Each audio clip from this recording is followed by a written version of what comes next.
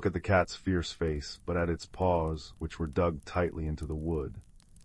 The water is just water. It sounds nice, doesn't it? Like it's laughing. Soot stopped growling for a moment, one ear twitching. The stream did indeed gurgle merrily below. My name is Leo, he continued, sitting down a few feet from the cat, making himself small and non-threatening. I have something that might help. He held out the pocket watch.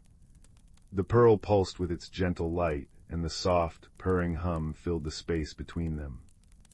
Soot's puffed-up fur began to smooth down. He blinked.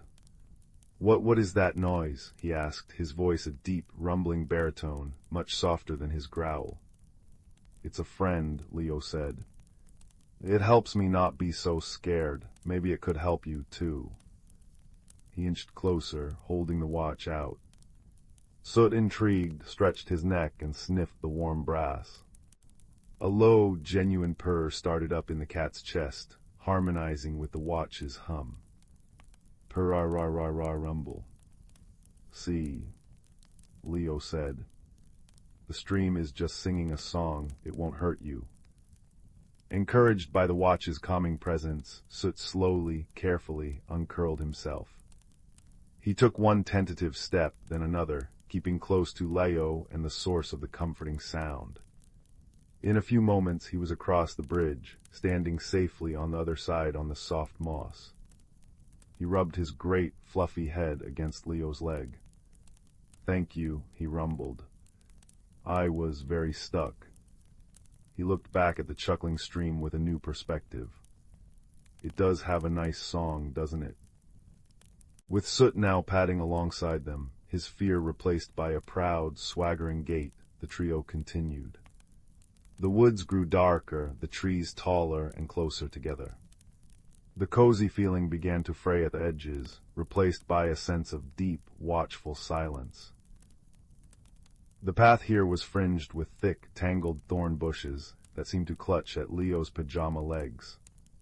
Then he heard it. A faint, desperate sound, like the tinkling of a tiny, broken bell. Tink, tink, tink. Ember pointed with his nose toward the thorns. In there. Peering into the dense growth, Leo saw it. A small, shimmering creature, no bigger than his thumb, was trapped. It looked like it was made of moonlight and moth wings, and one of its delicate wings was caught fast on a cruel-looking thorn. It fluttered helplessly, the tink-tink sounded its tiny cry of distress. The thorns looked sharp and unforgiving. Leo's first thought was to simply reach in and free it, but he remembered Ember's second question. "Are you clever enough to be patient when you want to rush?" Rushing would likely tear the fragile wing and hurt the creature even more. "Hello," Leo whispered to the tiny being. It stopped struggling and looked at him with eyes like dewdrops. The thorns, it chimed, its voice a high, silvery whisper. "They hold fast. I cannot sing my light back to the sky." Leo looked at the problem. The thorn was like a fishhook, curved and barbed. Pulling was not the answer. He needed to convince the thorn to let go. He thought of the watch, of its gentle, persistent pulse. He thought of patience. He sat down cross-legged before the thicket, ignoring the slight dampness seeping through his pajamas. He didn't try to grab or pull. Instead, he began to hum, matching the low, steady purr of the watch. HMMMMMMMMMMM. He hummed the sound of a warm hearth. He hummed the sound of a sleeping house. He hummed the sound of safety and stillness. Soot, lying beside him, added his deep purr to the chorus. Ember sat still and watchful, his presence a quiet support. Leo didn't look at the trapped wing, but at the thorn itself. He focused all his gentle, patient energy on it. He imagined it softening, relaxing its grip. He hummed for what felt like a long time, his breath steady and calm. And slowly, miraculously, the thorn began to uncurl. It wasn't a sudden snap, but a gradual, graceful release, as if it had simply decided it was tired of holding on. The barbed tip slid free from the delicate wing, without so much as a tear. The little creature zipped into the air, its form glowing with renewed light. It danced around Leo's head, a cascade of joyful bell-like chimes. Tink-tink-tinkle ring. Thank you, it sang. Your patience was the key. A rushed hand would have broken, but a patient heart healed.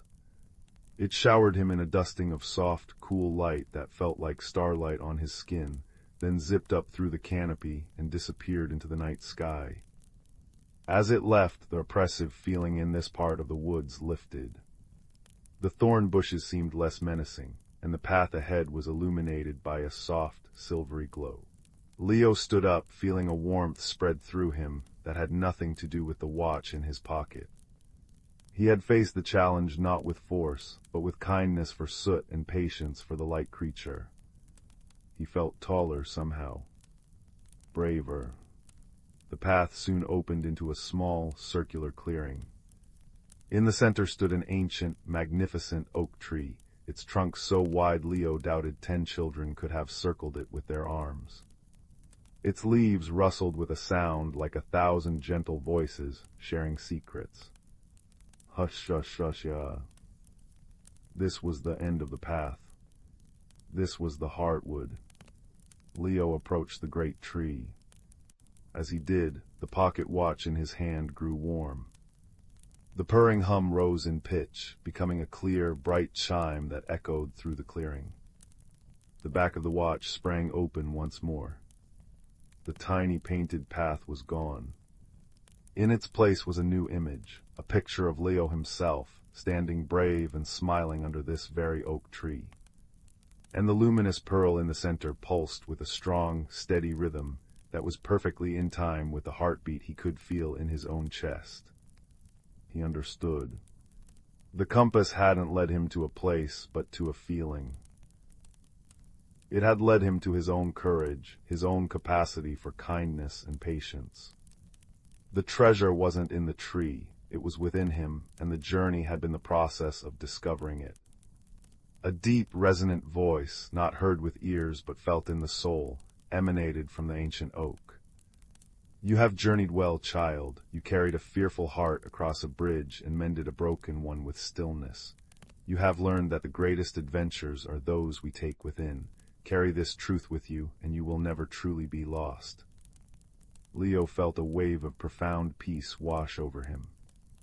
He closed the watch, its gentle purr returning to its familiar, comforting frequency. He blinked, and he was back in his bed. The first light of dawn was painting his window in hues of rose and gold. The oak tree outside his window rustled its leaves.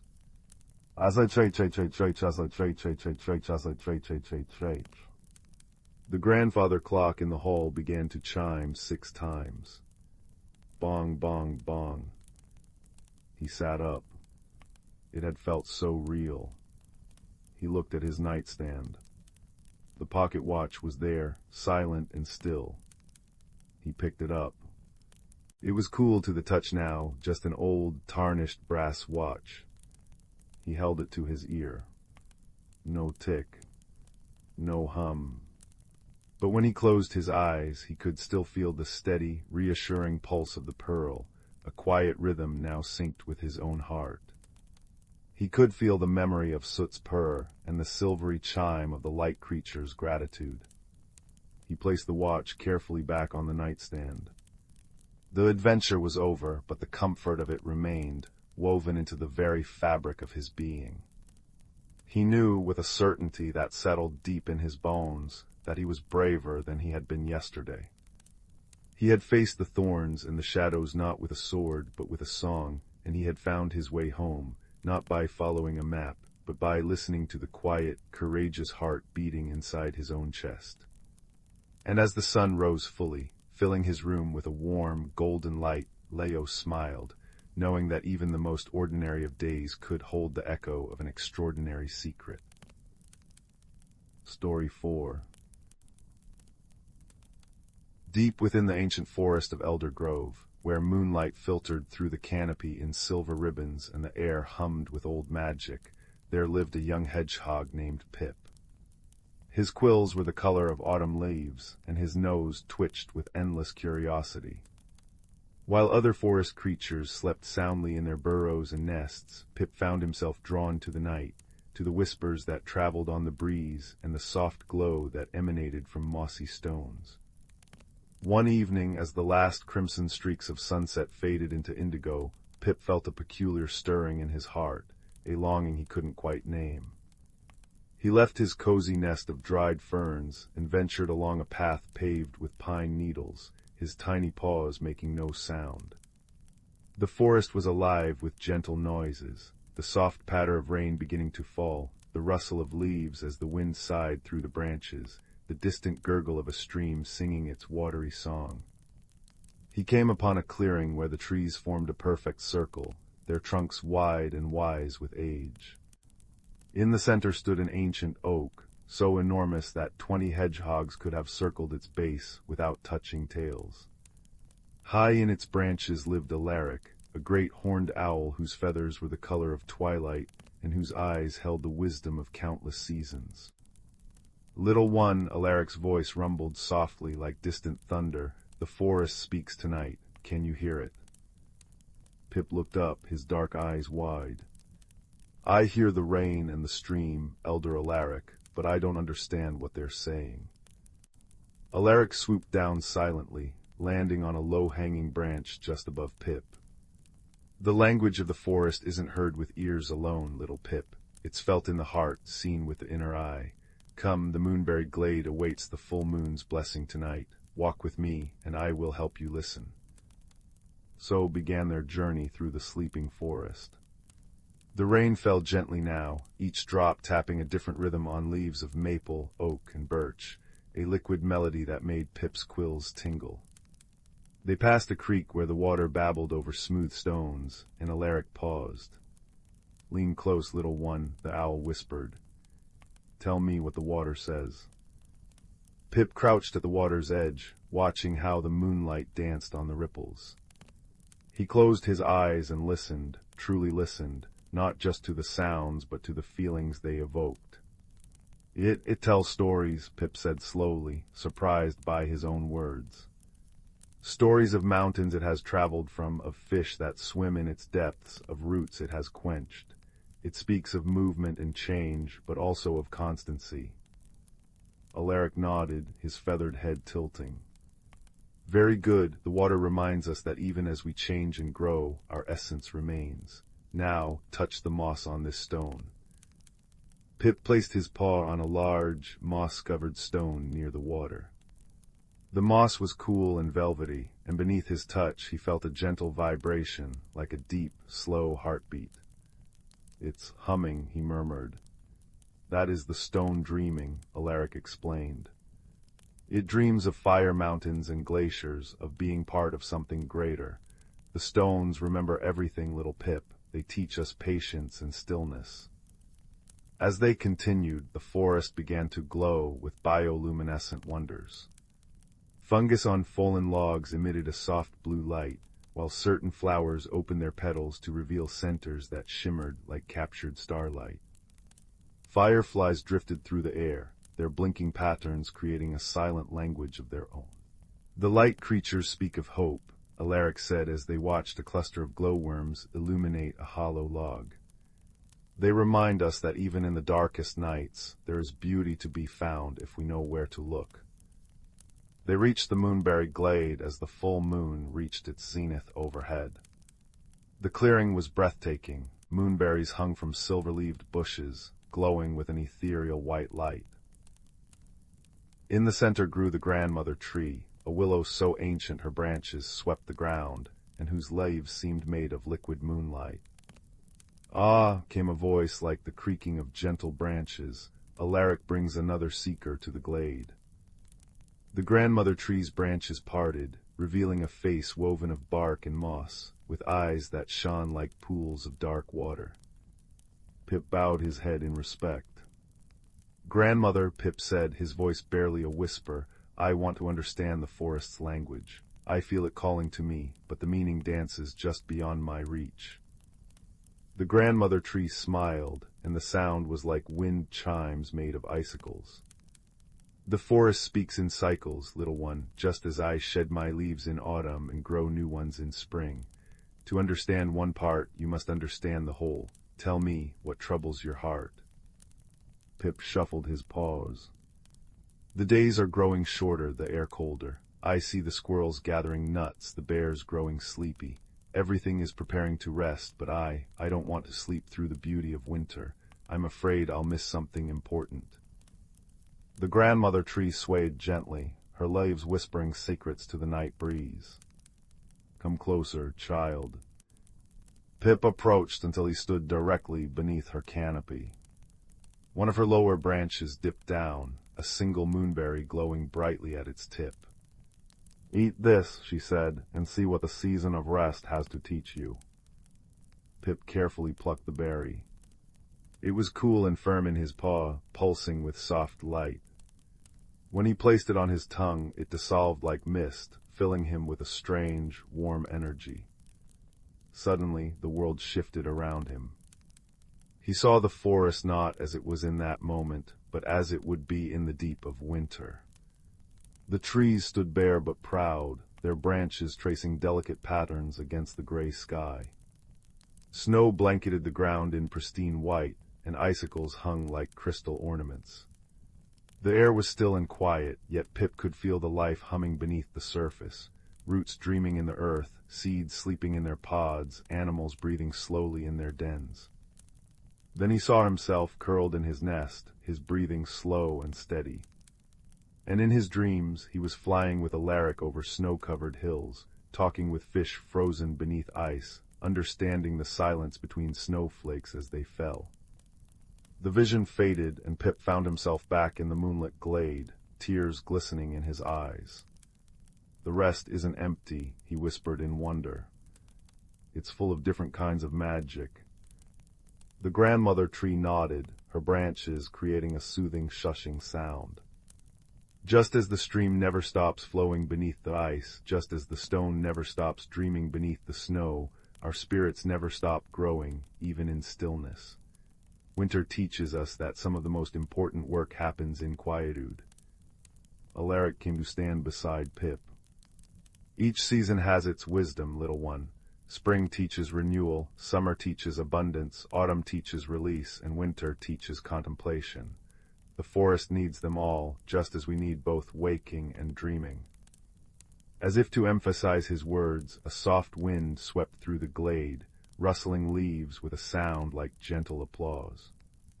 The moonberries swayed on their branches, their light dancing across Pip's face. Somewhere in the distance, an underground spring bubbled up, its water finding a new path to the stream. "Listen," Alaric said softly. "The forest is celebrating your understanding."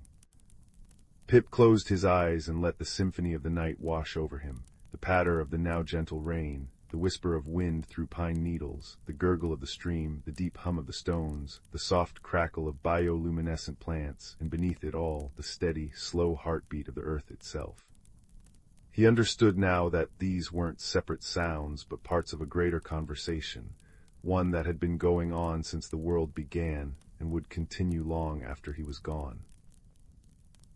The tension you felt, the grandmother tree said, was simply your spirit growing, stretching toward understanding like a sapling toward the sun. All growth contains some discomfort, but it passes, leaving us wiser and stronger. Pip thought of how he'd struggled against the idea of winter, how he'd feared missing out on its mysteries. Now he saw that each season offered different gifts, and his rest during the cold months would be its own adventure. "Thank you," he said to both Alaric and the grandmother tree. "I understand now." Alaric spread his great wings. "Come, little philosopher, the night grows old and your nest awaits." As they walked back through the forest, everything seemed different to Pip. The rain now sounded like 1,000 tiny drums celebrating life. The wind through the leaves seemed to be reciting ancient poetry. Even the darkness between trees felt friendly and mysterious, rather than frightening. When they reached Pip's burrow, the first hints of dawn were coloring the eastern sky pale pink and gold. "Remember what you learned tonight," Alaric said, perching on a branch above the entrance to Pip's home. "The forest speaks always, in every season, in every weather. You need only listen with your whole being." Pip nodded, a yawn stretching his small mouth. "I will, Elder Alaric, and when winter comes, I'll dream of the secrets the snow holds." The owl gave a soft hoot of approval before taking flight, disappearing into the fading darkness. Pip curled up in his nest of ferns, his body tired but his spirit peaceful. As he drifted into sleep, he heard the morning birds beginning their first songs, joining the forest's eternal conversation. The last thing he felt was the gentle vibration of the earth beneath him, the deep, slow dreaming of stones, and he knew he was exactly where he belonged, part of the great, whispering, glowing tapestry of Elder Grove. Outside, the rain ceased, leaving behind diamond droplets on every leaf and petal. The stream continued its journey to the sea, carrying new stories. The stones continued their slow dreaming. And the forest breathed in and out, holding all its creatures in its ancient, gentle embrace. Story 5. The fire crackled softly in the hearth, a steady, breathing presence in the quiet room. Its light danced upon the walls, painting them in shades of gold and amber, and the warmth it cast was a gentle blanket against the chill of the night outside. It is in this very warmth, this soft and shifting light, that our story begins. For this is a tale not of roaring blazes, but of a quiet, persistent glow. A glow that can be found not only in the heart of a fire, but in the heart of a person, if one only knows where to look. In a small, sleepy village nestled in a valley cupped by gentle hills, there lived a young boy named Rowan. Rowan was a quiet child, with a thoughtful nature that often saw him wandering the woods that bordered the village when other children were playing boisterous games. He was not unhappy, precisely, but he carried with him a subtle sense of being out of place, like a single silver birch in a forest of oaks. He felt things deeply, the melancholy of an autumn fog, the secret joy of a hidden wildflower, and these feelings often left him feeling solitary. His only constant companion was a small, smooth stone he had found years ago by the creek. It was an unremarkable thing, a gray river stone, but it fit perfectly in his palm and felt cool and comforting against his skin. He carried it with him always, a silent, steadying friend. One evening, as the last vestiges of a brilliant sunset bled into a star-dusted twilight, Rowan was walking home through the woods. A crispness had settled in the air, a promise of the frost to come. He had his hand in his pocket, his fingers curled around his stone, when he felt a strange and sudden warmth. He pulled the stone out, startled. There in the center of the gray stone, a soft, pulsing light had begun to bloom. It was the color of embers deep within a fire, a rich, living orange red. It didn't burn him, the warmth was that of a sun-warmed pebble, comforting and gentle. As he watched, mesmerized, the light seemed to breathe, growing slightly brighter, then softer, in a slow, steady rhythm. He hurried home, clutching the strange, glowing stone, his heart beating a curious rhythm of its own, a mix of fear and wonder. That night he placed the stone on the windowsill by his bed. In the dark room, its ember glow was a tiny, brave heart of light, pushing back the shadows. He fell asleep watching it, and for the first time in a long while, his dreams were not of solitude, but of deep, warm forests and a sense of waiting. The next day and the day after that, the stone continued to glow. It was at its brightest when Rowan was calm and thoughtful, and it would dim, though never fully vanish, when he felt anxious or cross. It was as if the stone were a mirror, reflecting the quiet, warm center of his own spirit. He spoke to it sometimes in whispers, telling it about his day, his small worries, the beauty of a spiderweb jeweled with morning dew. The stone, in its silent, glowing way, seemed to listen. A week after the stone first glowed, an event occurred in the village. The annual Autumn Glimmer Festival was approaching, a time when everyone lit lanterns and shared stories to ward off the growing dark of the year. The centerpiece of the festival was the lighting of the great hearth, a massive, ceremonial fire in the village square. The wood was stacked high and ready, but the special kindling, a rare, fragrant wood called sun pine, which was said to catch light from the last rays of the setting sun, had not arrived. The merchant cart carrying it had been delayed by washed-out roads. A gloom settled over the village. The festival without the great hearth was unthinkable. It was the light that was meant to carry them all through the coming winter. Rowan listened to the worried murmurs of the adults, seeing the disappointment on the faces of the other children. He felt a heavy weight in his chest, and as he did, the stone in his pocket grew noticeably warmer, its glow pressing against the fabric of his trousers as if in response. That night, as he lay in bed, an idea, fragile as a soap bubble, formed in his mind. It was a wild, improbable idea, but the stone's persistent warmth against his skin gave him a sliver of courage.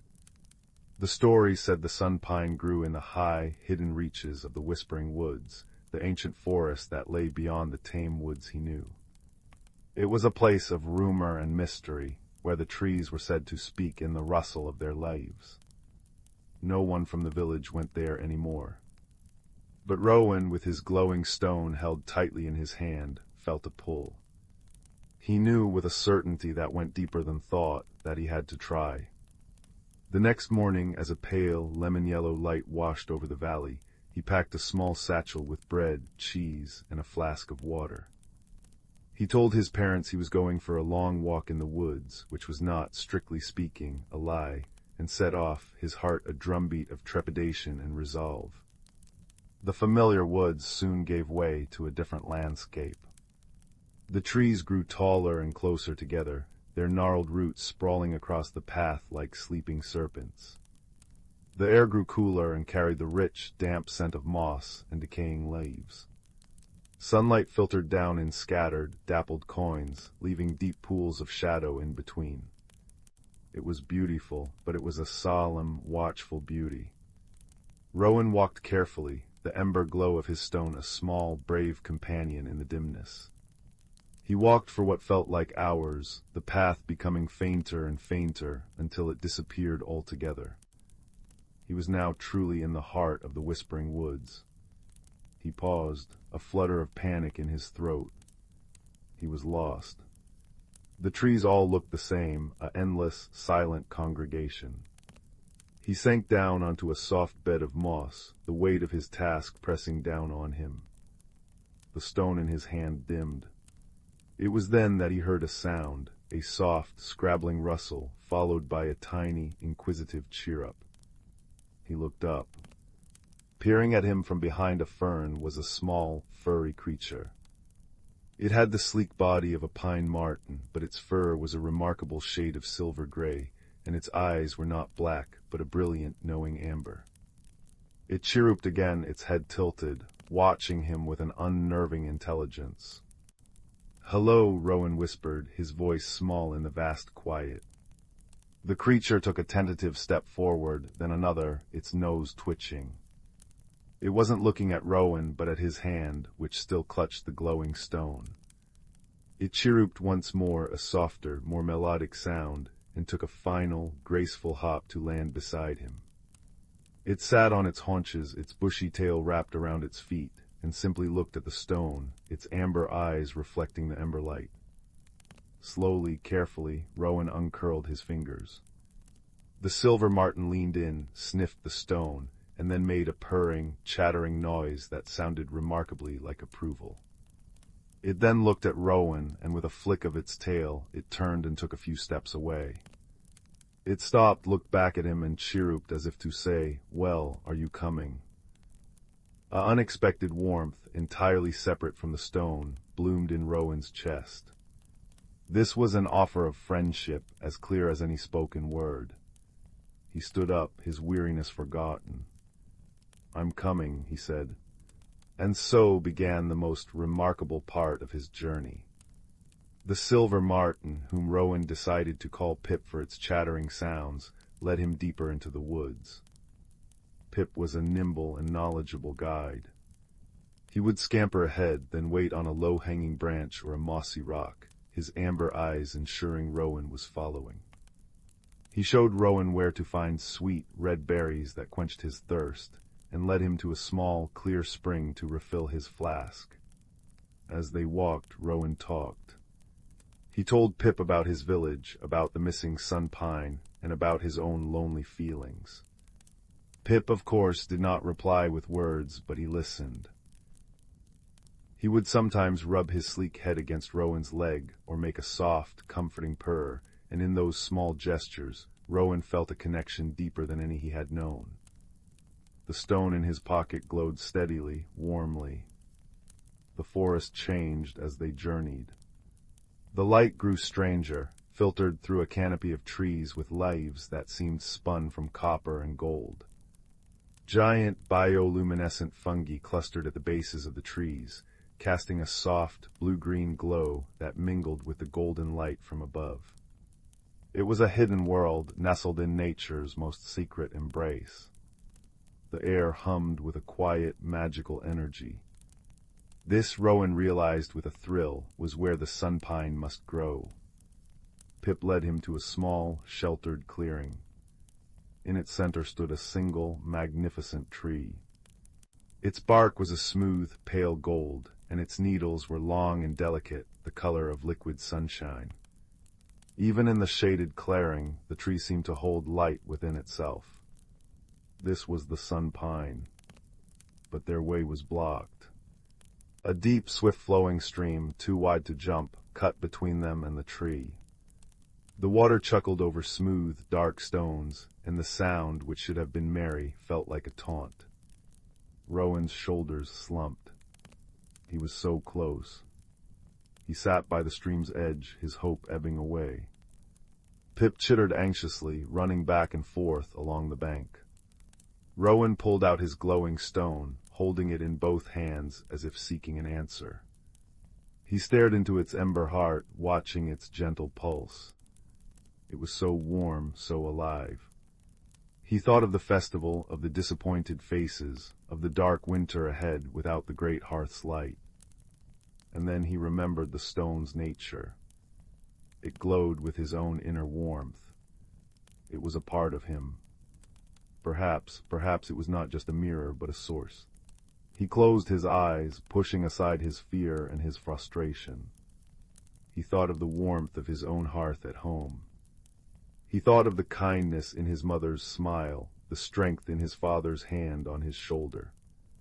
He thought of Pip's unexpected friendship, a gift in this mysterious wood. He focused on all the warmth he had ever felt, gathering it inside him like a small, bright sun. He poured that feeling into the stone he held. When he opened his eyes, the stone was blazing. It was no longer the glow of a single ember, but the bright, steady light of a captured star. The light spilled from between his fingers, painting the surrounding moss and ferns in hues of gold and orange. Pip stared, his amber eyes wide. And then something miraculous began to happen. Where the brilliant light touched the stream, the water began to still. It didn't freeze, not into ice, but the frantic current slowed, and the surface grew calm and glassy. The light seemed to settle on the water, forming a shimmering, solid-looking path of radiance directly to the other side. It was a bridge of light. Taking a deep, shuddering breath, his heart hammering against his ribs, Rowan stood. He looked at Pip, who gave an encouraging chirp. Then, putting one foot forward, he stepped onto the bridge of light. It felt firm beneath his feet, though it hummed with a gentle, vibrant energy. It was warm, like walking on sunlight. He didn't look down at the water flowing beneath the glow. He kept his eyes fixed on the sun pine ahead. Step by careful step he crossed, Pip scampering silently at his heels. When his feet touched the far bank, the bridge of light dissolved behind him, fading back into the air like mist in the morning sun. The stone in his hand returned to its normal, gentle ember glow. He had done it. He approached the sun pine with a sense of reverence. He didn't need to cut down the whole tree. He carefully broke off a few small branches, rich with the fragrant, light-filled needles. They were warm to the touch, as if they had just been basking in the noon sun. He tucked them safely into his satchel. The journey back was different. The forest no longer felt vast and intimidating. With Pip by his side and the sun pine in his pack, the woods felt like a friend. He knew the way now, not as a set of directions, but as a feeling in his bones. They emerged from the whispering woods as the sun was beginning to set, painting the sky in streaks of violet and rose. He arrived in the village square just as the festival was beginning, a quiet, subdued affair without its central fire. The villagers were gathered, holding their unlit lanterns, their faces sad in the twilight. When they saw Rowan, disheveled and weary, but with a strange light in his eyes, a hush fell over them. He walked to the center of the square, to the great, unlit pile of wood. Without a word, he took the branches of sun pine from his satchel. As he laid them gently at the base of the great hearth, the last ray of the setting sun touched the needles. They caught fire instantly. But it was not the roaring, hungry fire of ordinary kindling. It was a gentle, blossoming flame, the color of Rowan's stone, that climbed the wood with a soft, whispering crackle. It grew into a magnificent, warm, and welcoming fire, its light pushing back the twilight and setting every face in the square aglow. A great, happy sigh went through the crowd, followed by cheers and laughter. Lanterns were lit from the great hearth, and the festival began in earnest. Rowan's parents rushed to him, hugging him tightly, their questions tumbling out. He told them a simplified version of getting lost, of finding the sun pine with the help of a friendly creature. He didn't mention the bridge of light.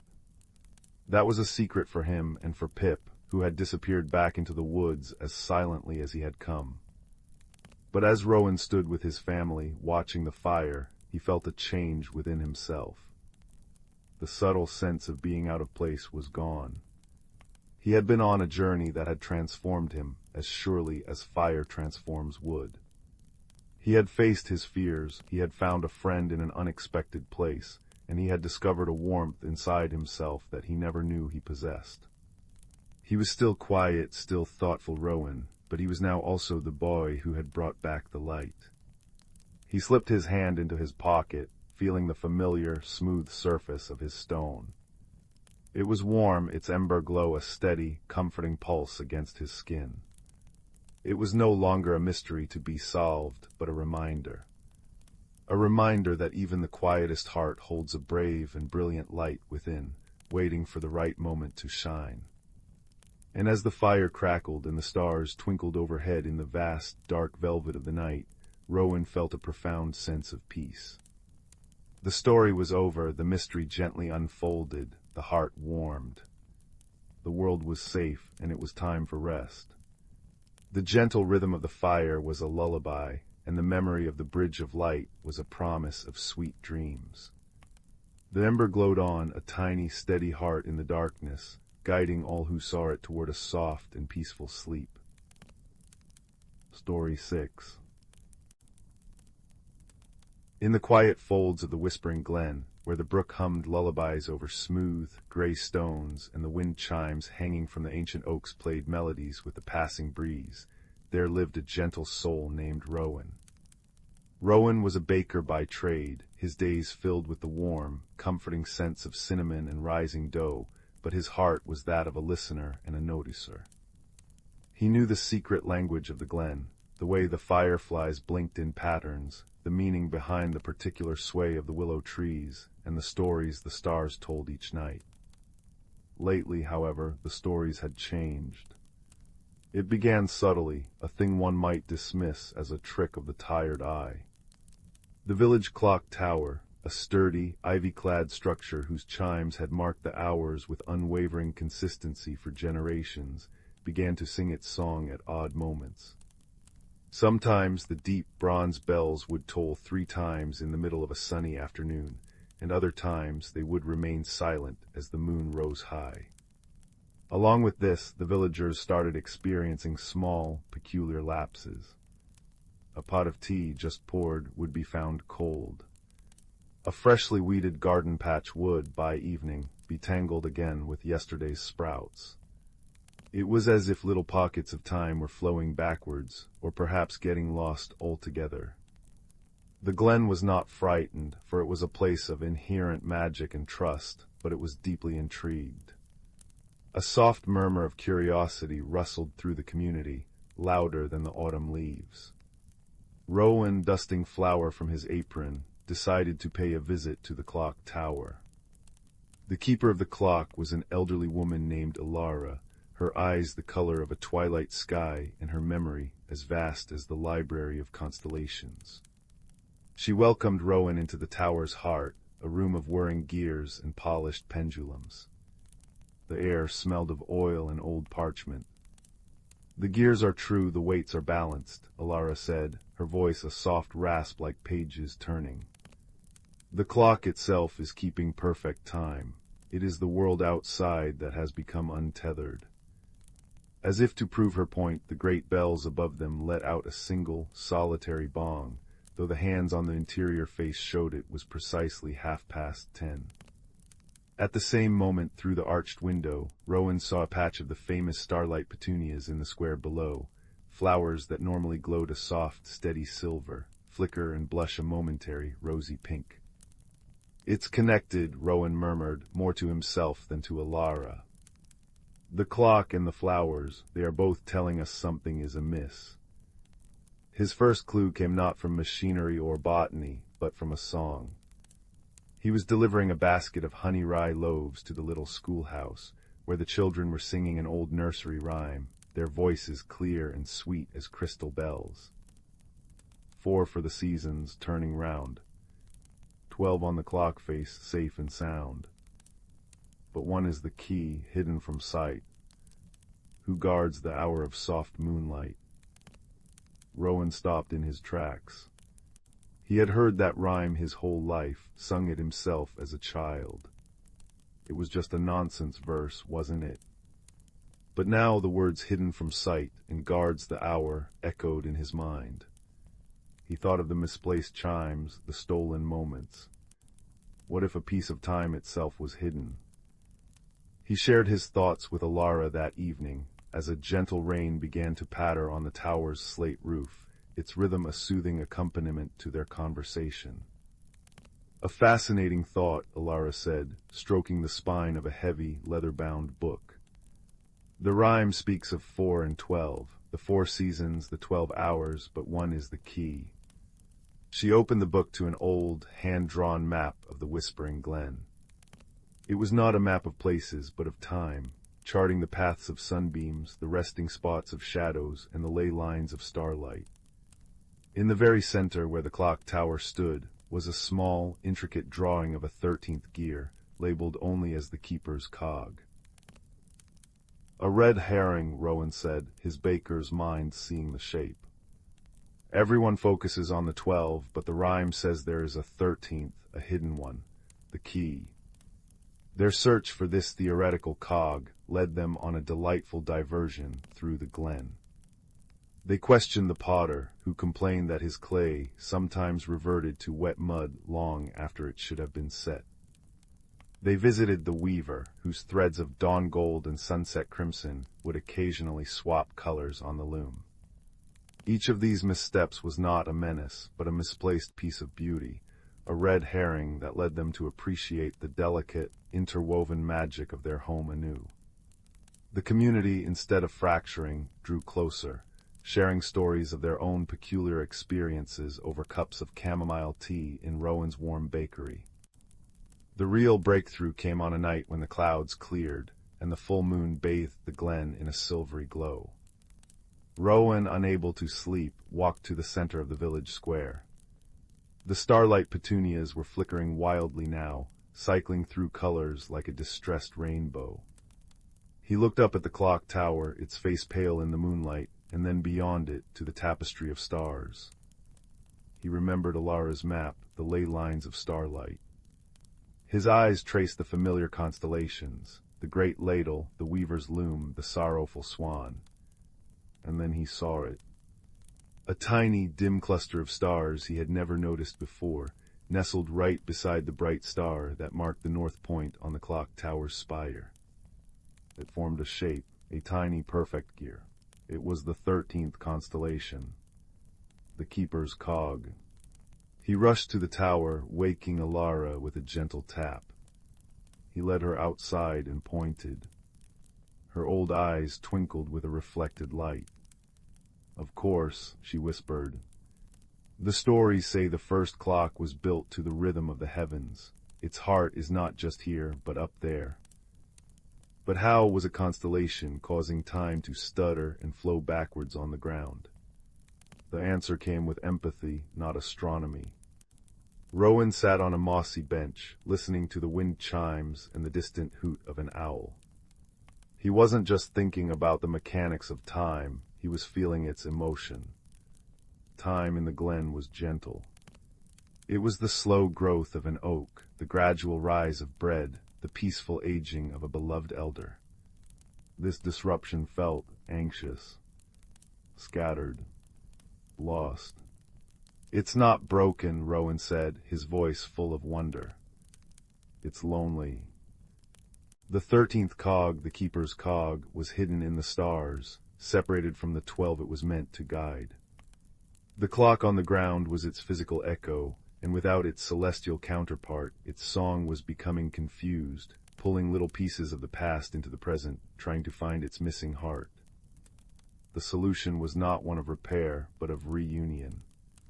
The next evening, as the sky deepened to violet, the entire village gathered in the square, as was their tradition for the festival of first stars. But this time it was different. At Rowan's suggestion, they did not just look at the stars, they spoke to them. They sang the old nursery rhymes, their voices rising in a single, harmonious thread. The children played melodies on their wooden flutes that mimicked the wind chimes. The weaver held up a tapestry she had made, depicting the 12 familiar constellations linked in a circle around the clock tower. And Rowan, standing beside Alara at the base of the tower, took out his own contribution. From his basket he brought out 13 small iced cakes, each shaped like a gear. 11 were iced in white, 1 in gold for the key hour, and the 13th, the keeper's cog, he had iced with a dusting of edible silver starlight. As the village song reached its crescendo, a gentle hush fell. High above, the tiny, forgotten constellation of the keeper's cog seemed to brighten, its light becoming clear and steady for the first time in living memory. A soft, resonant click, felt more than heard, seemed to travel through the very air. And then the clock tower began to chime. It was the stroke of 9, deep, true, and perfectly in time with the world. In the square, the starlight petunias glowed a constant, serene silver, their colors finally at peace. The peculiar happenings ceased. Time in the whispering glen settled back into its gentle, reliable flow, but it was a flow now infused with a deeper magic. The magic of a community that had listened, wondered, and healed a wound in the universe not with tools, but with togetherness. Rowan smiled, handing the special starlight cake to a wide-eyed child. The mystery was solved not through fear or force, but through observation, an old rhyme, a map of light, and the simple, powerful understanding that even time itself needs a friend. And as the gentle rain began again, its patter a soft drumming on the rooftops, the whispering glen settled into a deep and dreamless sleep, its heart and its hours once more beating as one. Story 7. The fire crackles softly in the hearth, its warm orange light dancing across the room, painting shadows that sway and leap upon the walls. Each pop and hiss is a gentle note in the quiet symphony of the evening. Come closer, dear listener, and let the warmth wrap around you like a soft blanket. Tonight, as the embers glow and the night deepens outside the window, I shall tell you a story about a quiet boy, a hidden world, and a light that was found not in the sky, but within. Our story begins in a small, sleepy village, nestled in a valley that always seemed to be holding its breath. The houses were built of stone and weathered wood, with chimneys that puffed gentle gray smoke into the crisp air. And in one of these houses, by a window that looked out upon the great, dark expanse of the whispering woods, lived a boy named Kaelen. Kaelen was a quiet child, with a heart that felt things very deeply. He often felt as though he were a vessel waiting to be filled, a lantern without a flame. While other children raced through the streets with shouts and laughter, Kaelen preferred the company of stillness. He would sit for hours, watching the way the light changed on the hills, or listening to the secret conversations of the wind. He felt a profound connection to the world, but also a quiet loneliness, a sense that there was a piece of himself he had not yet found. His grandfather, a kind man with eyes that held the wisdom of many seasons, noticed this quiet yearning. One evening, much like this one, he called Kaelen to his side by the fireplace. The old man's hands, gnarled like the roots of an ancient tree, held a small, worn box made of dark wood. Kaelen, he said, his voice a soft rumble, like stones shifting in a far-off river. There is something that has been in our family for a long time. It is not a thing of great power or wealth, but it is a thing of great truth. It is for you now. With careful fingers, Kaelen opened the box. Nestled inside, on a bed of faded velvet, was a locket. It was a simple, oval piece of tarnished silver, but when Kaelen lifted it into the firelight, he saw that its surface was etched with the faint, swirling patterns of forest vines. And at its very center was a small, smooth stone that looked as though it had been plucked from a riverbed. It was a deep, smoky gray, and it seemed to hold the firelight in a different way, absorbing it and glowing with a soft, inner warmth of its own, like the heart of an ember in the darkness. It is called the ember heart, his grandfather explained. They say it does not create its own light, but rather it reflects the light that is already there, the light of kindness, of courage, of a true and steady heart. It is a guide, but the journey is your own. Kaelen fastened the locket around his neck. It felt cool against his skin at first, but soon it warmed, and a gentle, pulsing glow began to emanate from the stone, a soft, rhythmic light that beat in time with his own heart. He felt a strange sense of rightness, as if a key had been turned in a lock he never knew existed.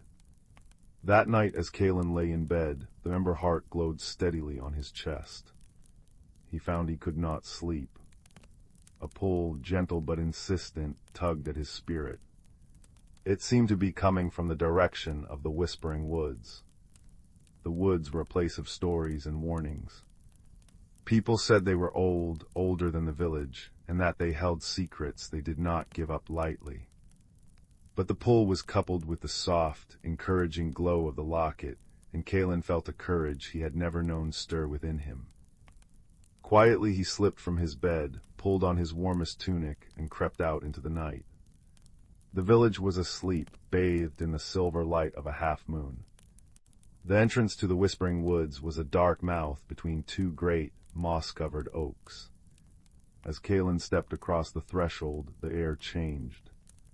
It grew stiller, richer with the scent of damp earth and pine. The ordinary sounds of the night, the chirping of crickets, the distant hoot of an owl, were replaced by a deep, resonant silence that seemed to listen back. He walked for what felt like a long time, the ember heart his only compass. Its glow was his small, personal star in the profound darkness. The trees formed a canopy so thick that the moonlight could not pierce it. He was guided solely by the gentle, ember-like pulse at his throat. Just as a flicker of doubt began to whisper in his mind, he saw it. A faint golden light, different from his locket's rosy glow, was filtering through the trees ahead. He pushed through a curtain of weeping willow branches, and he caught his breath. He stood at the edge of a hidden glen he was certain did not appear on any map. The air here was warm, as if the earth itself was breathing out a gentle summer sigh. The source of the light was a multitude of flowers that carpeted the forest floor, their petals glowing with a soft, golden bioluminescence. They pulsed slowly, in unison, like a sleeping giant's heartbeat. In the center of the glen stood the most magnificent tree Kaelen had ever seen.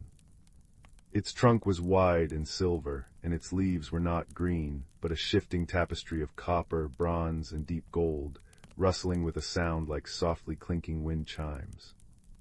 This was the heart of the hidden world. But Kaelen was not alone. Curled at the base of the great tree, shivering despite the warmth, was a small fox. Its fur was the color of autumn leaves, and one of its back legs was held at an awkward angle, trapped beneath a fallen branch. Its eyes, wide with pain and fear, met Kaelen's. Kaelen's own fears melted away, replaced by a surge of compassion. He approached slowly, his movements gentle and deliberate, speaking in a low, soothing voice. "It's all right," he whispered. "I won't hurt you. I'm here to help." The fox watched him, its intelligent eyes wary but not hostile. As Kaelen drew nearer, he noticed something extraordinary. The ember heart at his throat began to glow brighter, its light washing over the fox. The animal's tense muscles seemed to relax slightly, and a look of confusion replaced some of the fear in its gaze. Kaelen knelt. The branch was not terribly large, but it was heavy. He took a deep breath, braced his feet, and wrapped his hands around the rough bark. With a grunt of effort, he lifted. For a terrifying moment, it didn't budge. He thought of the fox's pain, of its trust, and he found a strength he didn't know he possessed. He pushed, his muscles straining, until with a final heave, the branch rolled away. The fox gingerly pulled its leg free. It was bruised and scraped, but to Kaelen's relief, not broken. It tried to stand, whimpering softly. Kaelen didn't think. He simply acted. He reached into his pocket and pulled out a piece of bread he had saved from his supper. He broke off a small piece and offered it on his open palm. The fox sniffed the air, then, with infinite caution, limped forward and gently took the bread from his hand. As it ate, it looked up at Kaelen, and in that look something passed between them, a understanding, a pact. The fear was gone, replaced by a dawning curiosity. The fox took a step closer, and then another, until it was sitting beside him, its warm fur brushing against Kaelen's leg. Kaelen sat down, his back against the silver bark of the great tree. The fox, after a moment's hesitation, curled up next to him, laying its head on Kaelen's lap with a soft, trusting sigh. Kaelen gently stroked its fur, and as he did, the ember heart glowed with a steady, warm light that enveloped them both. He had come seeking something, and he had found a friend. He named the fox Ember for the color of its coat and for the light that had brought them together. In the days and weeks that followed, Kaelen returned to the hidden glen whenever he could. Each time, Ember was waiting for him, his leg healing stronger with every visit. Their friendship was a quiet one, built not on words but on presence. they explored the glowing glen together. Kaelen discovered a small, clear stream that bubbled up from between the roots of the great tree, its water sweet and cool. He found that the glowing flowers would brighten when he hummed a happy tune, and that the leaves of the great tree would shiver and chime in response to his laughter. He told Ember about his life in the village, about his grandfather, about the feeling of loneliness that had always followed him. Ember listened, his head cocked, his bright eyes full of a deep and ancient understanding. In return, Ember showed Kaelen the secrets of the glen, which mushrooms were safe to touch, where the juiciest berries grew, and the best spot to lie and watch the glowing motes of pollen drift through the air like tiny fairies. But as the seasons began their slow turn from late summer to early autumn, a change came over the hidden world. Kaelen noticed it first in the great tree. Its beautiful copper and gold leaves were beginning to dull.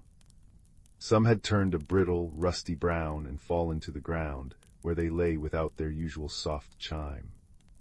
The glowing flowers in the meadow pulsed more slowly, their light growing dimmer, like a candle running out of wax.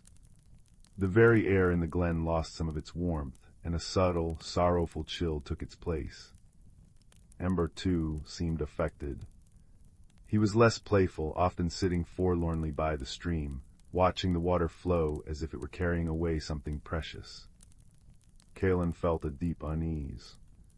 This place, which had become a second home to him, was fading.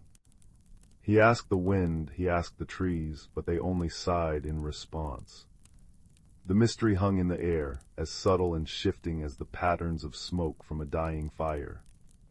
One evening, sitting with his grandfather by the hearth, Kaelen spoke of it. He told him about the glen, about Ember, and about the slow fading he had witnessed. His grandfather listened intently, his gaze fixed on the fire. "A hidden world is a delicate thing, Kaelen," he said softly. "It is a reflection. It draws its strength from the hearts of those who believe in it, who care for it.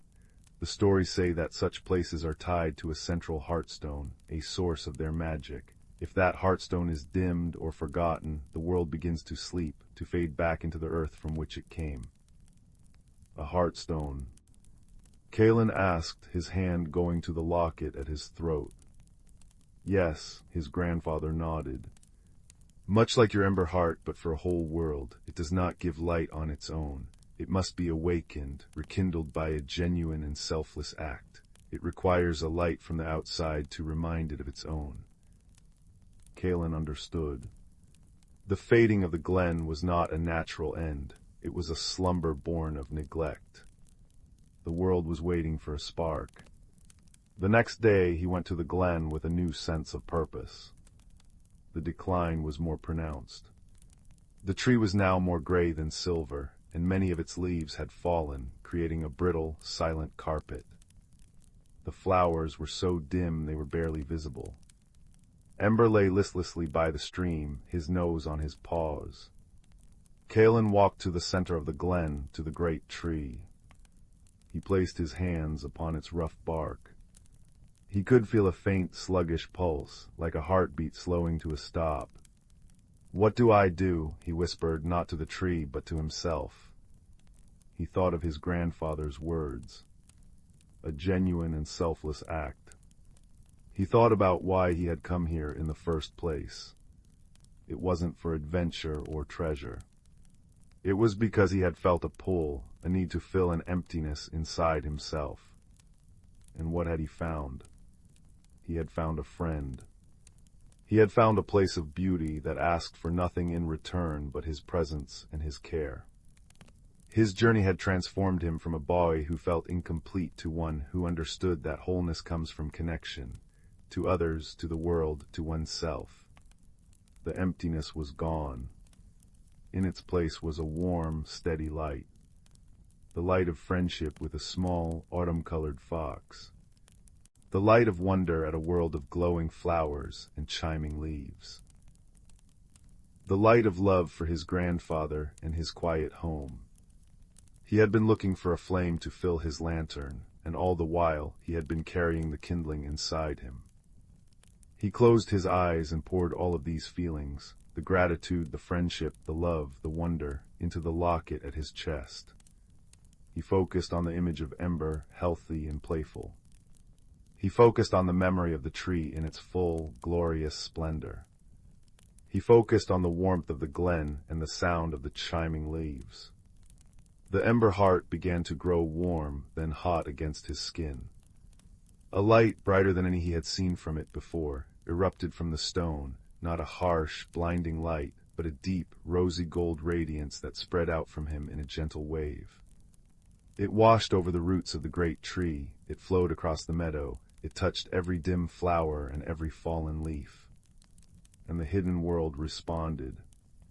The light was absorbed by the earth, by the tree, by the very air. For a moment there was a profound, waiting silence. Then a single clear chime rang out. It came from the great tree.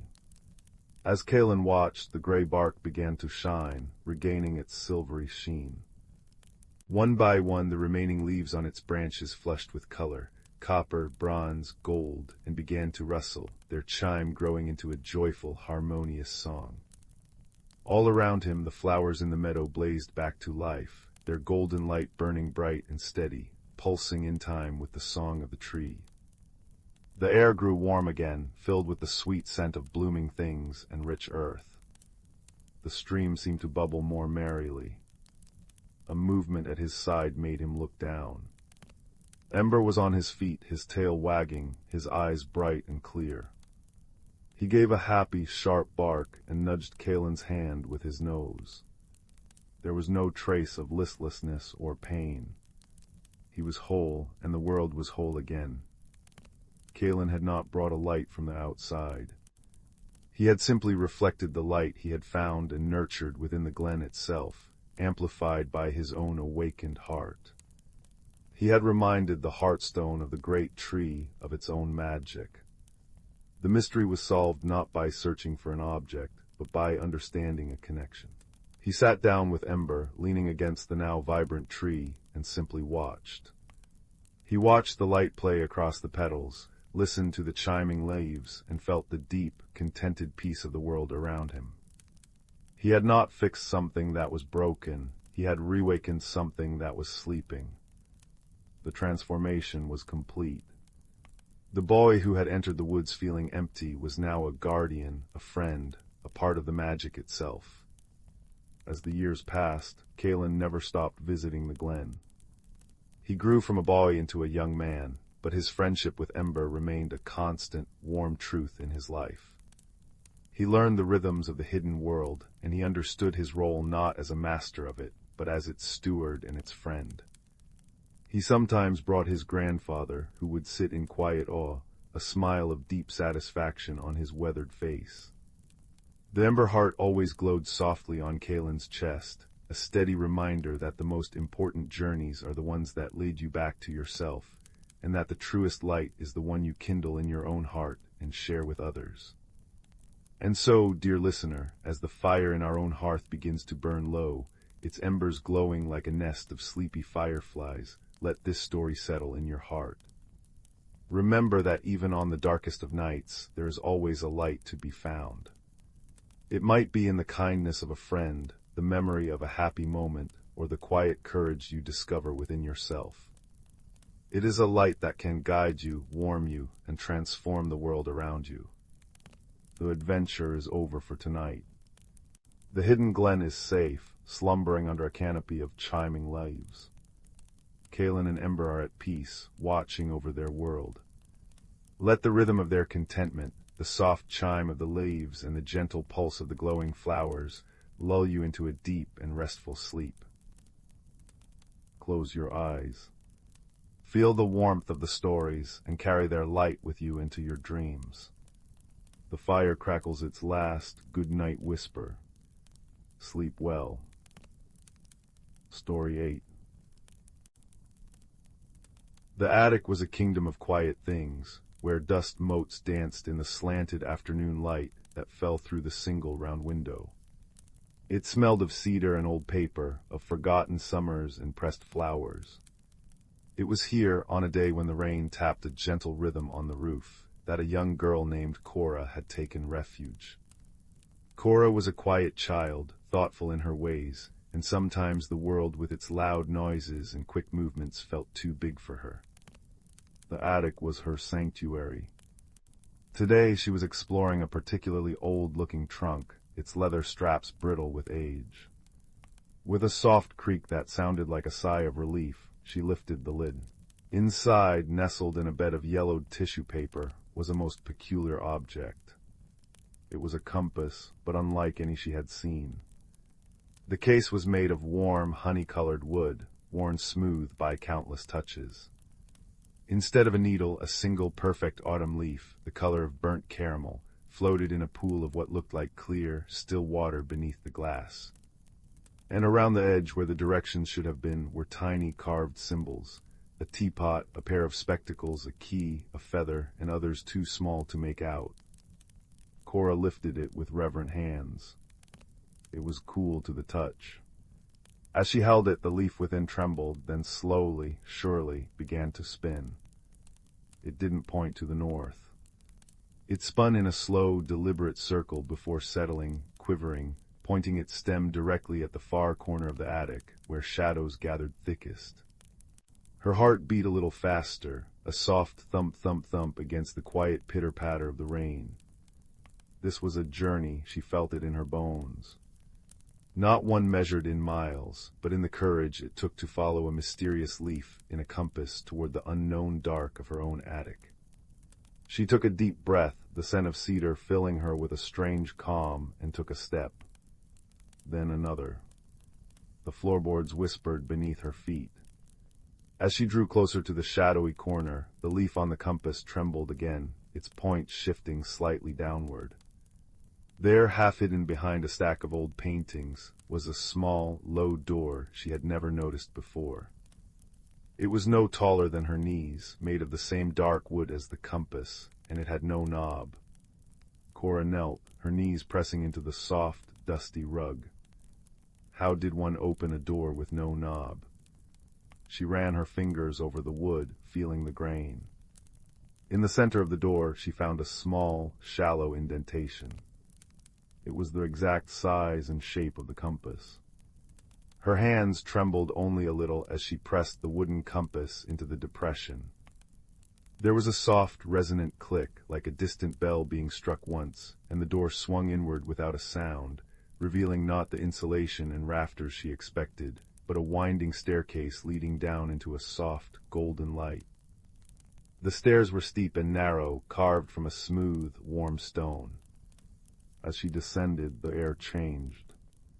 The dusty scent of the attic was replaced by the smell of old books, cinnamon, and damp earth. A soft, melodic drip-drip-drip echoed from somewhere below. At the bottom, the staircase opened into a circular room that felt both vast and incredibly cozy. The room was a library, but the shelves were not made of wood. They were living, growing hedges, their leaves a deep, glossy green, and the books nestled within their branches had covers of moss and pages that looked like parchment. In the center of the room, a small, crackling fireplace made of smooth river stones cast a dancing, orange light. And curled on a rug before the fire was the largest cat Cora had ever seen. It was a magnificent creature, its fur a tapestry of smoky grays and blacks. It opened one eye which shone like a liquid emerald, and a deep, rumbling purr filled the room, a sound like a tiny, contented thunderstorm. "Ah," the cat said, its voice as smooth and rich as cream. "The compass of comfort has found its bearer. I am Alistair. You seem to have a question caught in your throat, little one. Best to let it out." Cora, who had never spoken to a cat before, found her voice. What is this place?" "This," Alistair said, stretching one paw and flexing claws that gleamed like obsidian, "is the Hearthside Haven, a place for those who are lost in their own worlds to find their way. The compass does not point to a place on a map, but to what you need most." He gestured with his nose to the compass in her hand. "And it seems you have need of a keykeeper." Cora looked down. The leaf was spinning again, its stem pointing steadily toward one of the living bookshelves.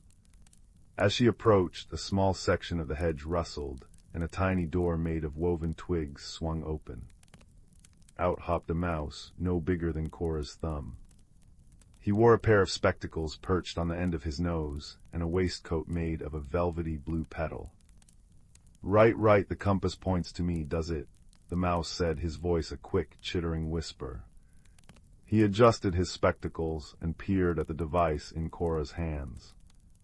Barnaby's the name, keys are my game, but there's a problem, you see, a rather significant one. What kind of problem? Cora asked, kneeling so she was closer to his height. The problem, Barnaby sighed, a sound like the rustle of dry leaves, is that the key is locked, in a box, and the box is locked, and the key to that box is, well, it's a whole situation. He wrung his tiny paws. It's all in the quiet garden, you see, but the garden is guarded. Guarded by what? Cora's courage, which had felt so sturdy a moment before, wavered. By the Keeper of Doubts, Alastair rumbled from his rug. It is not a monster of tooth and claw, little one. It is a presence that feeds on hesitation and grows in silence. It cannot be fought, only understood. Barnaby nodded vigorously, his spectacles slipping. It makes everything feel too big, too difficult. It whispers that you should just go back to where you came from, that it's safer there. Cora understood that feeling all too well. It was the same feeling that often kept her in the quiet corners of rooms, that made her voice small.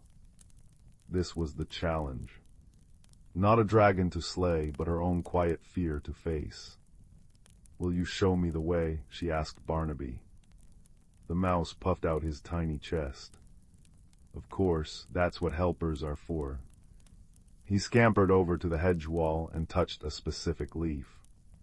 With a soft, grating sound, a new archway formed in the greenery, leading out into a misty twilight. The quiet garden was beautiful and strange.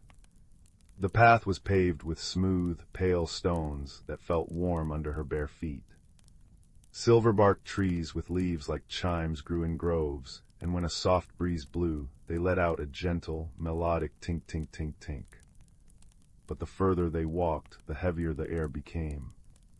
The cheerful chiming grew distant, replaced by a profound, watchful silence. Soon they came to a wrought iron gate, intricate and beautiful, but sealed shut.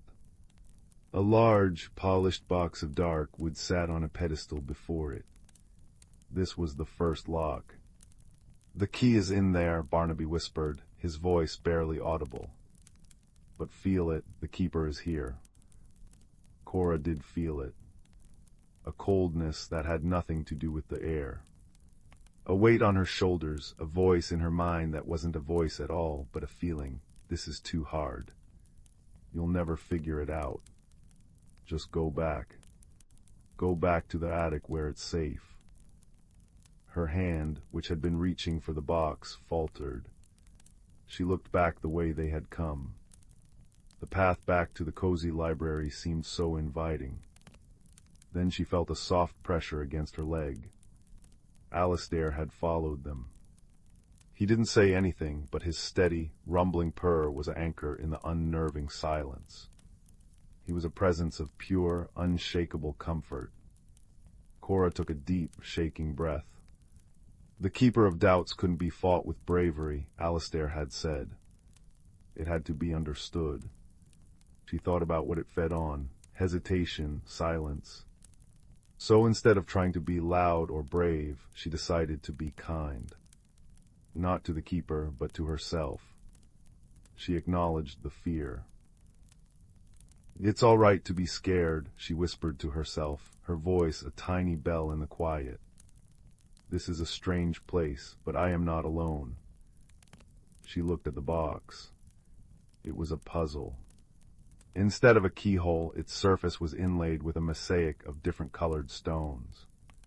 She ran her fingers over them, and they felt smooth and cool. She noticed that one stone, a deep blue one, was slightly loose. She pressed it. It sank into the wood with a soft click. Encouraged, she looked for another. A green one near the top wobbled when she touched it. She pressed that one too. Click. It was a test of patience, not force. She moved slowly, methodically, her breathing steadying with each discovery. Alistair's purr was a constant, soothing rhythm beside her. Barnaby, seeing her calm focus, stopped his frantic worrying and began to help, pointing out stones with his tiny paw that seemed to be a different texture. That one there, it looks like a dewdrop. Click. Click. Click. With the final press, the lid of the box sprang open with a gentle sigh. Inside, nestled on a bed of velvet, was a large, ornate key made of tarnished silver. A wave of relief washed over her, so warm it pushed back the chilling presence of the keeper. The heavy silence lifted just a little. The distant chime of the silver trees sounded a bit clearer, but the gate remained locked. Barnaby pointed a trembling paw. The keyhole is up there. He indicated a spot on the gate, far higher than Cora could reach. The doubt began to creep back in. See, it's impossible. But Cora was learning. She looked at the problem not as a wall, but as a puzzle. She looked at the key in her hand, then at the tall, ornate gate. The scrolls and curls of the ironwork were like a ladder. Alistair, she said, her voice firmer now. Could you? The great cat understood. He padded to the gate and sat, a living, breathing stepstool. Cora, holding the key tightly, carefully climbed onto his broad, steady back. From there, she could reach the lower curls of the gate. Using them as handholds, her movements slow and deliberate, she began to climb. The iron was cool and smooth. It was a delicate process, a dance of balance and trust. She didn't rush. She found each foothold, each secure grip, her focus absolute. Finally, she was high enough. She slotted the silver key into the keyhole. It turned with a sound that was not a clunk, but a clear, beautiful chime that echoed throughout the quiet garden. The keeper of doubts did not vanish with a roar. It simply dissolved. The cold weight lifted completely, and the garden was filled with the gentle, friendly sounds of chiming leaves and the drip, drip, drip of a nearby fountain. The gate swung open. Beyond was not a treasure chest, but a small, moss-covered grotto. In its center, on a pillow of softest moss, lay a single, simple key. It was made of warm, light-colored wood, and it felt familiar in her hand. Barnaby let out a cheer that was a high-pitched squeak. You did it, you understood, you were patient and kind to yourself. That's the only way to quiet the doubts. They made their way back to the circular library, the journey feeling lighter, the chime of the trees now a celebratory song. Cora held the wooden key. She didn't know what it unlocked, but she felt a deep certainty that it was important. Back by the fire, Alistair looked at the key, then at Cora. The greatest journeys are the ones we take within, he purred. The compass did not lead you to a thing, but to the part of yourself that could find it. Cora looked down at the compass of comfort in her other hand. The autumn leaf was no longer spinning. It rested peacefully, pointing at her own heart. She knew then what the wooden key was for. It was the key to the small, low door in the attic. Not to lock it, but to unlock it from this side. To know that she could always return to this haven of comfort and courage whenever the world felt too large. With a final thank you to Alistair and a promise to visit Barnaby, she climbed the stone stairs, placed the wooden key into the lock on the haven side of the door, and turned it. She stepped back into the attic, the familiar scent of cedar and dust welcoming her back. The rain had stopped. The last of the afternoon sun cast long, golden beams through the round window. She placed the compass and the key carefully back into the trunk, closing the lid with a soft, final thump. She didn't need to carry them with her. The real magic wasn't in the objects, but in the journey they had inspired. She had faced the quiet keeper and won, not with a shout, but with a whisper of kindness and the patient click of stones. That night, as she lay in her bed, the world outside her window didn't feel quite so vast or intimidating. She could still hear, if she listened very closely, the faint, comforting rumble of a purr and the distant, musical chime of silver leaves, a gentle reminder that courage comes in many forms, and that the most extraordinary secrets are often hidden in the most ordinary of places, waiting for a quiet heart to find them. Story 9. The fire crackled softly in the hearth, casting dancing shadows upon the walls of the quiet room. Each pop and hiss of the burning logs seemed to whisper secrets only the flames could understand. Outside, the wind murmured through the pine trees, a gentle lullaby for the sleeping world. But for one boy named Leo, sleep remained just out of reach. Leo lay in his bed, watching the firelight paint stories on his ceiling. He was a boy with a quiet heart and eyes that noticed things others often missed, the way dew clung to a spiderweb in the morning, or how the old oak tree in the yard seemed to sigh when the wind blew just right. Tonight, however, a restlessness had settled in his bones, a feeling that something was waiting just beyond the edge of the familiar. His gaze drifted to the windowsill, where a small, smooth stone sat. It was an ordinary-looking thing, gray and unremarkable by daylight. But in the fire's glow, something peculiar happened. Deep within the stone's core, a faint, pulsing light began to stir, like embers breathing beneath ash. Leo had found it weeks ago near the creek, drawn to its warmth against his palm.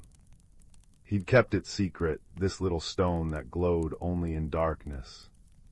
Tonight the light within the stone seemed stronger, more insistent.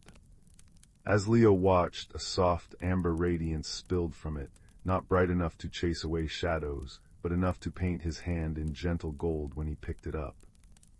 It was warm like a living thing, and holding it made the restlessness in his heart soften into a thrum of curiosity. A soft tapping came at his window. Leo sat up, the stone clutched in his hand. The tapping came again, light but persistent. He crept from his bed and peered through the glass. There, perched on the sill, was a small fox with fur the color of autumn leaves and eyes that held the clever, knowing glint of old forests. The fox tilted its head, then nudged the window with its nose. Heart beating a curious rhythm, Leo carefully pushed the window open. The cool night air rushed in, smelling of damp earth and distant rain. "You are awake," the fox said, its voice not a sound heard with ears, but a thought that bloomed directly in Leo's mind, warm and dry like rustling leaves. "The ember heart has called, and I have come." Leo looked down at the glowing stone in his hand. The ember heart. A piece of the world's old warmth, the fox thought came. "It glows for those who feel the hidden paths. My name is Sorrel. You are needed in the whispering woods." Without a moment of hesitation, a feeling that surprised even himself, Leo pulled on his thick socks and a warm sweater. He tucked the ember heart into his pocket, where it pulsed gently against his leg, a tiny, reassuring heartbeat. He climbed out the window, his feet landing softly on the dewy grass below. Sorrel waited, her brushy tail twitching, and then she turned and trotted silently towards the line of dark trees at the edge of his garden, a line Leo had never dared to cross at night. The woods were different in the dark.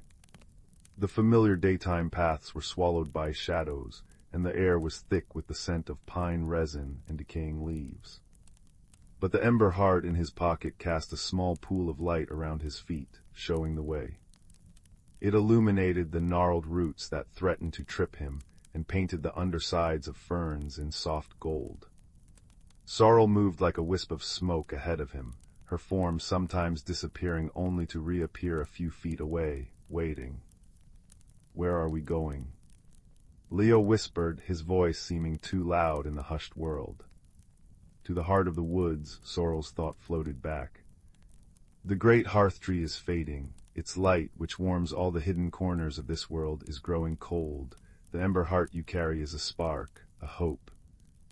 They walked for what felt like both minutes and hours. Time seemed to stretch and soften in the woods. They crossed a small stream where the water sang over smooth stones, and the ember heart's light caught the droplets, making them look like falling stars. They passed a thicket where sleeping moths, with wings like velvet, clung to the bark, and their gentle breathing was a sound like distant chimes. Finally, they arrived in a clearing Leo had never seen before, even in his daytime explorations. In its center stood the most magnificent tree he could have ever imagined. It was vast, its trunk so wide that 20 children holding hands could not have encircled it. Its branches spread like a canopy over the entire clearing, but they were bare, silvery, and skeletal against the night sky. And they should have been filled with leaves, but instead they were hung with thousands of tiny, crystalline pods, each one dull and gray like extinguished lanterns. Beneath the tree, the air was still and cold. The usual comforting sounds of the forest, the chirping of crickets, the scuffling of small creatures, were absent. It was a silence that felt heavy and sad.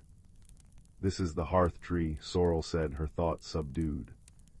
"Its light has always nurtured the hidden world. It helps the seeds know when to sprout, the buds know when to bloom, and the streams know which way to flow. Now it sleeps too deeply, and the world grows colder. What can I do?" Leo asked, his voice small in the vast, quiet clearing.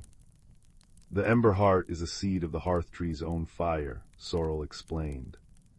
"It must be returned to the tree's core, but the way is not simple. The tree's heart is protected deep within its roots. The path is a maze of memory and shadow, and it can only be walked by one who carries true warmth in their own heart." Leo looked from the sad, silent tree to the softly glowing stone in his hand. He felt very small and very ordinary. What warmth did he have to offer a sleeping giant? As if reading his doubt, Sorrel nudged his hand with her cool, damp nose. "The journey will transform you, little spark, as surely as fire transforms wood. Trust the warmth you carry." Hesitantly, Leo stepped towards the massive trunk. As he approached, he saw a narrow opening between two great roots, an opening that seemed to lead down into the earth. It was dark, a darkness so complete it felt solid. But the ember heart pulsed in his hand, its light pushing back the blackness just enough to reveal the first step of a descending, root-woven stairway. He took a deep breath, the air cold in his lungs, and stepped into the earth. The world inside the tree was not made of dirt and stone, but of memory and dream. The walls of the tunnel shimmered with faint, ghostly images. He saw the tree as a sapling reaching for the sun. He saw generations of foxes like sorrel curling at its roots, of owls nesting in its branches, of children from long ago playing in its shade. The air was filled with a soft, echoing whisper, the collected memories of 1,000 seasons. The path forked again and again. At the first fork, the left tunnel glimmered with memories of glorious, sun-drenched summers, while the right was filled with the quiet, introspective gray of winter twilights. The ember heart in his hand flickered, and Leo felt a pull towards the winter path. It felt honest and necessary. He walked on, the whispers growing louder. They were not frightening, but sorrowful. He heard the tree's memory of the first time a branch had cracked in a storm, the sadness of a bird's empty nest, the loneliness of long, cold nights. The further he went, the heavier the sadness felt, seeping into his bones. The ember heart's glow dimmed slightly. He paused, leaning against the soft, mossy wall of the tunnel. He was cold and beginning to feel lost. The grand purpose of his quest felt distant, overshadowed by the sheer weight of the tree's sorrow. He closed his eyes, and instead of pressing forward, he did a simple thing. He remembered. He remembered the feeling of the sun on his face after a long rain. He remembered the sound of his mother humming while she kneaded bread dough in their warm kitchen. He remembered the day he'd found a fledgling sparrow that had fallen from its nest, and how he'd sat with it quietly until its mother returned. He held on to these small, warm moments, these little embers of his own life. As he focused on them, a strange thing happened. The ember heart in his palm grew warmer. Its light strengthened, pushing back the cold, sorrowful shadows. The whispers in the tunnel didn't stop, but they softened, as if listening. He continued, and the next fork offered a path shimmering with the vibrant energy of spring growth, and another that held the deep, slow contentment of an autumn harvest. The ember heart pulled him towards the autumn path. It felt steady and true. The journey through the root maze was a slow unfurling, a gentle mystery that revealed itself not in dramatic reveals, but in subtle shifts of light and feeling. Leo wasn't just finding his way, he was learning to listen, to the tree, to the stone, and to the quiet warmth in his own chest. He learned that the right path wasn't about avoiding sadness, but about balancing it with joy. It wasn't about ignoring fear, but walking with it. With each step, the connection between his own heart and the ember heart grew stronger, a cord of gentle light linking them. Finally, the tunnel opened into a vast, cavernous space. This was the heart of the hearth tree. In the center of the chamber was a pedestal of woven roots, and upon it rested a large, crystalline vessel, like a great stone bowl.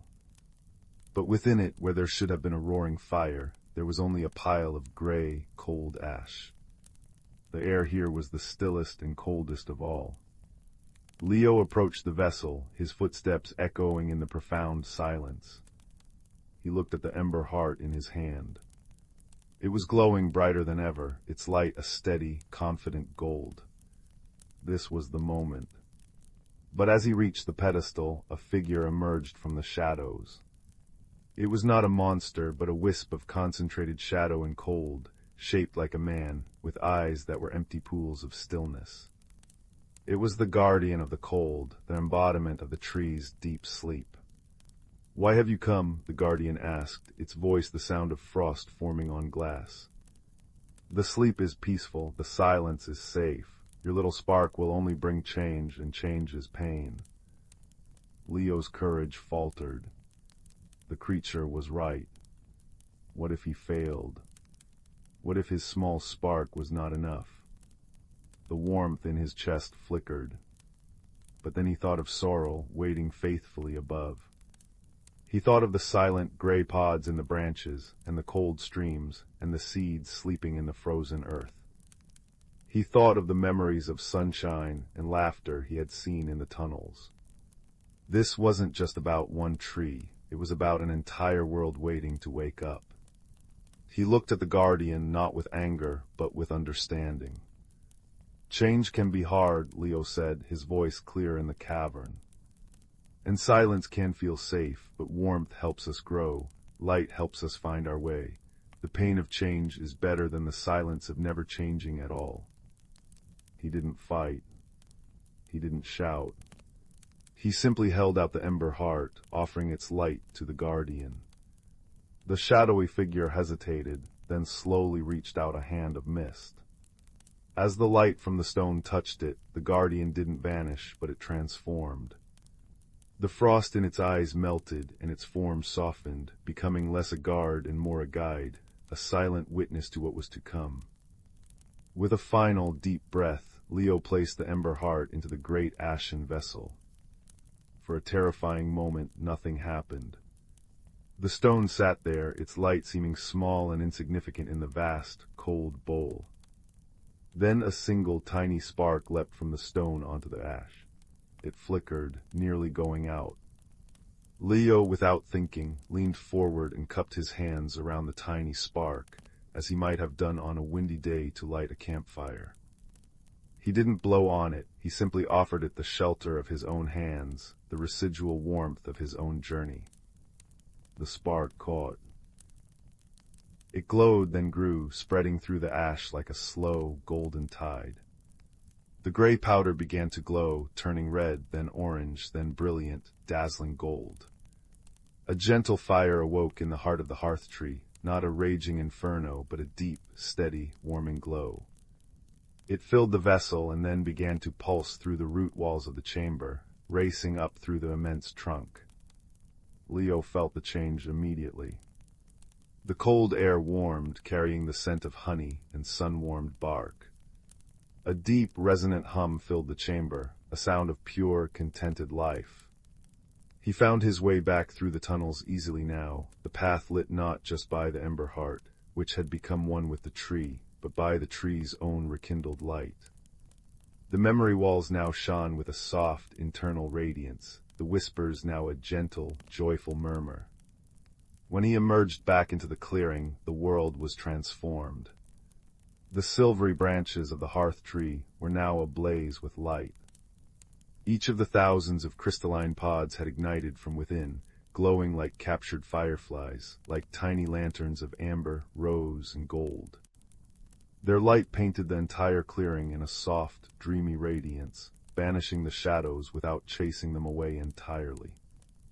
The air was warm, and from the trees at the edge of the clearing, Leo heard the first, tentative chirp of a cricket, soon joined by others, creating a sleepy, contented chorus. Sorrel was waiting for him, her autumn leaf fur painted in the beautiful light. Her clever eyes shone. "You did it, little spark," her thought came, warm with pride. "You found your warmth and shared it." It was already there, Leo said, surprised by the truth of his own words. "I just had to remember it." He looked at his hands, which had sheltered the first spark. They looked the same, but he felt different inside. The restlessness was gone, replaced by a deep, steady warmth, a quiet confidence that glowed like the hearth tree itself. The journey had transformed him, not into someone new, but into a truer version of himself. Sorrel walked with him back to the edge of the woods. The journey back felt shorter, the path clearer, as if the woods themselves were grateful and were guiding him home. When they reached his garden, the first hints of dawn were painting the eastern sky a soft, pearly gray. "Thank you, Sorrel," Leo said, kneeling to look at his friend. The fox dipped her head. "The friendship that warms the heart is the truest magic of all, Leo. Sleep now. The woods will remember you." With a final flick of her brushy tail, she turned and melted back into the trees, becoming one with the shadows once more. Leo climbed back through his window. The fire in the hearth had burned down to a bed of glowing coals, their light a perfect, peaceful echo of the great hearth tree's fire. He crawled into his bed, the warmth from his journey still nestled deep in his chest. He didn't feel tired, but he felt deeply, profoundly peaceful. He looked at the windowsill. The stone was gone, of course, but in its place a single perfect leaf from the hearth tree lay, its veins tracing delicate patterns that glowed with a soft, internal light, a gentle reminder of the hidden world nestled within nature's embrace. Leo closed his eyes, and this time sleep came easily. He drifted into dreams not of grand adventures, but of quiet, sun-dappled clearings, of the soft rustle of a fox's passage, and of a great, gentle tree whose light warmed the roots of all growing things. His breathing slowed, matching the slow, steady pulse of the coals in the fireplace, and he slept, a small, steady ember in the quiet of the night, his heart burning steady and true, guiding him toward restful dreams. Story 10. The fire crackled softly in the hearth, its warm orange light dancing across the room like a host of friendly spirits. Shadows swayed gently upon the walls, and the sweet scent of burning applewood filled the air. Come closer, dear listener, and let me tell you a story about a boy who discovered that the smallest light can illuminate the greatest darkness, and that the quietest heart can hold the most magnificent courage. In a small village nestled in a valley where the mountains wore crowns of perpetual mist, there lived a boy named Kaelen. He was a quiet child with thoughtful eyes the color of twilight, and he often felt as though he didn't quite fit the bustling, noisy rhythm of village life. While other children played raucous games of chase, Kaelen preferred the company of the old forest that bordered the village, a place of deep silence and dappled green light. His favorite spot was a mossy bank beside a chuckling stream, where he would sit for hours, listening to the water's song and watching the dance of sunlight through the leaves. It was there, one autumn afternoon when the air was crisp and carried the scent of wood smoke and decaying leaves, that he first noticed something unusual. A faint, pulsing glow, the color of a banked ember, was coming from beneath the gnarled roots of an ancient oak tree. Curiosity, a quiet but persistent companion, tugged at him. He knelt, his knees sinking into the soft, damp moss, and carefully reached into the dark space between the roots. His fingers closed around something smooth and warm. He drew it out into the light. It was a stone no larger than a sparrow's egg, but unlike any he had ever seen. It was obsidian black, yet deep within its heart, a soft, warm light pulsed rhythmically, like a sleeping fire or a tiny, captured star. It was warm to the touch, and holding it sent a gentle, comforting heat radiating up his arm and throughout his body.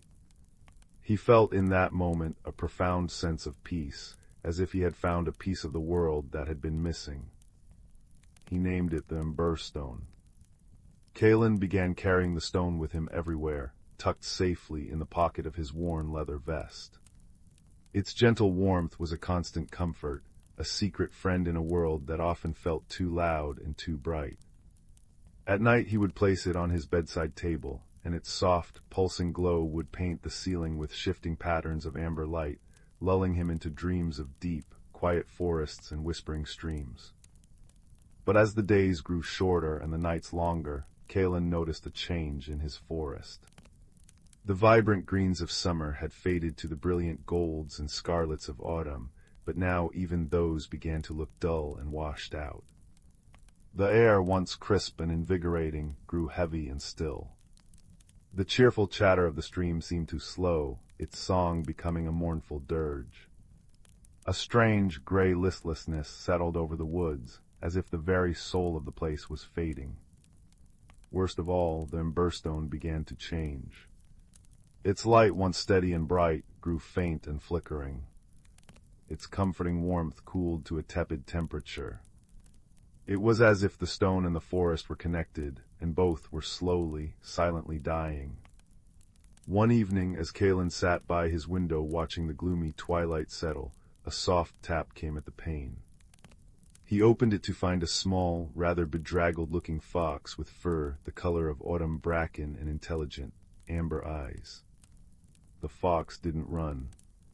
Instead, it looked directly at Kaelen, then at the dimly glowing stone on his table, and back again. "Hello," Kaelen whispered, astonished. The fox gave a soft, chuffing sound, and nudged a small, rolled-up leaf tied with a blade of dried grass onto the windowsill with its nose. Then, with a flick of its bushy tail, it disappeared into the gathering dark. With trembling fingers, Kaelen picked up the leaf scroll. Unrolling it, he found a message written not in ink, but in what looked like finely crushed, glowing pollen. The words shimmered in the dim light. The heartfire wanes. The gloom advances. Bring the Emberstone to the whispering glen before the last light fades. Kaelen's heart hammered against his ribs. The heartfire. The gloom. The whispering glen. He had heard the old folks in the village speak of the glen in hushed, reverent tones, a place of ancient magic hidden deep within the forest, but no one he knew had ever been there, or even knew its exact location. He looked at the faltering Emberstone. He thought of his dying forest, his quiet, beloved sanctuary. He knew with a certainty that settled deep in his bones that he had to go. This was his mystery to solve, his quiet call to adventure. The next morning, as a pale, weak sun tried to pierce the gray haze, Kaelen packed a small satchel with bread, cheese, a flask of water, and his warmest cloak. He tucked the Emberstone securely into his vest pocket, where it lay against his chest with a faint, faltering pulse. As he stepped from his cottage and into the unnaturally silent forest, a rustle in the ferns announced the return of the fox. The creature looked at him, head tilted, as if asking a question. I'm going, Kaelen said, his voice barely a whisper in the heavy air. Will you show me the way? The fox gave a soft bark that sounded suspiciously like agreement and turned, padding softly down a path Kaelen had never noticed before, a narrow trail almost completely obscured by ferns and low-hanging branches. And so their journey began. The forest they traveled through was a ghost of its former self. The colors were muted, as if seen through a dusty veil. The air was cold and carried a faint, sour smell of damp earth and decay. No birds sang. No squirrels chattered. It was a world holding its breath. The fox, whom Kaelen decided to name Rowan for its russet coat, was a quiet but reassuring guide. It moved with a sure-footed grace, often stopping to look back, its amber eyes checking on Kaelen. They walked for what felt like hours, the only sounds the soft crunch of their footsteps on the fallen leaves and Kaelen's own breathing. As they walked, Kaelen found himself talking to Rowan. He spoke of his loneliness, of feeling like a puzzle piece from a different box. He talked about the simple joy he found in the forest's quiet company and his deep sadness at seeing it so ill. Rowan listened, occasionally making a soft noise in its throat, its presence a warm, living comfort in the cold gloom. Their first real challenge came at a wide, rushing river. The usual stepping stones were submerged under the churning, slate-gray water. The wooden bridge further downstream had collapsed, its planks scattered and rotten. We can't cross here, Kaelen said, his shoulders slumping. The emberstone gave a particularly weak pulse against his chest, as if sharing his despair. Rowan, however, was not so easily discouraged. He trotted along the riverbank, sniffing the air, his ears twitching. He stopped before a massive, ancient willow tree, its long, trailing branches dipping into the water. He looked at Kaelen and then pointedly at the branches with his nose. Understanding dawned. The branches were thick and strong. If he was careful. It took all of Kaelen's courage. He was not a particularly brave or strong boy, but the thought of the fading emberstone and the dying forest pushed him forward. He reached for the highest branch he could, his hands gripping the rough, wet bark. He swung his legs, and with a lurch, he was hanging over the rushing water. Hand over hand, his muscles screaming in protest, he moved across the river.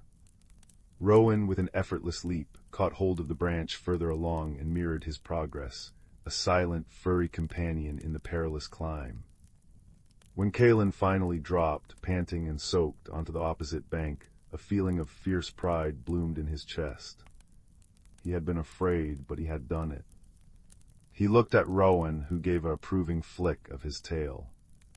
The emberstone, for just a moment, seemed to glow a fraction brighter. The journey continued, deeper into the heart of the woods. The gloom grew thicker, the silence more profound. They came upon a section of the forest where the trees were twisted and blackened, as if touched by a blight. In the center of this blight stood a single, magnificent silver birch, its bark peeling in papery curls, but it was dull and gray. At its base, tangled in the roots, was a mass of thorny, dark vines that seemed to pulse with a malevolent, shadowy energy. This, Kaelen sensed, was a piece of the gloom. As they approached, the vines stirred, shifting like a nest of snakes. A deep, bone-chilling cold radiated from them. The emberstone grew icy in his pocket. "We have to get past," Kaelen whispered, his breath misting in the air. Rowan growled low in his throat, his fur bristling. Kaelen remembered the warmth the stone had once held, the comfort it had given him. He closed his eyes and focused on that memory. He thought of the cozy fire in his hearth, the warmth of the sun on his mossy bank, the simple, kind heat of a shared smile. He poured all that feeling of warmth, of friendship, of hope, into the stone in his mind. A soft, warm light emanated from his vest pocket. He drew out the emberstone. It was no longer flickering weakly. It glowed with a steady, determined, golden light. He held it out toward the thorny vines. The gloom recoiled. The shadowy vines writhed and shrank back from the light, hissing like drops of water on a hot griddle. They did not vanish, but they retreated enough to create a narrow path past the silver birch. As they passed, Kaelen reached out and gently touched the trunk of the birch. For a fleeting second beneath his fingertips, he felt a faint, answering warmth, and a single leaf at the very top of the tree shimmered with a hint of its former silver brilliance. It was a small victory, but it filled Kaelen with a new kind of strength. He wasn't just carrying a stone, he was nurturing its light with his own heart. On the third day of their journey, as the light was failing completely, they arrived. The path opened abruptly into a circular glen, hidden by a curtain of weeping willows. It was the Whispering Glen. In the center stood a great, flat stone like an altar, and in a depression at its center there was a pile of gray, cold ash. All around the glen, sitting on mossy stones and fallen logs, were the forest creatures. There were deer with majestic antlers, badgers, rabbits, owls with great, round eyes, and countless birds and smaller creatures. They were all silent, their eyes fixed on the cold hearthstone, and a profound sadness hung in the air. An old badger, his muzzle gone gray with age, hobbled forward. His voice was a low, gravelly rumble. "You have come, and you bring the ember stone. We felt its light fading and feared all was lost." "What is this place?" Kaelen asked, his voice hushed with awe. "What is the heart fire?" "This is the heart of the forest," the badger said. "The heart fire is the source of its life, its spirit, its magic. It has burned here since the world was young, tended by the creatures of the wood. But a shadow fell over the land, a gloom born of forgetting and neglect. The world outside grew too loud, too busy to remember the quiet magic of growing things. The connection weakened. The fire grew cold." He gestured to the ash with his nose. "Without the heart fire, the forest will fall into an eternal, silent winter. The emberstone is a fragment of the original fire, a spark that was sent out into the world long ago, hoping to find a keeper with a heart warm enough to reignite it." All eyes turned to Kaelen. He looked down at the stone in his hand. It was now barely glowing, just a faint ember in the overwhelming dark of the glen. The weight of their hope was immense. "But I'm just a boy," he said, his voice small. "I'm quiet, I'm not special." The old badger's eyes were kind. "It is the quiet hearts that often hear the most. It is the gentle hands that can hold the most fragile light. You crossed the river. You faced the gloom vines. You have carried the spark this far. The warmth it needs now is not from a great, roaring blaze, but from a steady, constant, and kind heart. Your heart, Kaelen." Kaelen looked at Rowan, who nudged his hand with a cool nose. He looked around at the gathered animals, their faces filled with a desperate, silent plea. He thought of his mossy bank, the chuckling stream, the dappled sunlight. He thought of the simple, profound friendship he had found with a fox. He thought of the courage he had discovered within himself, not a loud, shouting courage, but a quiet, persistent one, like the steady glow he now had to create. He stepped forward to the great stone altar. He knelt, the cold of the stone seeping through his trousers. He cupped the dying emberstone in both hands. He closed his eyes. He didn't try to summon a great, heroic feeling. Instead, he thought of all the small, quiet moments of warmth and happiness in his life. The feeling of the sun on his face. The taste of fresh-baked bread. The sound of his mother's laughter. The trust in Rowan's amber eyes. The peace of the forest. The joy of discovery. The comfort of the emberstone's first gentle pulse. He gathered all these small, bright embers of memory and feeling and focused them, poured them into the stone he held. He poured in his loneliness and how the forest had been his friend. He poured in his fear of the river and the pride of crossing it. He poured in his sadness for the fading woods and his fierce, protective love for it. He poured in his gratitude for Rowan's companionship. He gave it everything he had, every scrap of warmth and light his quiet heart contained. For a long, terrifying moment, nothing happened. The stone remained cold. The glen remained dark. A sob caught in Kaelen's throat. Then a single bright spark, like a firefly, winked into existence within the stone's core. Then another, and another. The sparks swirled, coalesced, and bloomed. A soft, golden light erupted from the emberstone, no longer a pulse but a steady, brilliant flame. It was warm, wonderfully, comfortingly warm. Kaelen, tears now streaming freely down his face, leaned forward and gently placed the blazing stone into the pile of ash on the altar. The moment it touched the ash, the fire leapt. It climbed into the air, a beautiful, roaring column of gold and orange and soft red light. It made no sound, but a wave of pure, vibrant warmth exploded outwards from the altar, rushing through the glen and out into the forest beyond. The effect was instantaneous. The gray gloom shattered like glass. Color flooded back into the world, the deep green of the moss, the rich brown of the earth, the brilliant white of the birch bark. Outside the glen, a chorus of birdsong erupted, a joyous, chaotic symphony.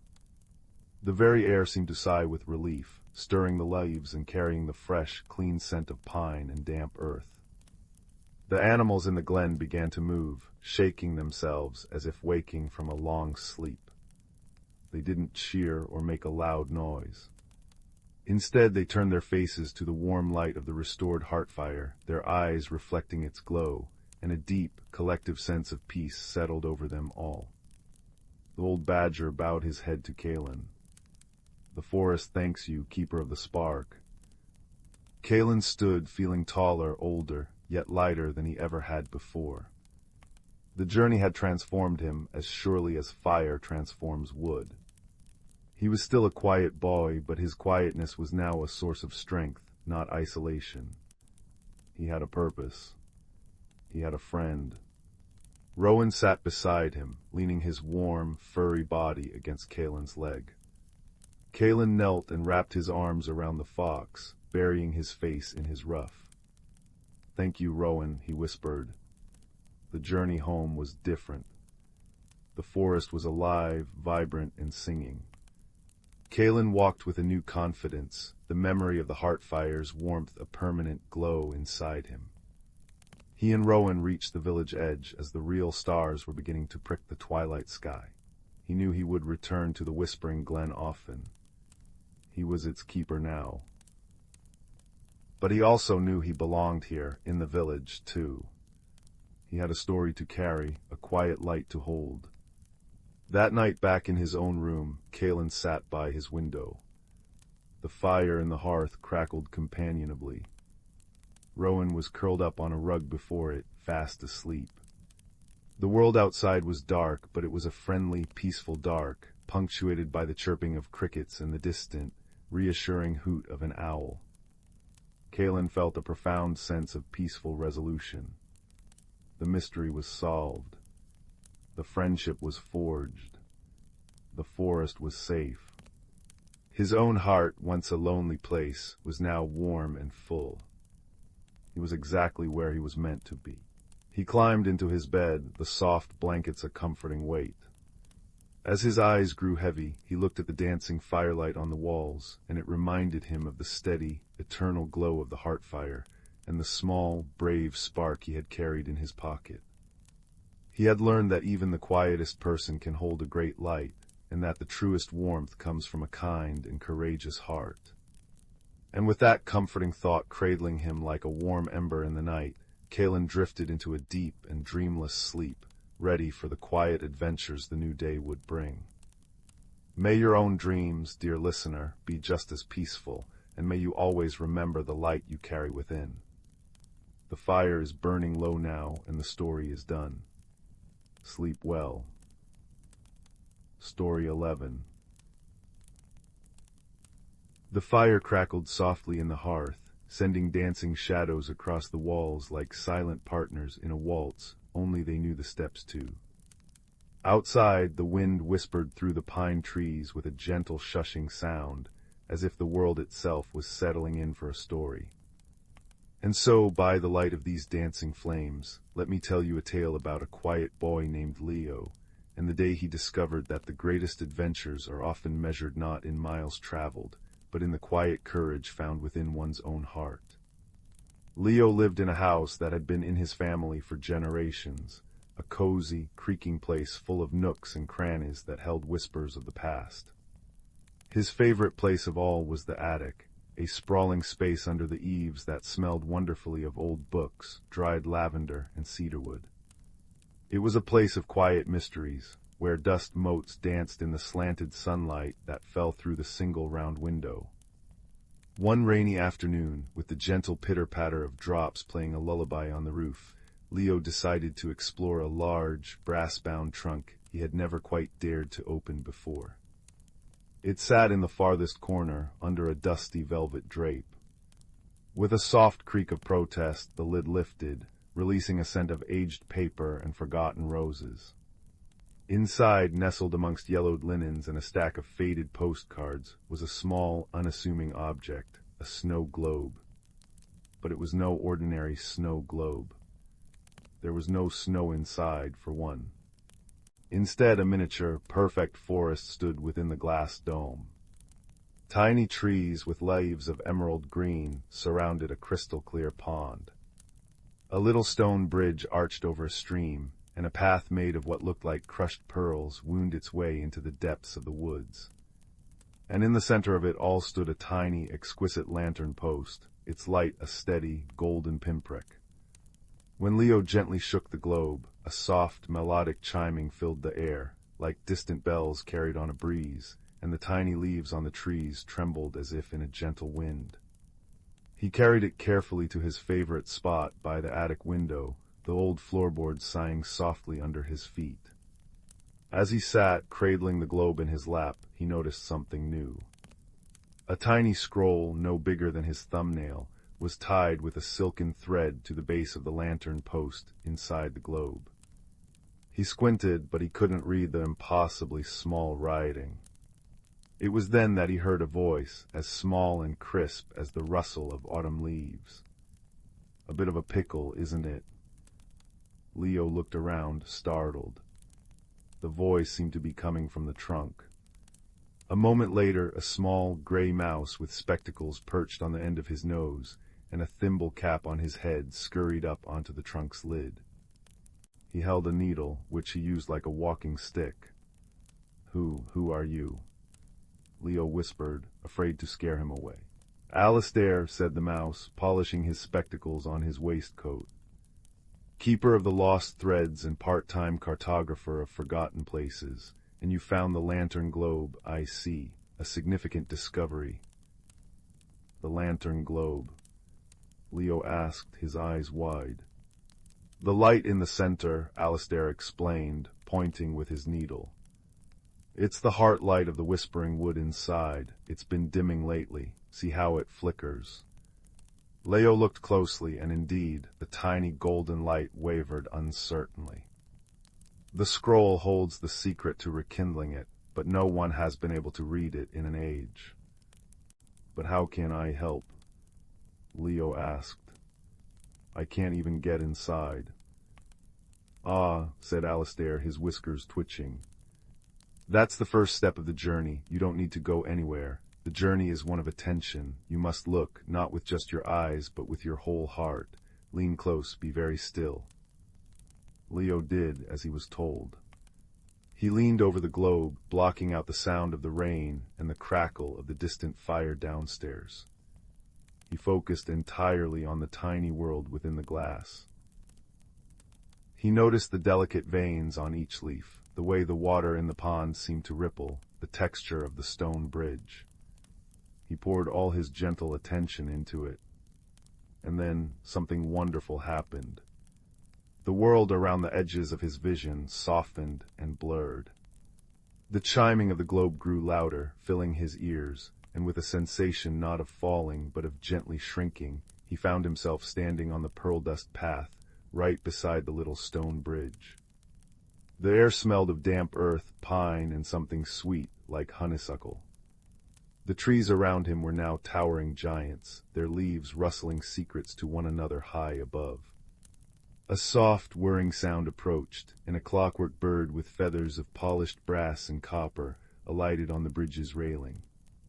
Its eyes were tiny sapphires, and it cocked its head. "Greetings, keeper," it chirped, its voice a melody of tiny gears and chimes. "I am Corbin. The wood has been waiting for one who listens." "The scroll," Leo said, remembering his purpose. He walked to the lantern post. The light was indeed flickering weakly, casting long, dancing shadows. The tiny scroll was now the size of his hand. He carefully untied the silken thread and unrolled it. His heart sank. The writing wasn't in any language he knew. It was a series of intricate, swirling patterns and symbols that made no sense to him. "I can't read this," he said, his shoulders slumping. "Patience," Corbin chirped softly from his perch. "The language of the heart is not read with the eyes alone. It is felt." Alistair, who had somehow appeared beside him, though he was now mouse-sized, tapped the scroll with his needle. "It's a map of a different kind, a map of feeling. See this symbol here." He pointed to a pattern that looked like interlocking circles. "That signifies a forgotten kindness, and this one," he indicated a wavy line, "a moment of shared laughter." Leo looked from the scroll to the flickering lantern. The challenge was becoming clear. This wasn't a puzzle to be solved with cleverness, but with feeling. He had to find these lost emotions and bring them back to the light. His journey through the whispering wood began. It was not a long journey in steps, but it was deep in experience. He walked slowly, his feet making soft, crunching sounds on the pearl dust path. Corbin flew ahead, his whirring wings a comforting sound, pointing out landmarks with his melodic voice. To the left, the glen of gentle sighs, he would chirp. To the right, the brook of babbling secrets.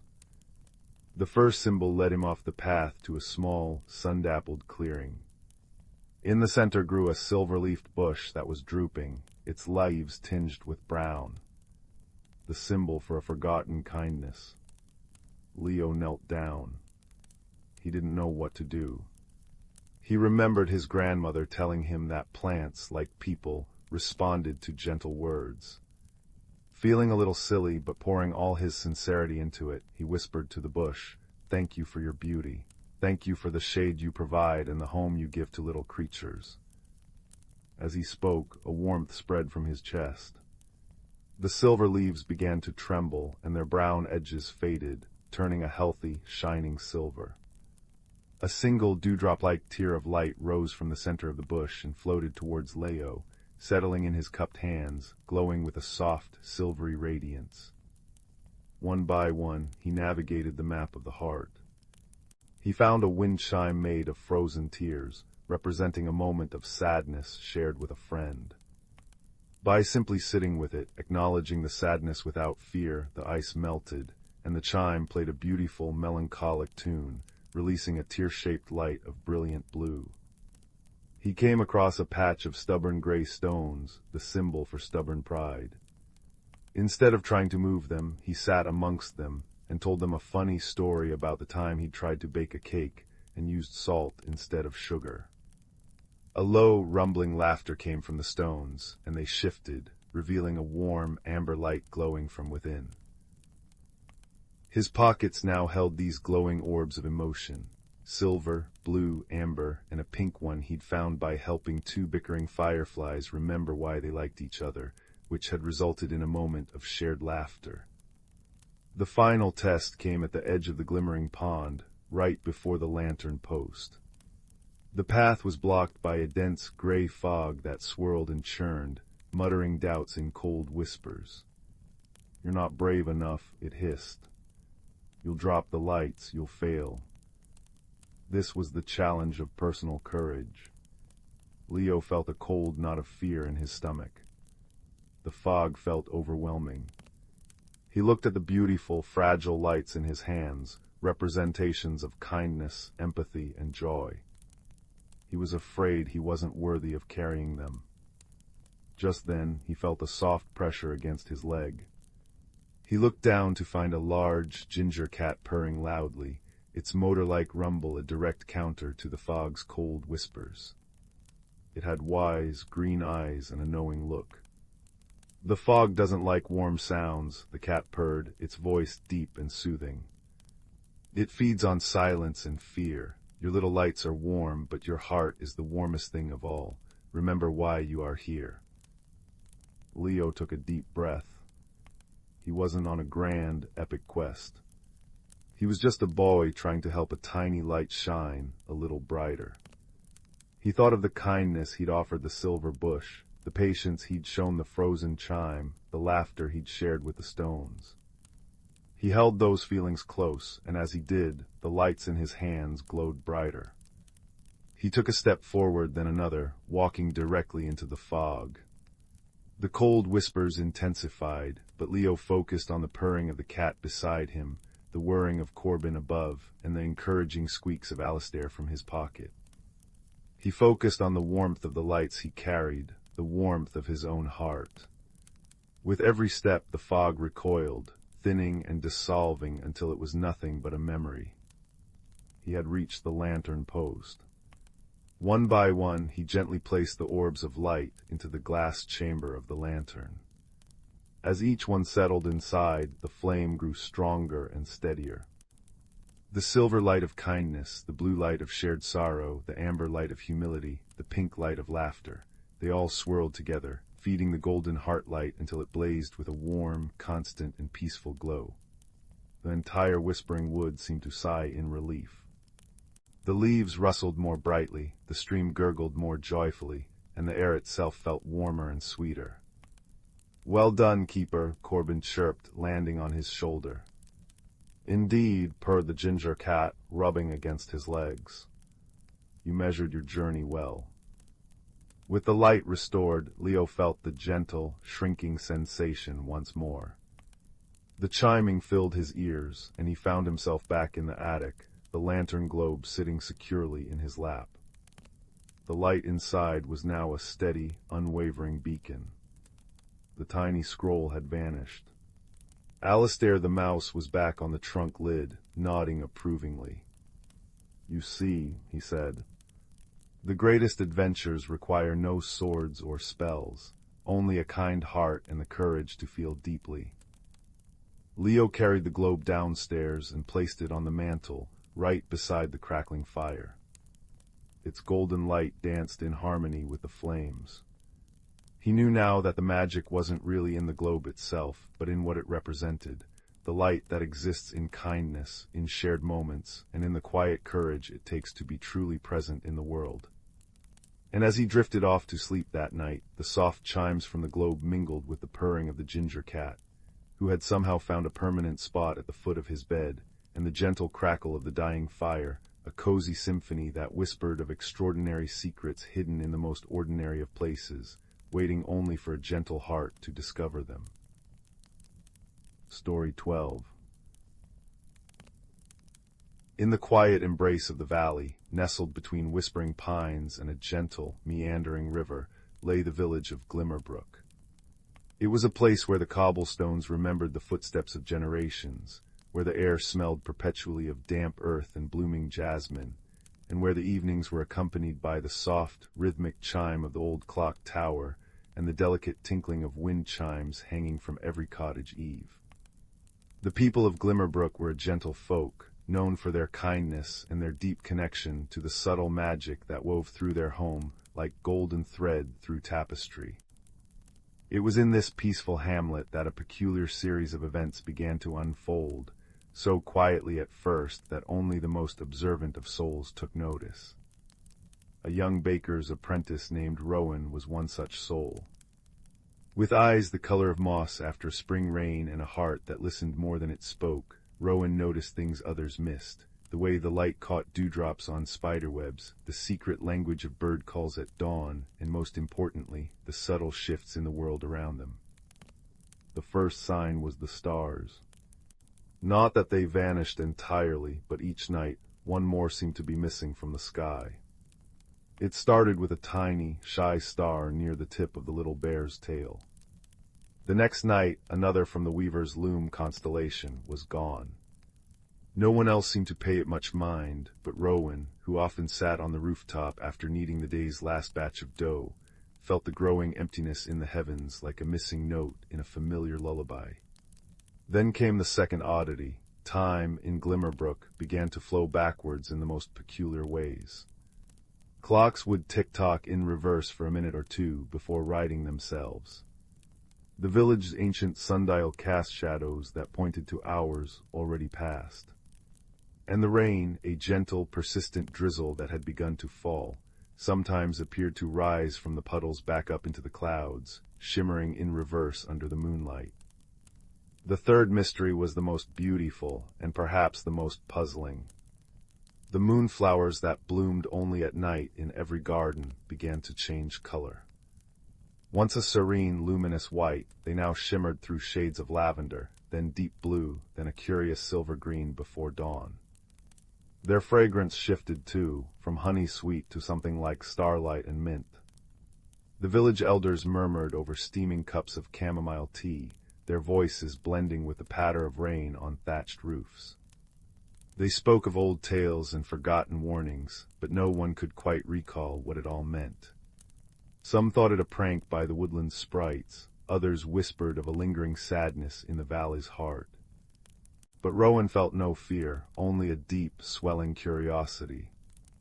One evening, as Rowan sat in the warm kitchen, the scent of rising bread filling the air, an old rhyme sung by the village children drifted in from the street. It was a simple, skipping tune, one every child learned almost as soon as they could talk. When the clock ticks back and the stars hide their light, seek the weaver's lost thread in the depths of the night.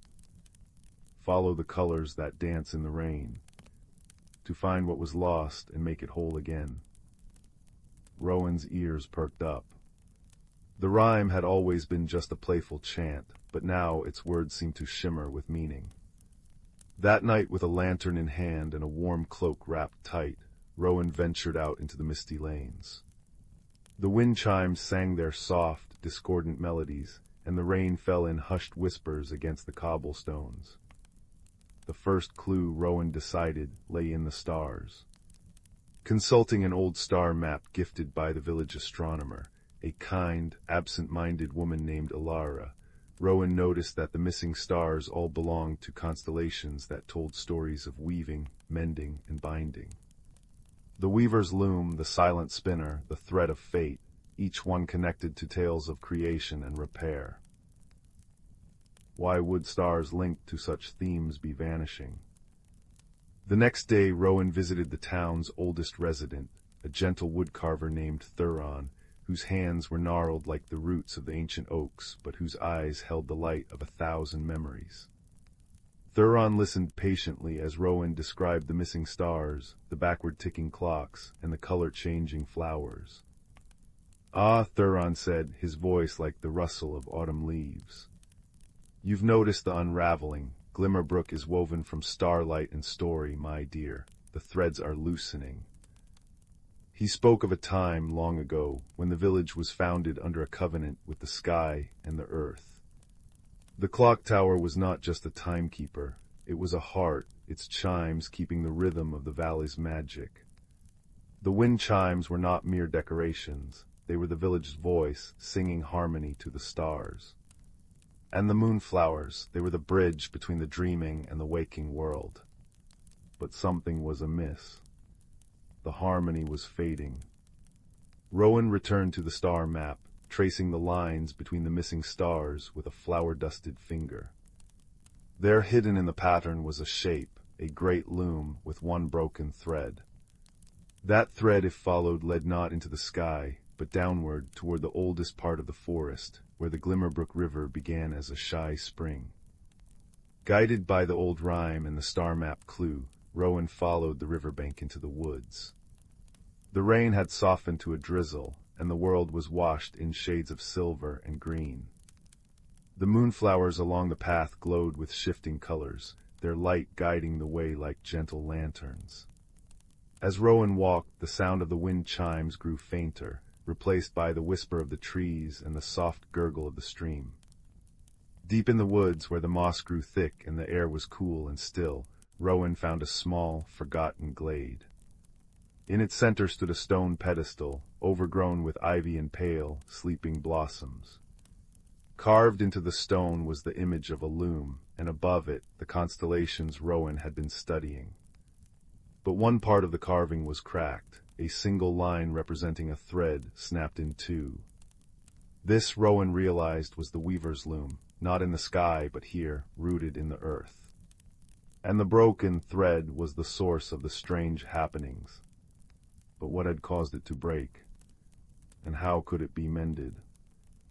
As Rowan pondered, a flash of movement caught their eye, a small, shimmering creature no larger than a sparrow, with wings like stained glass, darting among the flowers. It was a starlight sprite, one of the gentle beings said to weave the dreams of the valley. The sprite seemed distressed, flitting anxiously around the broken carving. With slow, careful movements, Rowan approached. "What's wrong?" they asked softly, not expecting an answer in words. The sprite paused, then led Rowan to a nearby pool, clear as polished quartz. Peering into its depths, Rowan saw not a reflection, but a memory, a vision of the village in its younger days. The people gathered often in this glade, singing old songs and hanging newly crafted wind chimes from the trees. Their joy, their unity, their care for this sacred place, it was what kept the loom intact. But over the years, as life grew busy and memories faded, the visits had ceased. The glade was forgotten, and the loom, without the warmth of community, had begun to fray. The broken thread was not a physical thing. It was the faded connection between the villagers and the magic that sustained their home. Rowan returned to the village as the first light of dawn tinged the sky with rose and gold. The mystery was solved, but the solution was only the beginning. To mend the loom, the people of Glimmerbrook would have to remember, to come together once more and reaffirm their bond with the valley. But how to convince them? Rowan knew that simply telling the story might not be enough. So they began to leave small clues, a moonflower placed on a windowsill, a tracing of the constellation pattern left near the clock tower, a few lines of the old rhyme whispered where the elders gathered. The villagers, curious and gentle-hearted, began to talk. They noticed the patterns, the signs, the subtle invitations. Then, on a night when the moon was full and the rain fell in a soft, shimmering curtain, Rowan led the way back to the glade. One by one the villagers followed, carrying lanterns and wind chimes, their footsteps quiet on the damp earth. They gathered around the stone loom, their faces illuminated by the shifting colors of the moonflowers and the gentle glow of the starlight sprites, who had emerged from hiding to watch. Together they sang the old songs, the same ones their grandparents had sung. They hung new wind chimes from the branches, their silver notes blending with the rhythm of the rain. And as they did, the broken thread on the stone loom began to glow, slowly knitting itself back together. High above, the missing stars reappeared, one by one, brighter than before. The clocks in the village chimed in perfect, forward-moving harmony. The moonflowers settled into a soft, steady gold, and the rain fell in a gentle, straight-down shower, no longer rising toward the sky. The peculiar happenings had not been a warning of danger, but a reminder, a call to remember the bonds that held them together, not just with each other, but with the world around them. The red herrings, the fear of sprites, the worry over lost time, had led them not to trouble, but to this moment of rediscovery. As the villagers returned to Glimmerbrook, the night felt deeper, kinder, full of whispers and warmth. The clock tower chimed the hour, the wind chimes sang in the breeze, and the gentle rain wrapped the village in a cozy, quiet embrace. Rowan stood for a long time on the rooftop, watching the stars. They were all there, every single one, shining down on the sleeping valley. And in the soft, dark silence, Rowan felt the peace of the mended world settle deep within, a comforting warmth that promised sweet dreams and tranquil mornings. For in Glimmerbrook, as in all places where hearts are kind and eyes are open, even the smallest mysteries could lead to the greatest joys. And under the watchful, loving gaze of the stars, the village slept, whole once more, wrapped in the gentle magic of belonging. Story 13. The village of Stillwater was a place where time moved like honey from a spoon, slow, golden, and sweet. Nestled in a gentle valley surrounded by whispering pines, its cobblestone streets were lit not by lanterns, but by clusters of tiny, floating lights known as star sparks. These were not ordinary stars, but gentle, earth-bound cousins of the constellations, gifted to the village by the sky itself long ago. Each evening, as the sun dipped behind the hills, the star sparks would kindle into soft, silver light, humming faintly as they drifted above rooftops and gardens. Their glow painted the lanes in dreamy patterns, and their quiet music mingled with the chimes hanging from every porch. But one autumn evening, as the village clock tower struck 7 with its familiar, mellow chimes, something peculiar happened. The star sparks did not wake. The village remained bathed in twilight, and a soft murmur of concern rustled through the streets like fallen leaves. In a small cottage at the edge of the village, a young woman named Alara was winding her collection of antique music boxes when she noticed the unusual dimness. Alara had a quiet way about her, a talent for listening not just with her ears, but with her whole heart. She noticed things others missed, the way the morning dew clung to spiderwebs, the secret language of birds, the hidden meanings in old maps and rhymes. Stepping onto her porch, she felt the absence of the star sparks like a missing heartbeat. "They've never slept through the night before," murmured Mr. Hemlock, the clockmaker, as he adjusted his spectacles and peered up at the dark sky. "Perhaps they're tired," suggested Mrs. Willow, the baker, wiping flour from her hands. "Even stars need a rest now and then." But Alara sensed it was more than that. As she walked through the hushed village, she noticed other small oddities. The rain that had fallen earlier now dripped upward from the puddles, returning to the clouds. The moonflowers in the garden of the old library bloomed a deep indigo instead of their usual pearl white. And the village's oldest sundial near the town square cast a shadow that pointed not to the hour, but to a verse carved into its stone base, a verse from a nursery rhyme nearly everyone had forgotten.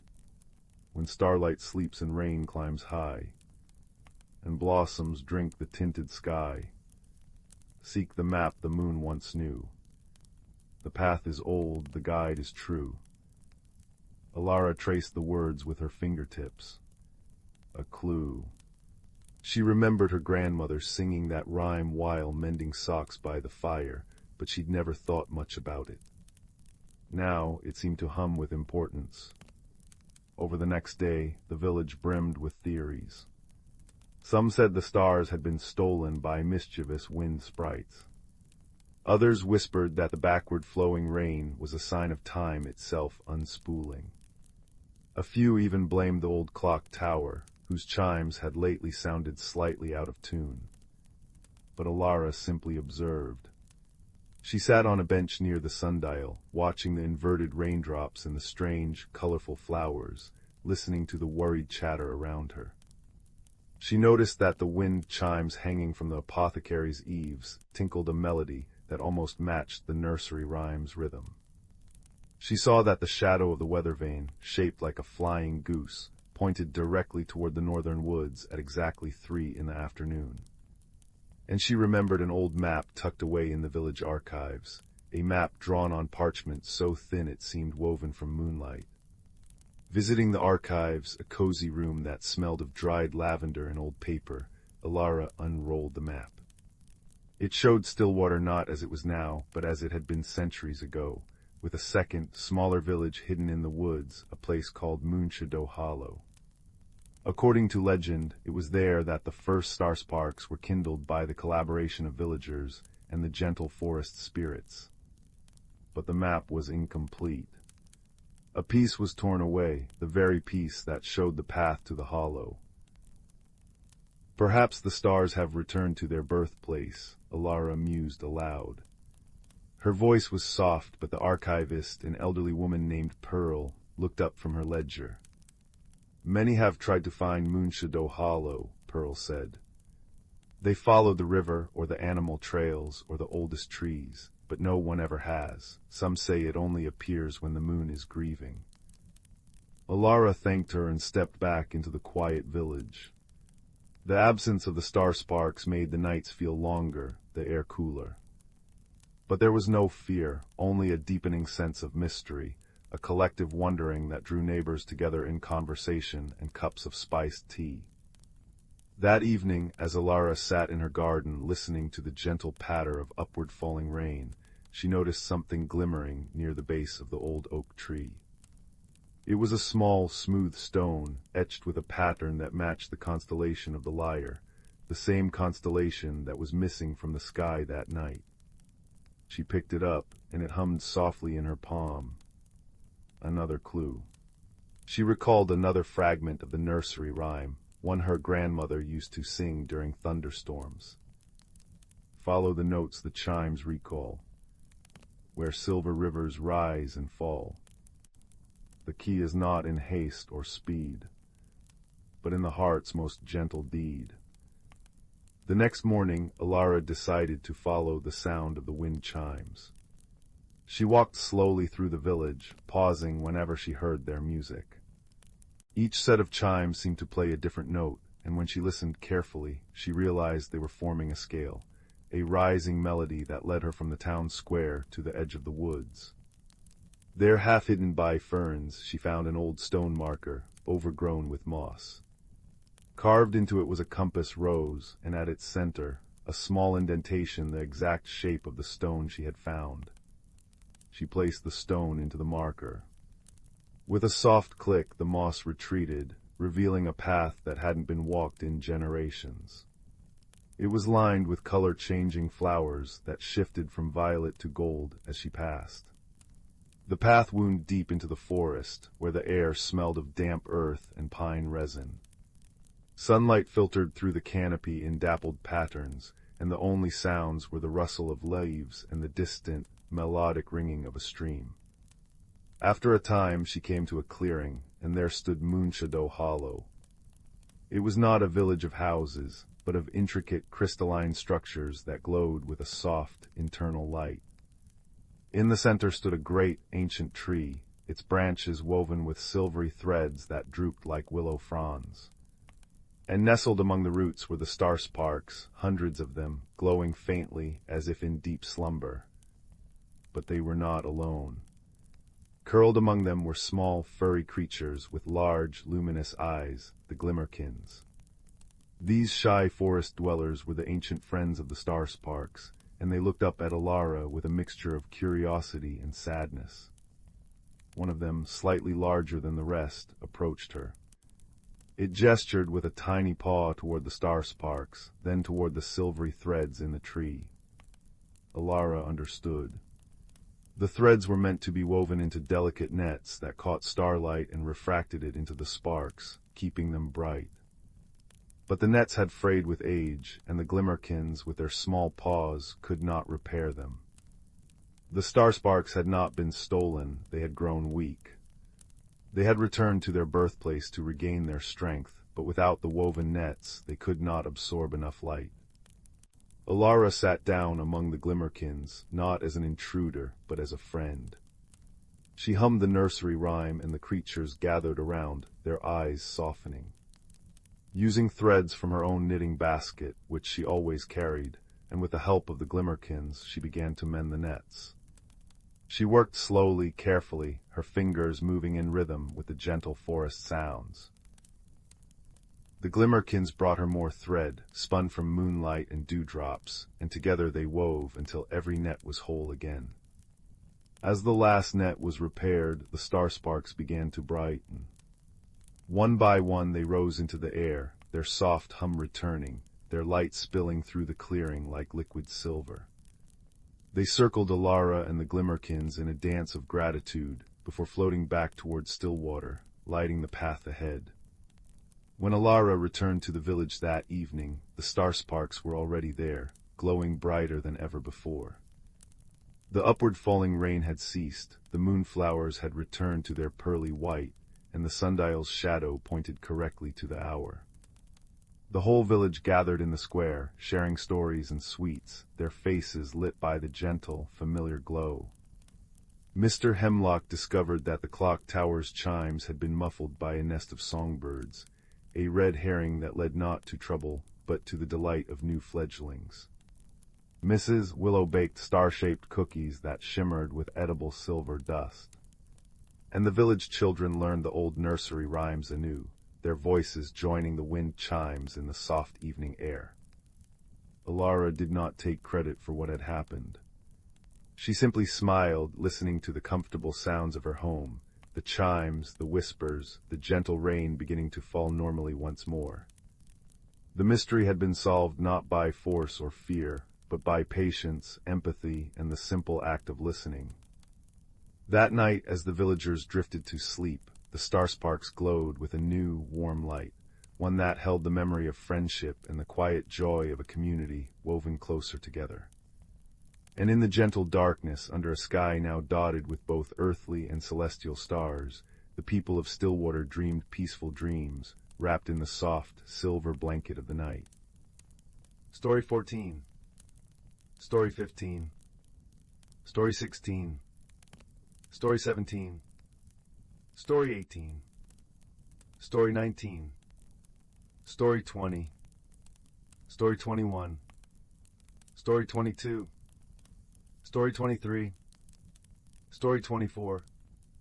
Story 25. 26. Story 27. Story 28. Story 29. Story 30. Story 31. Story 32. Story 33. Story 34. Story 35. Story 36. 37. Story 38. Story 39. Story 40. Story 41. Story 42. Story 43.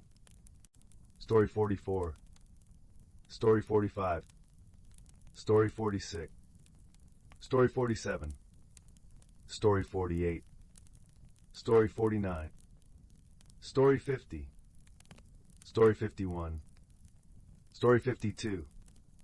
Story 53. Story 54. Story 55. Story 56. Story 50. Story 58. Story 59.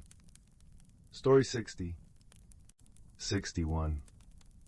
Story 62. Story 63. Story 64. Story 65. Story 66. Story 67. Story 68. Story 69. Story 70. Story 71. Story 72. Story 73. Story 74. Story 75. Story 76. Story 77. Story 78. Story 79. Story 80. In a quiet corner of the spinning galaxy, where stardust gathered in soft, shimmering clouds and nebulas bloomed like watercolor flowers across the velvet darkness, there lived two beings from worlds so different they might have never known one another existed. On the crystalline planet of Luminara, where the very ground sparkled with gentle light and the rivers flowed with liquid silver, there lived a being named Kaelen. Kaelen was a Luminarian, a creature of soft, shifting colors and gentle light. When Kaelen felt curious, their skin would ripple with shades of sky blue and lavender. When they felt joyful, they would glow with warm gold. Their language was one of color and light, a silent symphony of hues that conveyed meaning more deeply than words ever could. Not far across the starry sea, on the planet Verdant, where forests of singing trees grew and the air hummed with gentle harmonies, there lived a being named Rin. Rin was a Verdanthian, covered in soft moss-like fur that changed texture with their emotions. When Rin was thoughtful, their fur would become as smooth as still water. When excited, it would ripple like grass in the wind. Verdanthians communicated through musical hums and harmonic vibrations that traveled through the air and ground, creating melodies that conveyed their heart's feelings. Their meeting happened quite by accident when both their exploration vessels, gentle, organic-looking ships that moved more like swimming creatures than machines, drifted into the same quiet nebula. Kaelen's ship, shaped like a translucent seed pod, had been drawn to the nebula's soft light. Rin's vessel, resembling a wooden seed with gently beating wings, had been following a particularly beautiful harmonic frequency emanating from the gas clouds. When their ships gently bumped together in the pastel-colored clouds, there was first a moment of alarm. Kaelen flashed bright orange with surprise, while Rin's fur stood up in sharp points. But as they looked at each other through their respective viewports, Kaelen seeing a creature of gentle greens and browns, Rin seeing a being of shimmering light, their fear softened into curiosity. Kaelen extended a tendril of light from their ship, a gesture of greeting that pulsed with soft lavender, the color of curiosity and peace on Luminara. Rin responded by humming a gentle ascending scale through their ship's exterior, the Verdanthian equivalent of "hello, friend." Thus began their cosmic friendship, one that would require patience, creativity, and the universal language of kindness to flourish. They found a small, abandoned space station floating at the edge of the nebula, a forgotten observatory that had once been used to study the birth of stars. The station was shaped like a delicate glass flower, with petals that opened to the cosmos.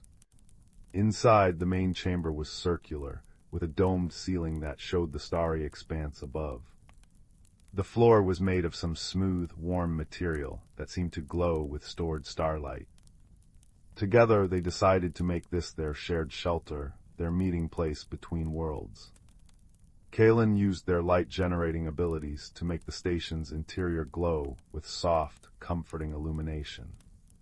Rin used their harmonic talents to activate the station's long-dormant sound systems, filling the space with gentle, resonant tones that made the very walls vibrate with warmth. Their first challenge came when they tried to create a garden in one of the station's side chambers. Kaelen brought glowing moss from Luminara that pulsed with soft blue light, while Rin brought spore seeds from Verdant that grew into plants that hummed when touched. Kaelen arranged the moss in careful geometric patterns, believing beauty came from order and symmetry. Rin planted the spore seeds in what looked like random clusters, believing true beauty came from natural chaos. When Kaelen saw Rin's planting, they flashed a confused gray color. When Rin saw Kaelen's precise patterns, their fur ruffled in disapproval. For a day, they moved around the garden chamber without interacting, each convinced the other had ruined their beautiful project. The chamber was silent except for the faint hum of the plants and the soft glow of the moss. Then Kaelen noticed something wonderful happening. The humming plants had begun to grow toward the glowing moss, as if drawn to its light. And the moss, in turn, had started pulsing in rhythm with the plants' gentle songs. The ordered patterns and the chaotic clusters were creating something more beautiful together than either could have made alone. Kaelen glowed a soft pink, the color of apology and understanding on Luminara, and gently rearranged some of the moss to flow around Rin's plants. Rin, understanding the gesture, hummed a descending melody of acknowledgement and moved a few plants to complement Kaelen's patterns. Their garden became a masterpiece of collaboration, where light and sound danced together in perfect harmony. Another misunderstanding occurred when they tried to share a meal. Kaelen offered Rin a nutrient crystal that shimmered with all the colors of the rainbow. On Luminara, offering the most colorful crystal was the highest form of respect. But when Rin took the crystal and hummed their thanks, they immediately began to vibrate uncomfortably. The crystal's intense light frequencies were overwhelming to Verdanthian senses.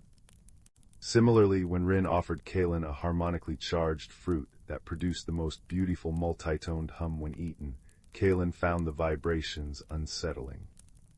The fruit made their light flicker uncontrollably, which on Luminara was a sign of distress. They both retreated to opposite sides of the observatory, feeling they had offended their friend. But as they sat in silence, watching the stars drift past the dome above, they realized that their differences weren't failures of friendship, but rather opportunities to learn.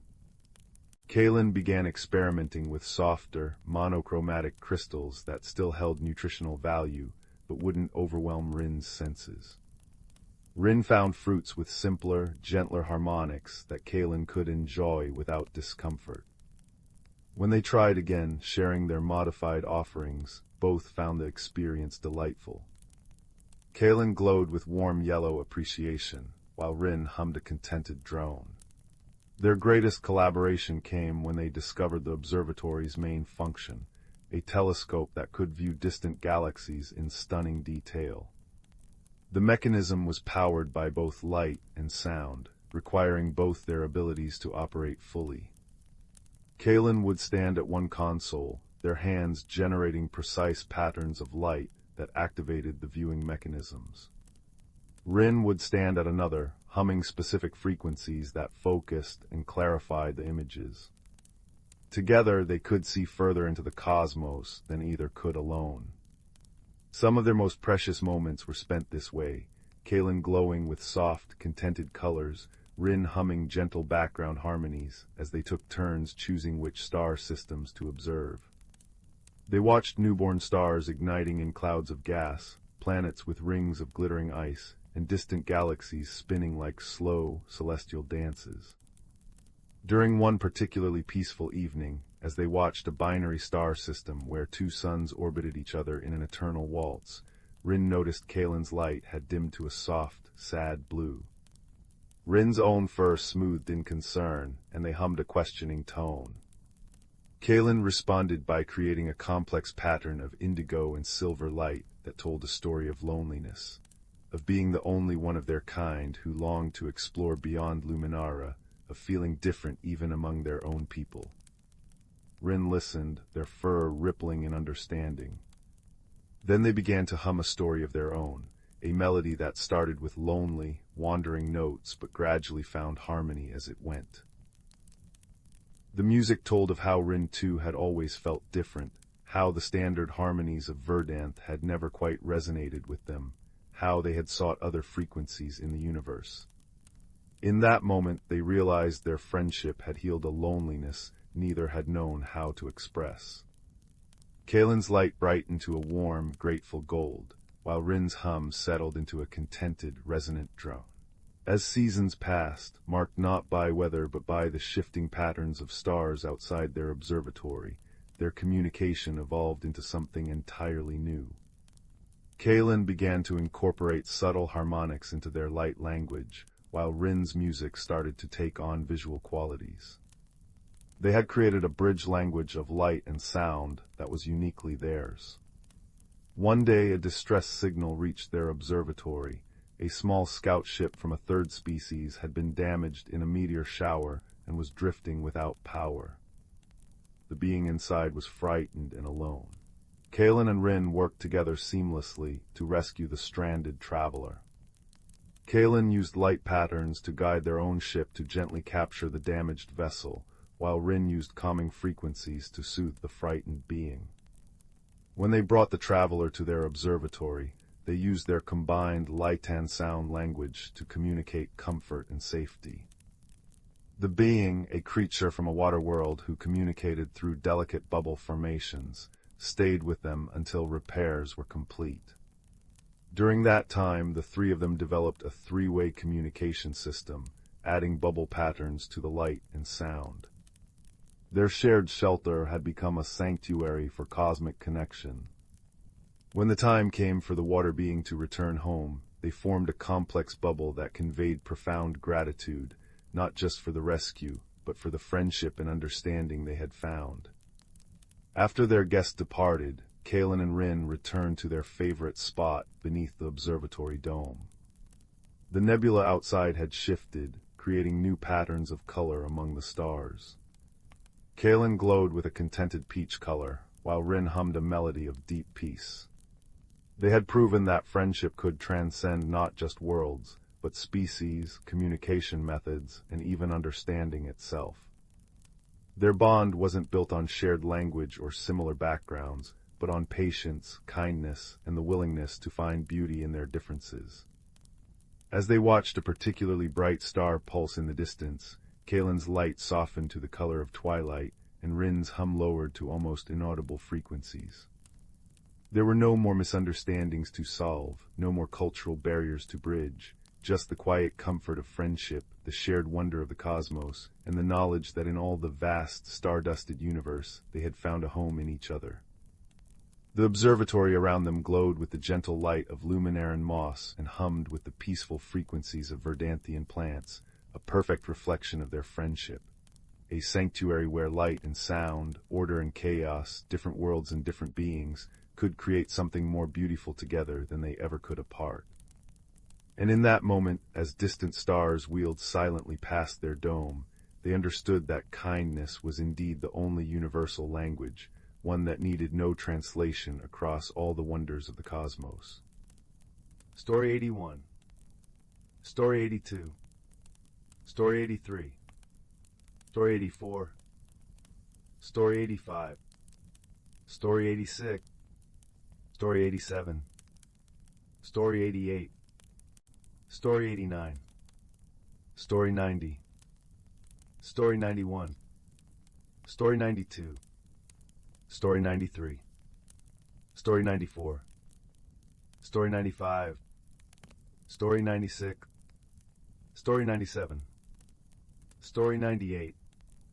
Story 99.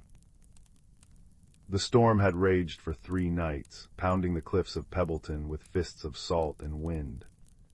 When dawn broke on the 4th morning, the sea lay exhausted, surrendering treasures it had swallowed centuries ago. Among the splintered wood and barnacled chains, young Finn discovered the compass. Not brass or iron, but carved from driftwood as pale as moonlight, its glass face clouded like a sleepy eye. When Finn touched it, warmth spread through his fingers, and a voice like wind chimes whispered, "Seek what is hidden." Finn lived in a cottage where the chimney smoke curled like gray cats into the sky. His grandfather, a fisherman with hands like knotted ropes, warned of the sea's hunger. "It swallows dreams," he'd rumble, mending nets by firelight. But the compass pulsed against Finn's palm, humming a melody only he could hear, a song of caves where starfish glowed and tides danced to moon song. That night, as waves lulled the village to sleep, the compass glowed. Its needle spun wildly before settling not on north, but on the jagged silhouette of Devil's Maw, a sea cave where children dared each other to venture, and none ever did. Gathering his courage and a lantern, Finn crept past sleeping cottages. The path to Devil's Maw was treacherous, slick with kelp and secrecy. At the cave's entrance, waves hissed like angry serpents. Yet the compass glowed brighter, casting liquid gold light on the walls. Deeper he went, through tunnels dripping with phosphorescent algae, until the air turned sweet with salt blossoms, flowers that bloomed only in eternal darkness. Here the needle quivered and stilled. Before him yawned an abyss, but not of rock. It was a curtain of liquid sapphire, shimmering like a mirage. The compass whispered, "Trust." Heart drumming, Finn stepped through. Cold kissed his skin, yet he breathed easily. He stood in an underwater cathedral. Coral spires rose in candied pinks and blues, schools of fish like living jewels darted through kelp forests, and lantern jellies bobbed, casting soft bioluminescent blooms. This was the Sea of Whispers, where currents carried secrets and anemones sang in chorus. Yet something felt amiss. The coral bore gray scars, the fish moved sluggishly, and the water hummed with a discordant note, a deep, grieving thrum. A shadow darted behind a brain coral.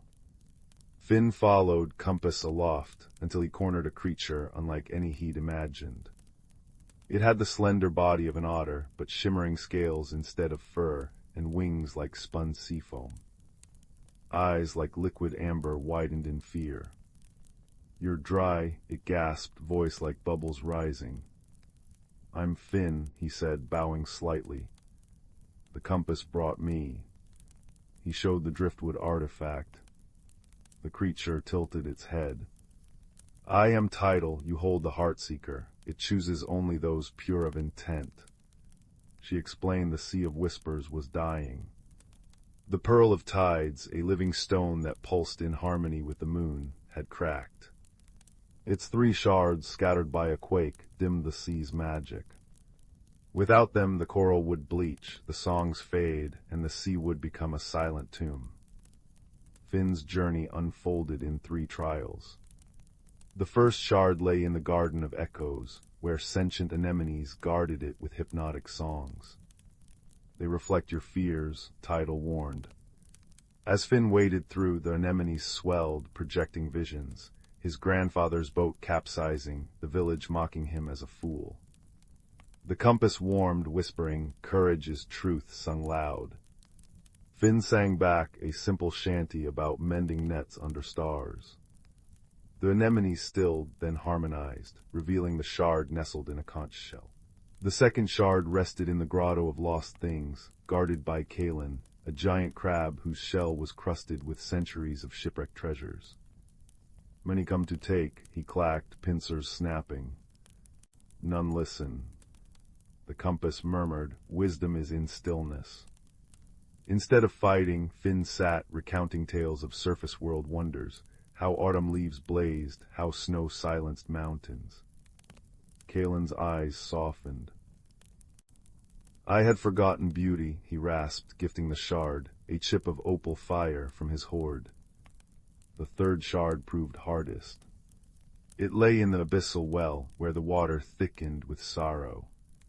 Here the source of the discordant thrum emerged, an ancient leviathan, its body woven from midnight and sorrow, tangled in ghost nets. "It mourns its kin, hunted to extinction," Tidal whispered. The compass glowed fiercely. "Compassion is the deepest tide." Finn swam closer, ignoring the beast's mournful roars. With trembling hands he cut the nets, singing the lullaby his mother once crooned. The leviathan stilled. A tear solid as pearl fell from its eye, the final shard. At the heart of the Sea of Whispers, they placed the shards upon the cracked pearl. Light erupted, not blinding but gentle as dawn. Coral flushed vibrant, fish darted in joyous spirals, and the water thrummed with a pure, resonant chord. Tidal pressed her forehead to Finn's. "You mended more than the pearl, you wove 2 worlds with kindness."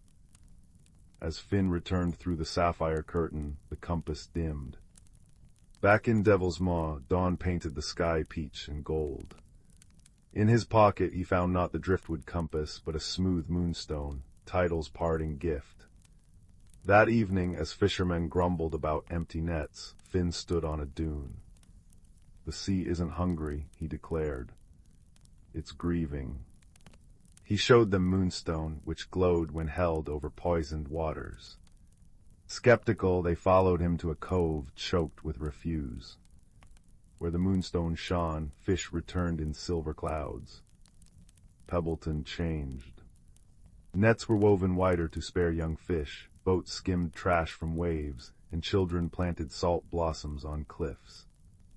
Finn's grandfather, mending nets one twilight, chuckled. "That compass of yours, it sought a different north, didn't it?" Finn smiled, touching the Moonstone. "It sought the heart's true harbor." Years later, Finn captained his own boat. On still nights, he'd anchor near Devil's Maw. Sometimes a shimmer would breach the waves, a fleeting glimpse of seafoam wings. And in his dreams the Sea of Whispers sang, its melody a promise. Where kindness flows, no world is ever truly hidden. The Moonstone, warm against his chest, hummed back in perfect harmony. For Finn had learned that the greatest magic lies not in compasses or pearls, but in the courage to listen, and the wisdom to heal what others cannot see. The firelight flickered, casting dancing shadows on the walls, and if you listened very closely, you could almost hear the gentle pop and crackle of a story beginning to unfold. It's a story about a place not too far from here, if you measure distance in daydreams, called the Valley of Gentle Nonsense. In this valley, the rivers flowed backwards, which was terribly convenient if you ever dropped your hat in the water. You could simply walk upstream a little way and wait for it to float politely back into your hands with a soft, gurgling whoosh. The forests were inside out, meaning the cozy, rooty parts with all the little animal burrows were on the outside, and the tall, leafy parts were in the middle. This made for excellent hide-and-seek, though sometimes a squirrel would accidentally end up in the sky. And in the very heart of this valley, perched precariously on a hill that wiggled when it laughed, was an upside-down tea shop. It was called the Steaming Kettle, though the kettle was always on the floor, and the floor was, technically, the ceiling. Patrons would sit on the ceiling, which was wonderfully carpeted, and their teacups would cling magically to the floor above their heads. It was run by a fellow named Barnaby, a cloud shepherd by trade, who spent his days gently herding fluffy, white cumulus clouds with a crook made of a giant's wishbone. He only ran the tea shop on Tuesdays, because Tuesdays, he said, were inside-out days, and it made perfect sense to him. Barnaby's best friend was a dragon named Pippin. But Pippin was not a fearsome dragon. Oh no. Pippin was a dragon with a passion for porcelain. He collected teacups. Not jewels or gold, but the most delicate, hand-painted, whimsically patterned teacups you could ever imagine. His cave was a labyrinth of carefully dusted shelves, each holding a cup that chimed with a tiny, crystal ping if you tapped it. His greatest treasure was a cup that looked like it was made of a captured rainbow, which made a sound like a happy sigh when you poured tea into it. Their other dear friend was a woman named Cora, a professional dream painter. Each evening, with a brush made of a single moonbeam and paints distilled from starlight and memories, she would add little details to people's dreams. An extra sprinkle of glitter on a fairy's wings, a slightly funnier hat on a dancing badger, or the perfect, buttery scent to a dream of warm toast. One particular Tuesday, the kind of Tuesday that felt like a warm blanket, a most peculiar problem arose.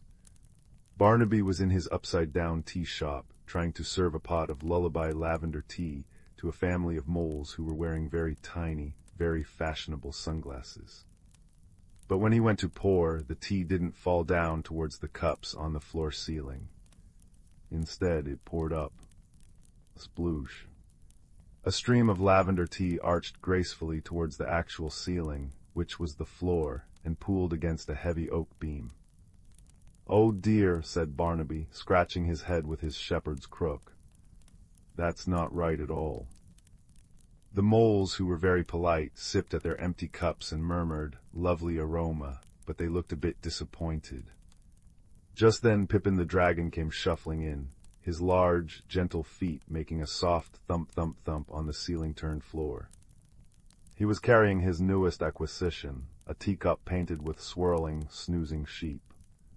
"Barnaby," he boomed in a voice that was like a cello wrapped in velvet. "I've come for a cup of chamomile calm. I need to test the sheep. They look like they'd enjoy it." "I've got a bit of a situation, Pippin," Barnaby said, pointing his crook at the puddle of tea on the floor above their heads. "The tea seems to have forgotten which way is up." Pippin peered at the puddle. "It does seem confused. Perhaps it's having an inside-out day, but it's only Tuesday." He let out a thoughtful rumble that made the teaspoons on the walls vibrate with a gentle bzzz.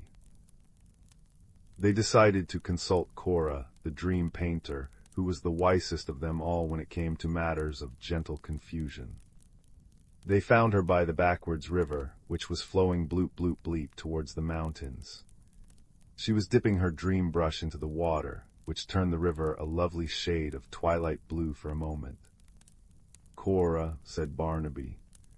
The tea is pouring upwards. It's causing a dreadful puddle on the floor. That's a ceiling. Cora tapped her moonbeam brush against her chin. An inversion of intention, she mused. The tea wishes to rise, not fall. It's a very ambitious tea, but it is still tea, and tea's true purpose is to be sipped from a lovely cup. She looked at Pippin's new sheep cup. Especially one like that. But how do we convince it? Asked Pippin, his tail twitching with worry and nearly knocking over a tree that was growing sideways. We must remind it of its purpose, said Cora. We need to create a spectacle of sipping so delightful, so utterly irresistible, that the tea will forget its foolish ambitions and simply want to be drunk. And so they hatched a plan. It was a silly plan, but in the valley of gentle nonsense, the silliest plans were often the best ones. Barnaby went to herd the most content-looking clouds, the ones that looked like sleeping lambs and overstuffed pillows. He gently nudged them over to the tea shop until they formed a soft, fluffy staircase leading from the puddle on the high ceiling down to the cups on the low floor. F-whoomp, F-whoomp went the clouds as they settled into place. Pippin rushed back to his cave and returned with his most beautiful, most melodic teacups. There was the rainbow cup that side, a cup that chimed like a tiny bell when touched, and another that had a pattern of bubbles that actually fizz-pop fizzed softly. Cora, with her dream painter's skill, did the most important job. She didn't paint the tea, she painted the air above each cup. With a flick of her wrist, she painted little swirls of steam that carried the scent of honey and biscuits. With another flick, she painted the sound of a contented murmur and the feeling of a warm, cozy chair. She painted the very idea of a perfect afternoon tea. Finally, everything was ready. Barnaby stood by the teapot. Pippin arranged his cups. Cora gave a nod. Now, Barnaby, she said. Barnaby poured. A sploosh. Once again, the lullaby lavender tea streamed upwards, defying gravity with all its might. It reached the puddle on the ceiling floor. But then, something new happened. The tea, curious, began to trickle onto the first cloud step. Instead of splashing, it went blorp and was absorbed into the fluffy whiteness. The cloud, now smelling wonderfully of lavender, seemed to sigh with pleasure. Encouraged, the tea flowed onto the next cloud, and the next, each step a little blorp and a sigh, creating a cascading staircase of scent. It reached the bottom cloud, which was hovering just above Pippin's rainbow teacup. The tea hesitated for a moment, hovering over the cup that sighed with anticipation. And then it happened. The rainbow cup let out its happy little sigh. The bell cup gave a faint ting. The bubble cup fizz-pop fizzed. And the air above them, painted by Cora, shimmered with such irresistible coziness that the tea could no longer resist. With a final, gentle plink, a single drop of tea fell into the rainbow cup.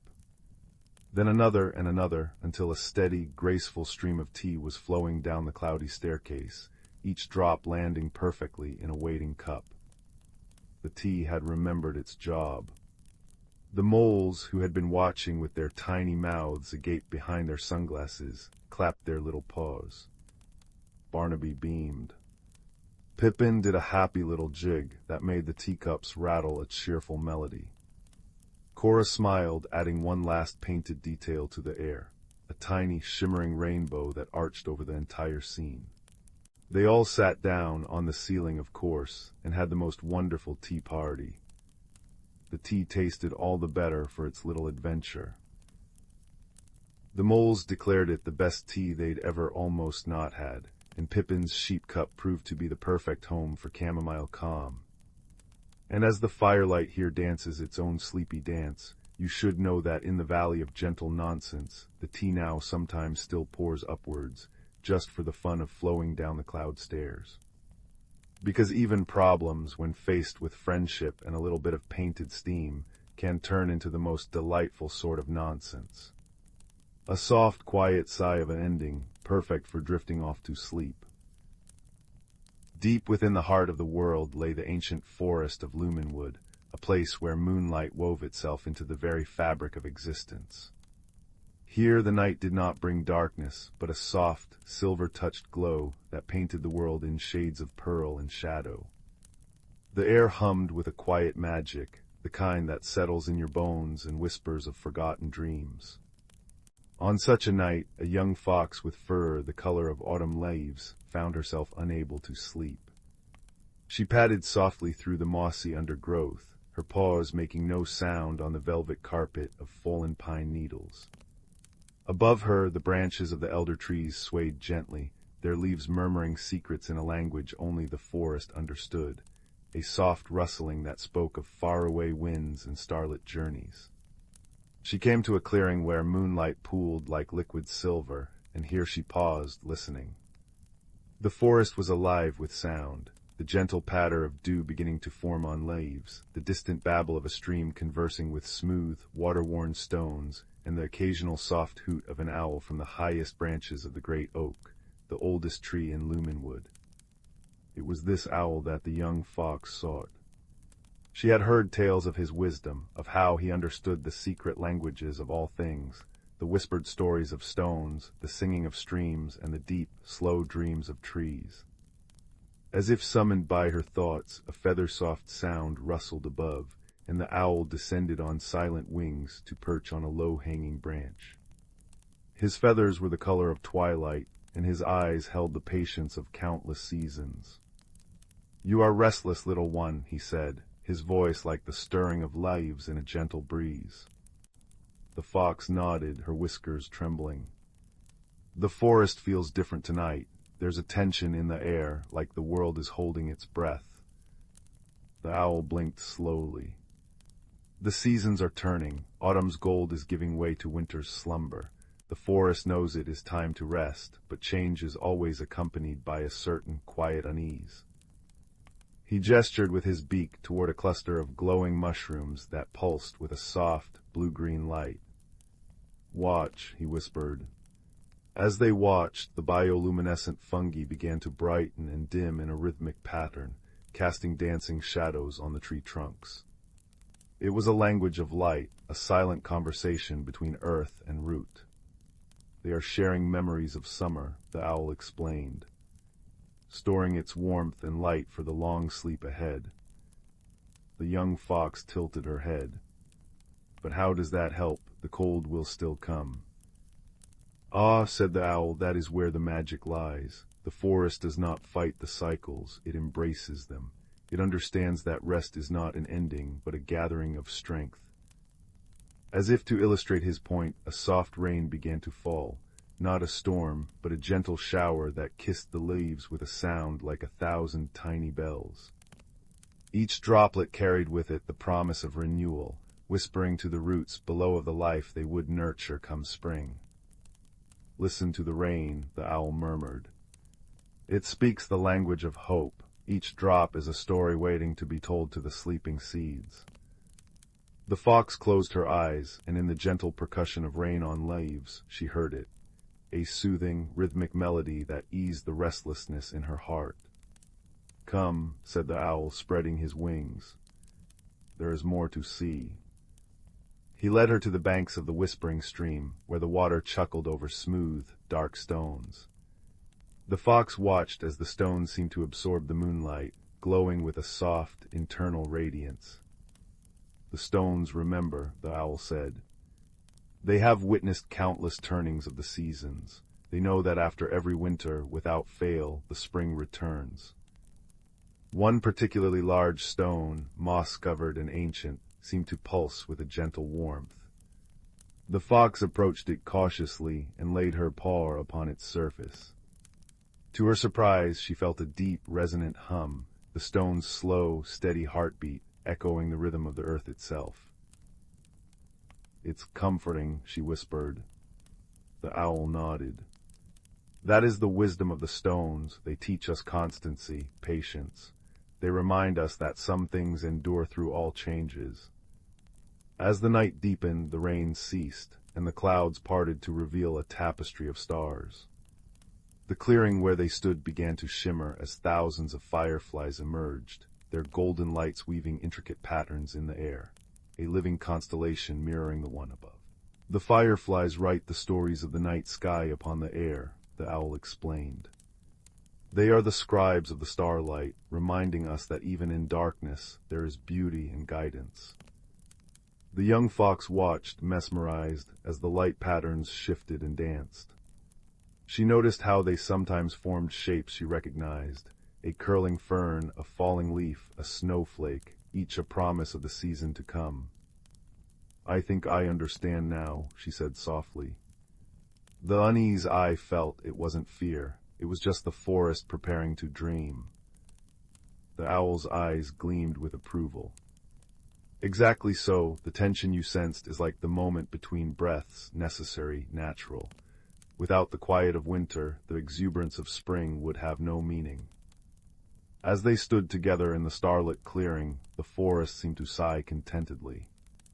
The wind picked up, rustling the leaves in a soothing lullaby, while the stream continued its gentle babbling, a constant, reassuring presence.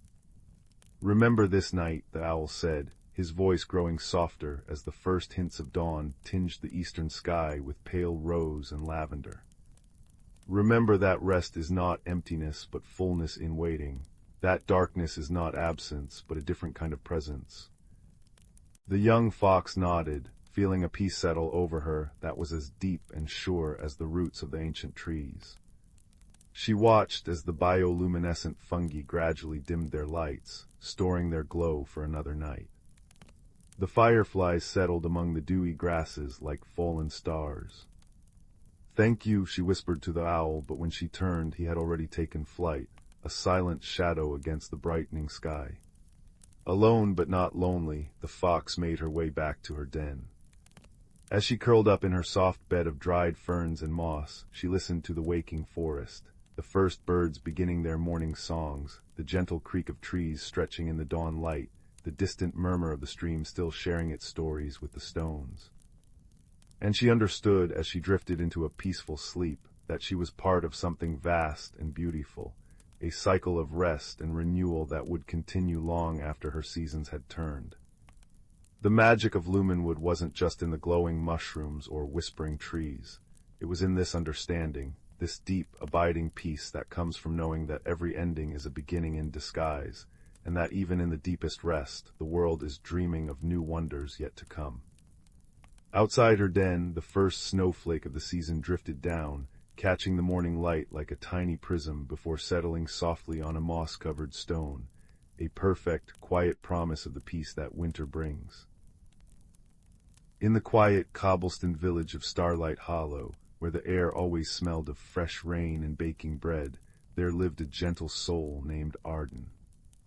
Arden was the village stargazer, a keeper of celestial maps and whispered legends, whose small cottage was tucked between the whispering pines and the gently babbling brook's silver thread.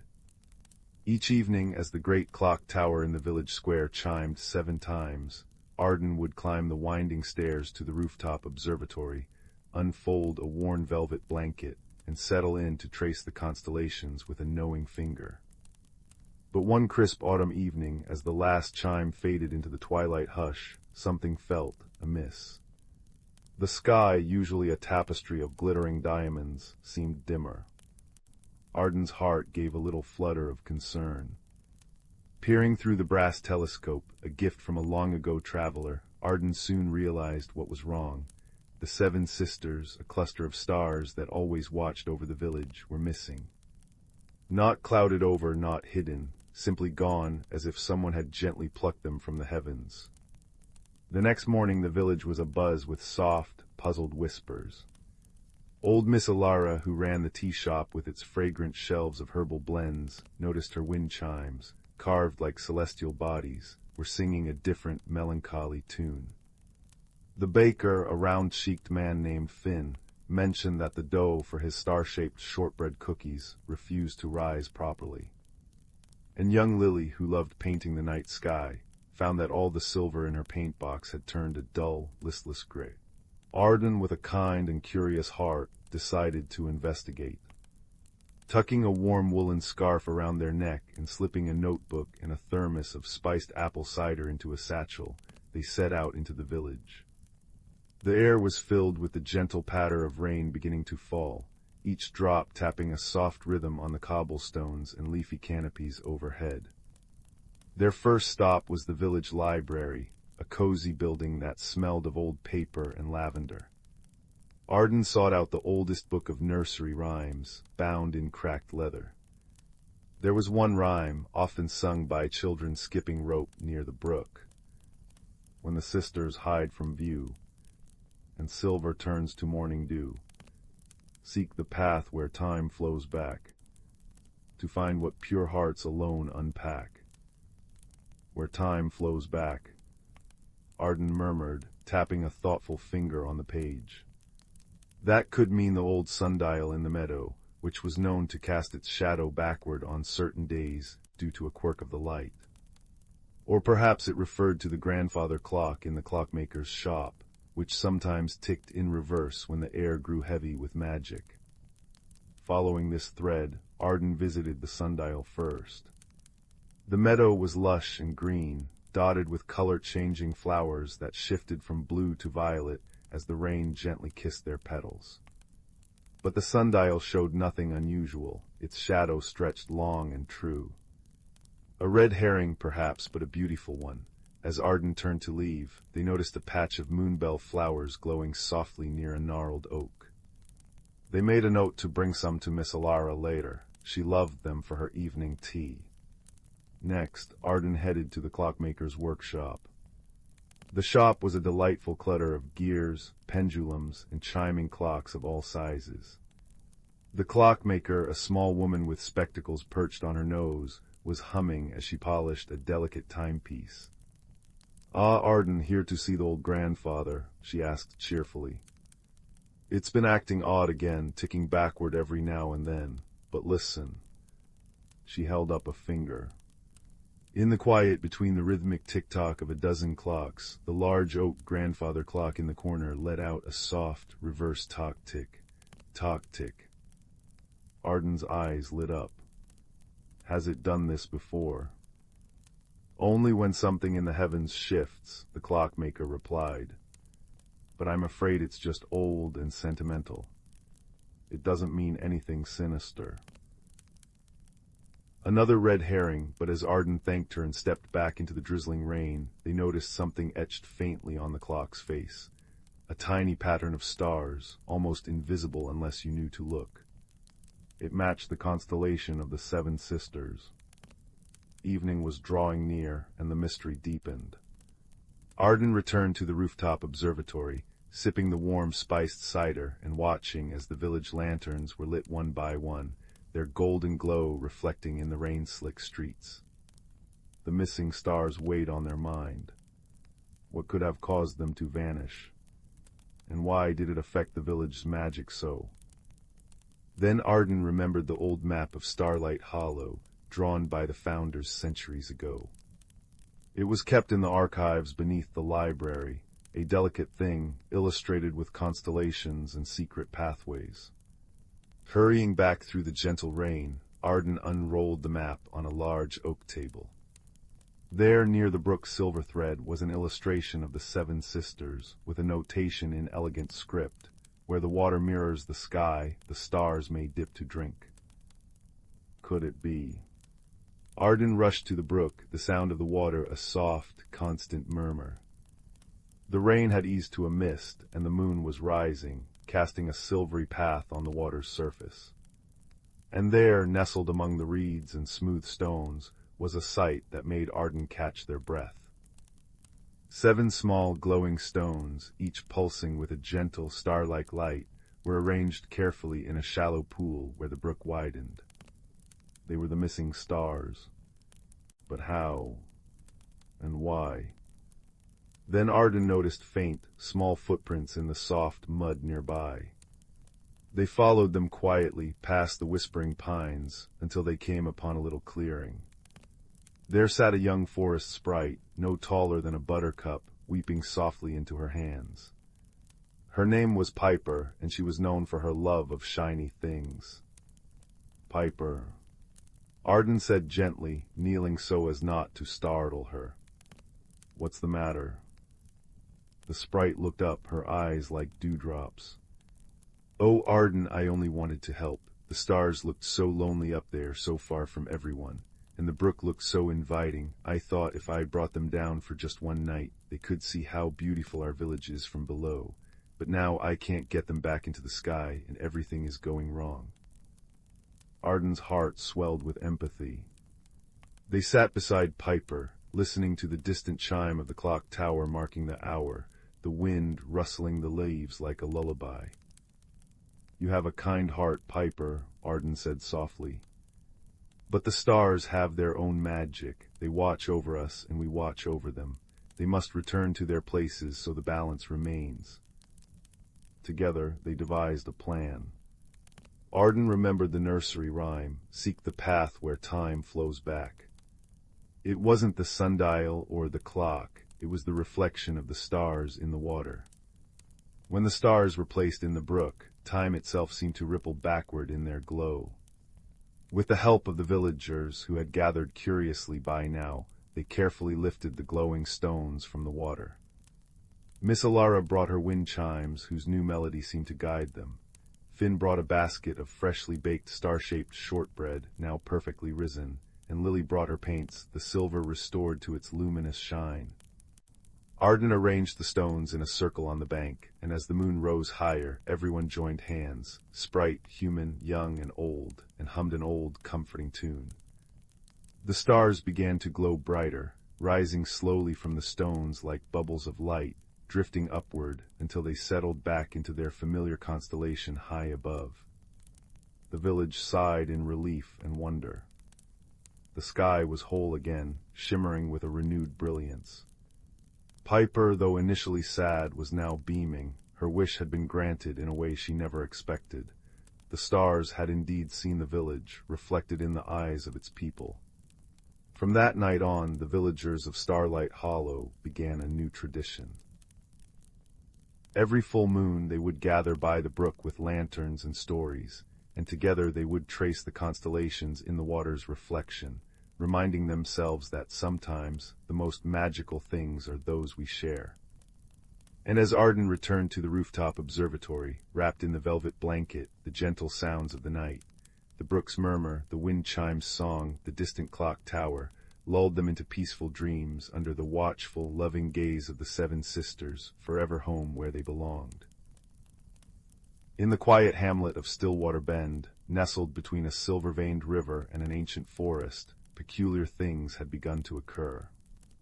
It started subtly, as such things often do. The village baker, a gentle woman named Rowan, noticed it first. She'd been drawing water from the well at dawn when she saw that the morning glory blossoms, which always unfurled a brilliant cobalt blue, had bloomed instead a soft, pearlescent gray. Later that day, the town's oldest clock tower, known for its dependable sonorous chime, struck 13 quiet, silvery notes at noon. The most wondrous and unsettling change, however, was discovered by a young, thoughtful boy named Finn. Finn loved the night sky. He had a worn, hand-drawn map of the constellations given to him by his grandfather, and he knew them all by heart. But one evening, as he lay on a woolen blanket in his backyard, he saw that the smallest star in the Little Dipper's handle, a star his grandfather had called the Timid Spark, was gone. Not clouded over, but simply absent, leaving a tiny, dark void in the familiar pattern. The village hummed with a curious, not fearful, excitement. Whispers wove through the market stalls, accompanied by the gentle plink-plonk of rain chains dangling from the eaves. The weaver's looms clacked a steady rhythm, and the breeze played a soft melody on the wind chimes hanging outside every door, but beneath it all was a shared question: what was happening to Stillwater Bend? Finn decided he would find out. He was a boy who believed that most problems were just puzzles waiting for the right piece to be found. He carried with him his grandfather's constellation map and a heart full of empathy for the world around him. His first clue came from an old nursery rhyme, one the village children sang while skipping rope near the cobblestone square. When the clock tower counts one more, and gray the morning glories weep, seek the path of forgotten lore, where starlight secrets lie asleep. Finn had heard the clock tower count one more. He had seen the gray morning glories. The path of forgotten lore had to be the old forest path, a trail marked on his map that few used anymore. With a satchel of honey cakes and a determined spirit, he set off.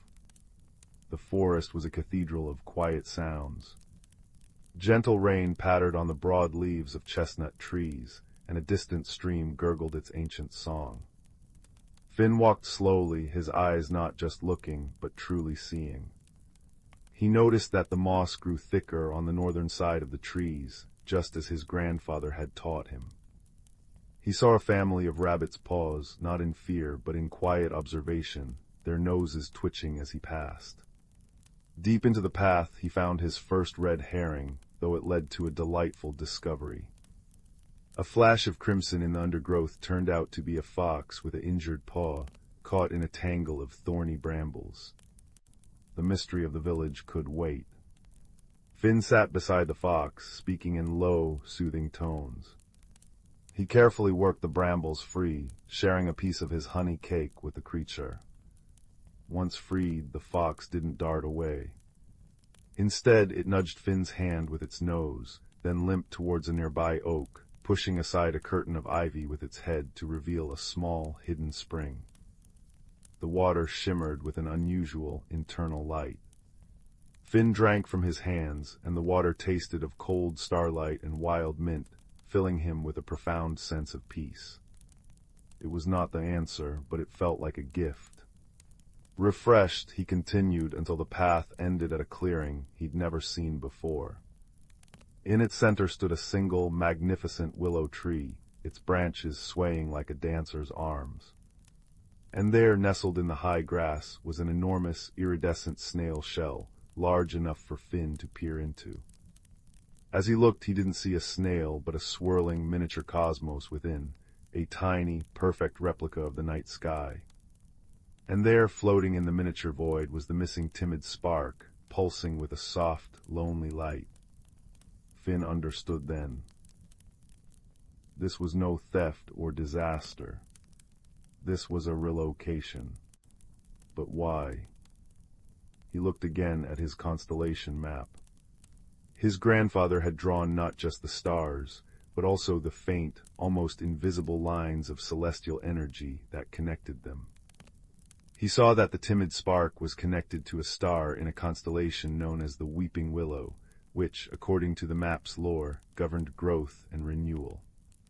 He looked at the great willow tree in the clearing, and he saw that one of its major branches was splintered, hanging limp, sapped of life. The tree was dying. The village's other peculiarities clicked into place. The backwards flowing time, the color-changing flowers, they were all symptoms.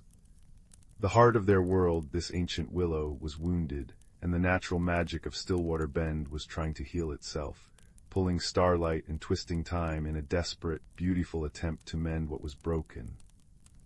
Finn didn't try to move the star back. That felt wrong, like taking a bandage from a deep cut. Instead, he ran back to the village, his message not one of alarm, but of purpose. He found Rowan the baker, the clockmaker, the weaver, and all the others in the square. He told them of the wounded willow, the borrowed starlight, and the gentle, struggling magic. He spoke not of a problem to be solved, but of a friend to be helped. The people of Stillwater Bend listened, their faces softening with understanding. That very afternoon, the entire village walked the old forest path. The clockmaker brought strong cord and clever clamps to brace the broken branch. The baker brought a poultice of healing herbs and honey to dress the wound. The weaver brought a soft, moss-lined net to support the heavy limb. Children carried buckets of water from the starlit spring Finn had found. They worked together, their movements a quiet, coordinated dance of care. As the splinted branch was secured and the last of the healing poultice was applied, A collective sigh seemed to move through the forest. The gray morning glories at the edge of the clearing slowly blushed back to their vibrant blue. The wind chimes, which had been silent in the still air, began to tinkle a gentle, celebratory tune. That night the whole village gathered in the clearing, wrapped in warm blankets. They looked up at the sky. The timid spark was back in its rightful place in the Little Dipper, but it now shone with a new, confident brilliance, no longer timid at all. It had done its duty. The great willow tree, its life force returning, seemed to glow with a soft, green light, its leaves whispering thanks on the breeze. The mystery was solved, but the story was not over.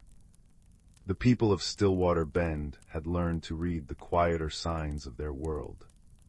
They now knew their home was alive with a gentle, sentient magic, and they were its guardians. The peculiar happenings had not been a warning, but a call for help, a call they had answered with observation, empathy, and togetherness.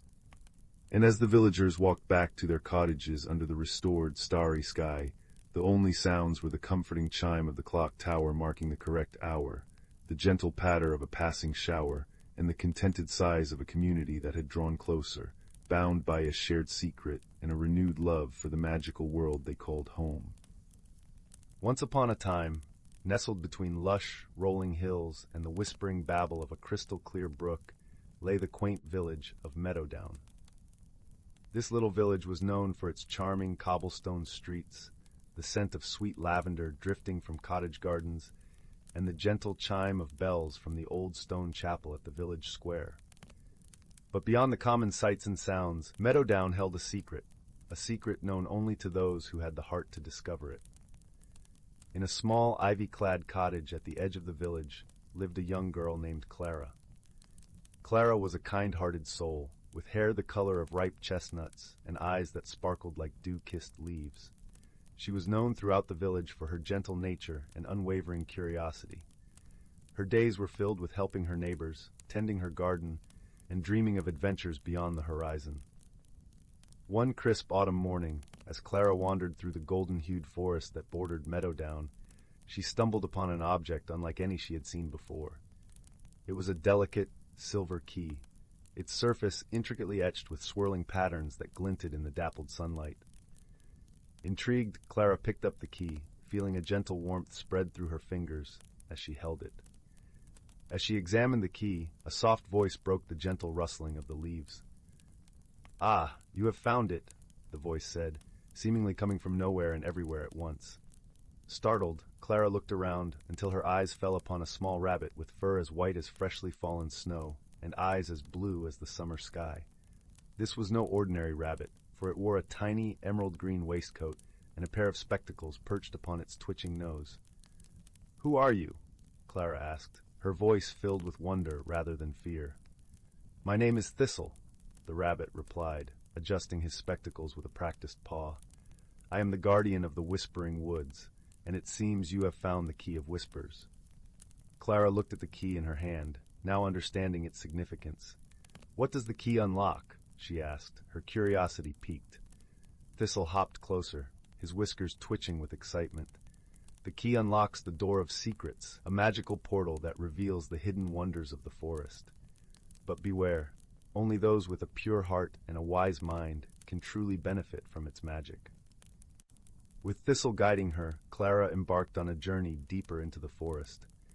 The path was lined with towering trees whose branches formed a canopy of vibrant reds and oranges, and the air was filled with the earthy scent of fallen leaves. As they walked, Thistle shared stories of the forest's hidden magic, of creatures that sang to the moon and flowers that bloomed only under starlight. Their journey was not without challenges. At one point, they came upon a wide, rushing stream, its waters too deep and swift to cross easily. Clara paused, thinking deeply. Instead of attempting to force her way across, she noticed the pattern of stepping stones hidden just beneath the surface, revealed only to those who took the time to truly observe. With careful steps, Clara and Thistle made their way across the stream, their trust in each other growing with every challenge they faced. Along the way, they encountered other forest inhabitants who offered their unique wisdom. There was Luna, the wise old owl with feathers like moonlit shadows, who taught Clara the importance of patience and listening to the world around her.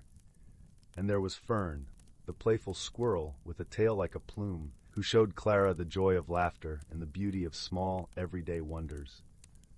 Finally, after a journey filled with learning and laughter, they reached the Door of Secrets. It stood nestled between two ancient oak trees, its surface shimmering with a light all its own. Clara hesitated for a moment, feeling the weight of the key in her hand, before turning to Thistle. "Are you ready?" he asked, his eyes twinkling with encouragement. Taking a deep breath, Clara nodded and inserted the key into the lock. As she turned it, the door swung open with a gentle creak, revealing a world of breathtaking beauty. A world where the trees whispered secrets of the ages, and the air was filled with a melody only the heart could hear. Clara stepped through, feeling a sense of peace and belonging wash over her. She had embarked on this journey with a heart full of curiosity and returned with a heart full of wisdom and wonder. She realized that the true magic of the key was not in the wonders it revealed, but in the journey itself and the friendships she had forged along the way. As the sun began to set, painting the sky in hues of pink and gold, Clara and Thistle made their way back to Meadowdown. The village welcomed them with open arms, its lights twinkling like stars in the gathering dusk.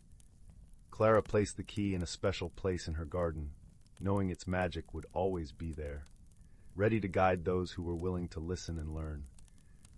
And every evening, as the village settled into the comforting embrace of night, Clara would share stories of her adventures, her voice a gentle melody that lulled the village to sleep. And so in the heart of Meadowdown, where ordinary objects held extraordinary secrets, Clara's story of discovery and wonder was whispered from generation to generation, a reminder that the true magic of life lies not in the destination, but in the journey itself. The fire crackled softly in the hearth, casting dancing shadows upon the walls that seemed to breathe in time with the rhythm of the night. Outside, the wind whispered through the pine trees, a gentle lullaby for the slumbering world. But within the warm circle of firelight, a story waits to be told, a tale of quiet magic and unexpected journeys, of friendships that glow like embers in the darkness, and transformations that happen not in grand explosions, but in the slow, steady warmth of understanding. Our story begins with a young boy named Rowan, who lived in a cottage at the edge of a great, whispering wood. Rowan was a quiet child with a heart that noticed things others often overlooked, the way morning dew clung to a spider's web like a necklace of diamonds, the particular scent of rain on dry earth, the hidden pathways of field mice through the tall grass. But lately a restless feeling had settled in his chest, a quiet yearning for something he could not name. It was a hollow sort of feeling, like an unlit fireplace in the depths of winter. One afternoon, as the sun bled orange and purple across the sky, Rowan was gathering kindling at the wood's edge when he noticed something unusual. Tucked between the gnarled roots of an ancient oak tree was a stone unlike any he had ever seen. It was smooth and oval, fitting perfectly in the palm of his hand, and its color was a deep, smoky gray. But as the twilight deepened, the stone began to change. From its very core, a soft, pulsing light emerged, the color of warm embers at the heart of a fire. It didn't blaze or flash, but glowed with a gentle, rhythmic light, as if it held a tiny, sleeping star within. Fascinated, Rowan picked it up. The stone was warm to the touch, and holding it sent a curious sense of calm through his restless spirit. He tucked it safely into his pocket and carried it home, the ember glow a secret companion in the growing dark. That night he placed the stone on his windowsill. As he lay in bed, its gentle pulse painted his ceiling with soft, shifting patterns of light, and for the first time in weeks he felt a flicker of peace. He fell asleep to its quiet rhythm, and as he slept, he dreamed. Not a dream of wild adventures, but of a path of dappled sunlight that wound deep into the heart of the forest, a path that seemed to call to him. The next morning the yearning in his chest was stronger, now accompanied by the memory of the dream path. The ember stone on his windowsill was dormant again, a simple gray rock in the daylight. But Rowan knew with a certainty that settled deep in his bones that he had to follow that path. He packed a small satchel with a crust of bread, a wedge of cheese, and a flask of cool water, and with the ember stone tucked securely in his pocket, he stepped into the woods. The air was cool and fragrant with the scent of damp moss and pine resin. Sunlight filtered through the dense canopy overhead, creating pools of gold on the forest floor. Rowan walked for what felt like hours, the only sounds the crunch of his own footsteps and the cheerful chirping of unseen birds. He had no map, but he felt a strange pull, an internal compass guided by the memory of his dream and the faint, reassuring warmth of the stone in his pocket. Just as he began to wonder if he had been foolish, he saw it, a narrow, almost hidden trail, exactly as it had appeared in his dream. Ferns bowed over it, and it was carpeted with a thick layer of bronze pine needles. Taking a deep breath, Rowan stepped onto the path. The further he walked, the more the world seemed to change. The light grew softer, tinged with a golden-green hue. The trees were older here, their trunks wide and wise, their branches woven together like the vaulted ceiling of a great, natural cathedral. He heard the gurgle of a hidden stream and felt the temperature shift to a perfect, gentle coolness. He had entered a part of the forest he had never known existed, a hidden world nestled deep within nature's embrace. It was here in this enchanted stillness that he heard a sound that was out of place, a soft, distressed chittering. Pushing aside a curtain of hanging ivy, Rowan found the source. A small, fox-like creature was trapped. Its back leg was caught in a tangle of thorny vines that seemed to have grown around it, tightening their grip.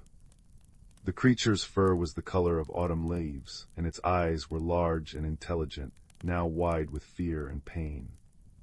Around its neck was a delicate collar of woven bark, from which hung a single, polished acorn that gleamed in the dappled light. Rowan's heart ached for the little animal. He approached slowly, his hands held open to show he meant no harm. "SHHH," he whispered, his voice as soft as the rustling leaves. "It's all right. I'm going to help you." The creature stilled, watching him with a wary but hopeful gaze. Rowan worked carefully, his fingers gentle as he began to untwist the tough, prickly vines. The thorns scratched his hands, drawing tiny beads of blood, but he didn't stop. He spoke to the creature in a low, soothing murmur, telling it about the ember stone, about his cottage, about the restless feeling in his chest. He didn't know if it understood his words, but it seemed to understand his tone, its panicked breathing slowly calming. After what felt like a long time, the last vine snapped free. The creature scrambled back, shaking its freed leg. It looked at Rowan, then at his scratched and bleeding hands, and its large eyes softened. It took a tentative step forward, then another, until it was close enough to gently nuzzle Rowan's injured hand with its cool, damp nose. A wave of warmth, not from the stone but from somewhere deep inside, spread through Rowan. The hollow feeling in his chest lessened just a little. The fox creature then turned and began to limp away, pausing every few steps to look back at him. Rowan understood. He was being invited to follow. Their journey continued, but now it was different. He was no longer alone. His new companion, whom he decided to name Pip for its small, chittering voice, led him deeper into the hidden world.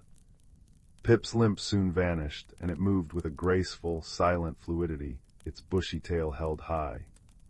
As they walked, Pip would occasionally stop to point its nose at a particularly beautiful cluster of glowing mushrooms, or a bird's nest woven from silver thread and spider silk, sharing the wonders of its home. They came to a clearing where a circle of ancient stones stood, covered in velvety moss and intricate carvings worn smooth by time. In the center of the circle burned a small, perpetual fire that gave off no smoke, its flames a silent, mesmerizing dance of gold and blue. Sitting beside the fire was an old woman. Her hair was long and silver, flowing over her shoulders like moonlight, and her eyes held the deep, knowing calm of the forest itself. She was weaving a basket from river reeds, her fingers moving with a practiced, peaceful rhythm. She looked up as they approached, and a smile touched her lips, as gentle as a sunbeam. "Ah," she said, her voice like the sound of wind through pine needles. "The boy with the quiet heart and the ember stone, and you found Pip. I see you've already begun your journey." Rowan was startled. "You know about the stone." The woman gestured for him to sit by the fire. The warmth it gave off was not just for the skin, but seemed to seep into his very bones, soothing his tired muscles. Pip curled up at her feet, looking completely at home. "I am a keeper of this wood," she said. "And I know the signs. The emberstone does not glow for just anyone. It awakens for those who are on the cusp of a change, whose inner light is ready to burn more steadily. Tell me, Rowan, what is it you are seeking?" Rowan looked into the silent flames, trying to find the words for the feeling that had plagued him. I don't know," he admitted softly. "It's just a feeling, like I'm waiting for something, or like a part of me is missing." The keeper nodded slowly. "A mystery of the heart," she mused. "They are the most gentle and the most persistent of mysteries. They do not shout, they whisper. They do not unravel in a day. They unfold like the petals of a night-blooming flower, or the patterns in smoke rising from a fire." She pointed a long, graceful finger at the stone in his pocket, which had begun to glow again, its ember light pulsing in time with the silent fire. "The stone is a guide, not an answer. It responds to the light you carry within. The restlessness you feel is the friction of your own spirit, growing. Like a seed pushing through the soil, it is uncomfortable, but it is necessary." She told him then of the Glimmerwood, the true name of this hidden realm. It was a place where the boundary between the world of things and the world of feelings was thin as a dragonfly's wing. Here inner light could manifest as soft glows, and sorrow could make the streams run slow and quiet. "Your journey is not to a place but through yourself," she explained. "The path you are on will show you what you need to see. Pip will be your guide, for he knows the hidden trails of the heart, and the emberstone will be your lantern, showing you the way when the path seems dark. But remember, its light is fed by your own courage and kindness." As she spoke, Rowan felt the truth of her words settle over him. The mystery was not something outside of him to be solved, but something inside of him to be understood. He thanked the keeper, and with a renewed sense of purpose, though a quiet one, he and Pip continued on their way. The path led them through landscapes that seemed to reflect the chambers of a heart. They walked through a meadow where the flowers chimed softly like tiny bells when the breeze touched them, a place of pure, simple joy. They crossed a bridge over a stream that flowed with water as clear as crystal, which the keeper had said mirrored one's own clarity of thought.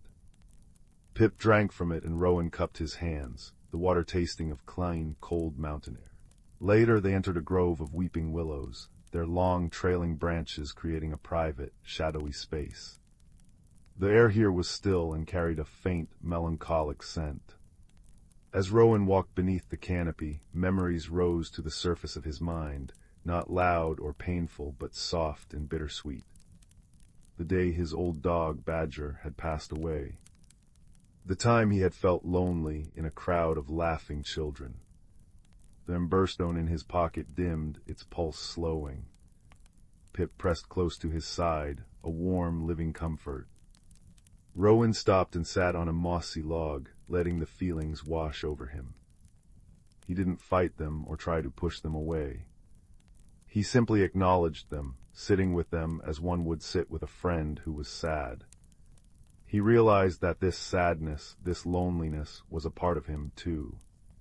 It wasn't an enemy to be defeated, but a color in the vast tapestry of his heart. As this understanding dawned, the emberstone began to glow a little brighter, its warm light pushing back the shadows of the grove. The hollow feeling in his chest shifted, no longer an empty space, but a space that could hold both joy and sorrow. Pip chittered softly as if in approval, and led him out of the willow grove.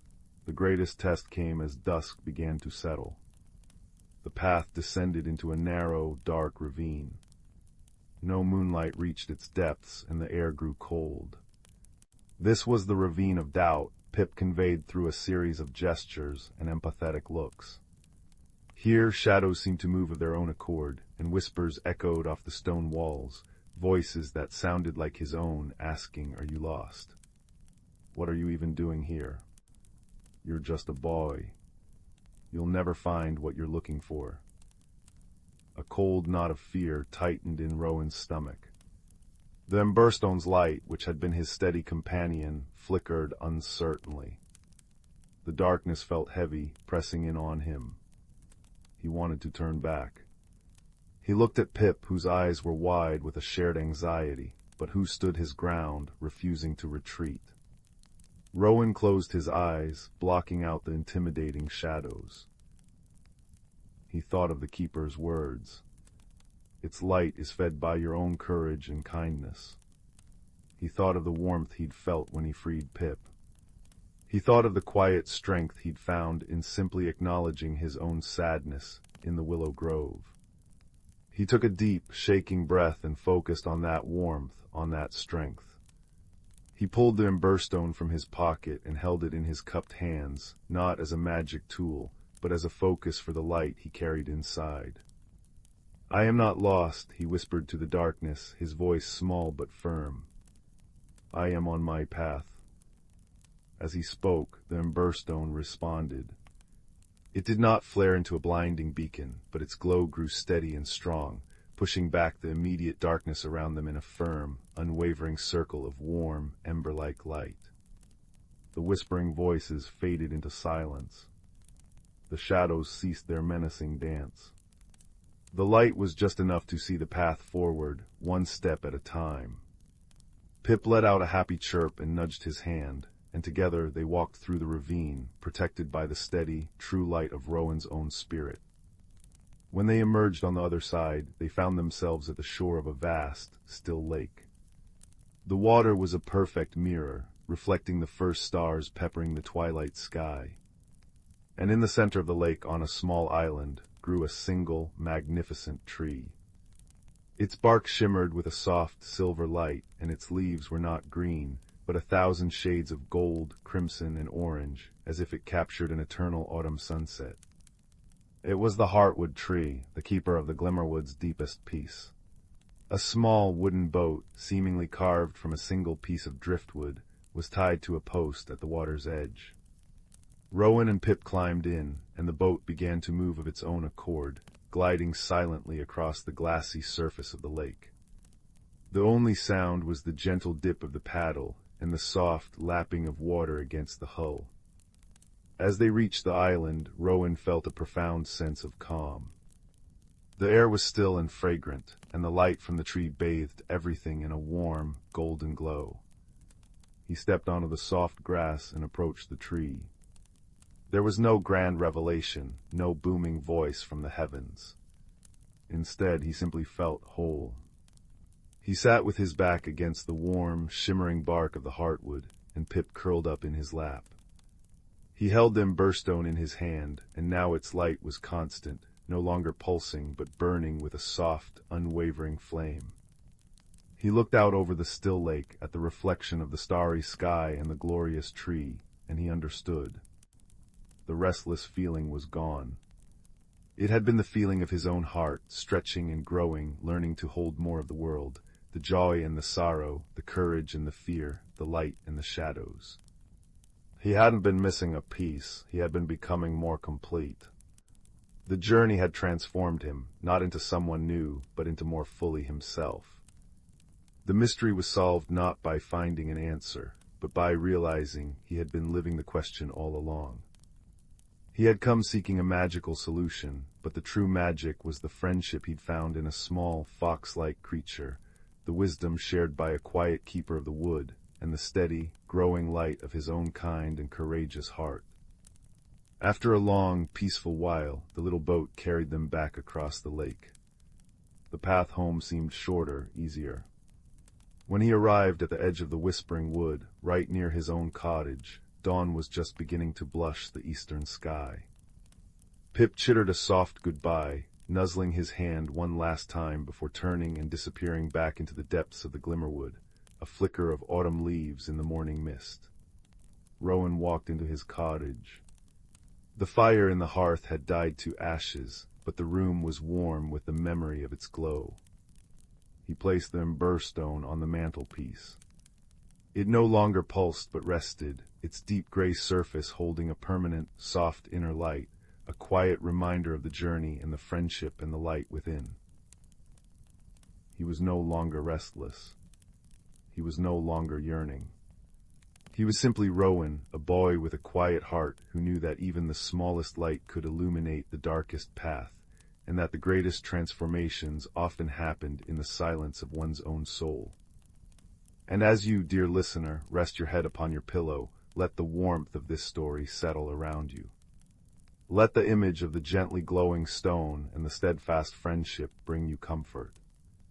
Remember that within you, too, burns a steady and true light, a quiet ember that can guide you through your own journeys, both waking and in dreams.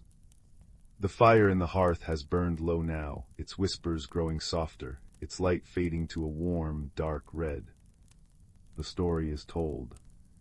The world is quiet. It is time to close your eyes, to let your breathing grow slow and deep, and to drift into a restful sleep, carried on the gentle currents of the Glimmerwood and the peaceful, resolved heart of a boy named Rowan. Sleep well. The fire crackles softly in the hearth, casting dancing shadows upon the walls, and you settle deeper into your cushions, letting the warmth wrap around you like a familiar blanket. Tonight I shall tell you a story of a quiet boy, a hidden world, and a light that glowed like the very embers we watch now. It is a tale of transformation, not the loud, sudden kind, but the slow, steady kind, like a piece of wood giving itself over to the fire, becoming something new, something warm and bright. Our story begins with a boy named Leo, who felt, more often than not, as though he were a puzzle piece from a different box altogether. He was a quiet child with a heart that noticed things others often missed, the way dew clung to a spider's web like a necklace of diamonds, or the particular sigh the old oak tree made when the wind swept through its branches. His days were spent in a small, cozy cottage on the edge of a great, whispering forest, and his closest companions were the books that lined his shelves, their pages filled with tales of daring and magic. But in the quiet moments between the turning of pages, Leo felt a gentle, persistent ache, a longing for a friend who would understand the language of his quiet heart. One evening, as a soft, violet dusk settled over the land and the first stars pricked the sky, Leo was tidying the hearth. The fire was low, a bed of glowing coals pulsing with a deep, orange light. As he reached for a stray piece of kindling, his fingers brushed against something smooth and warm, nestled within the ashes. It was not a piece of wood or coal. It was a stone about the size of his palm, perfectly oval and cool to the touch, yet it held a captured warmth, as if it had been resting by the fire for 100 years. But the most remarkable thing was its heart. Deep within its milky, quartz-like surface, a soft, golden light pulsed. It was not a fierce, blazing light, but a gentle, rhythmic glow, like the slow, steady breathing of a sleeping creature, or the last, loving embers in a dying fire. He wiped the ash from its surface, and the light within seemed to brighten in response, casting a soft, buttery radiance onto his hands.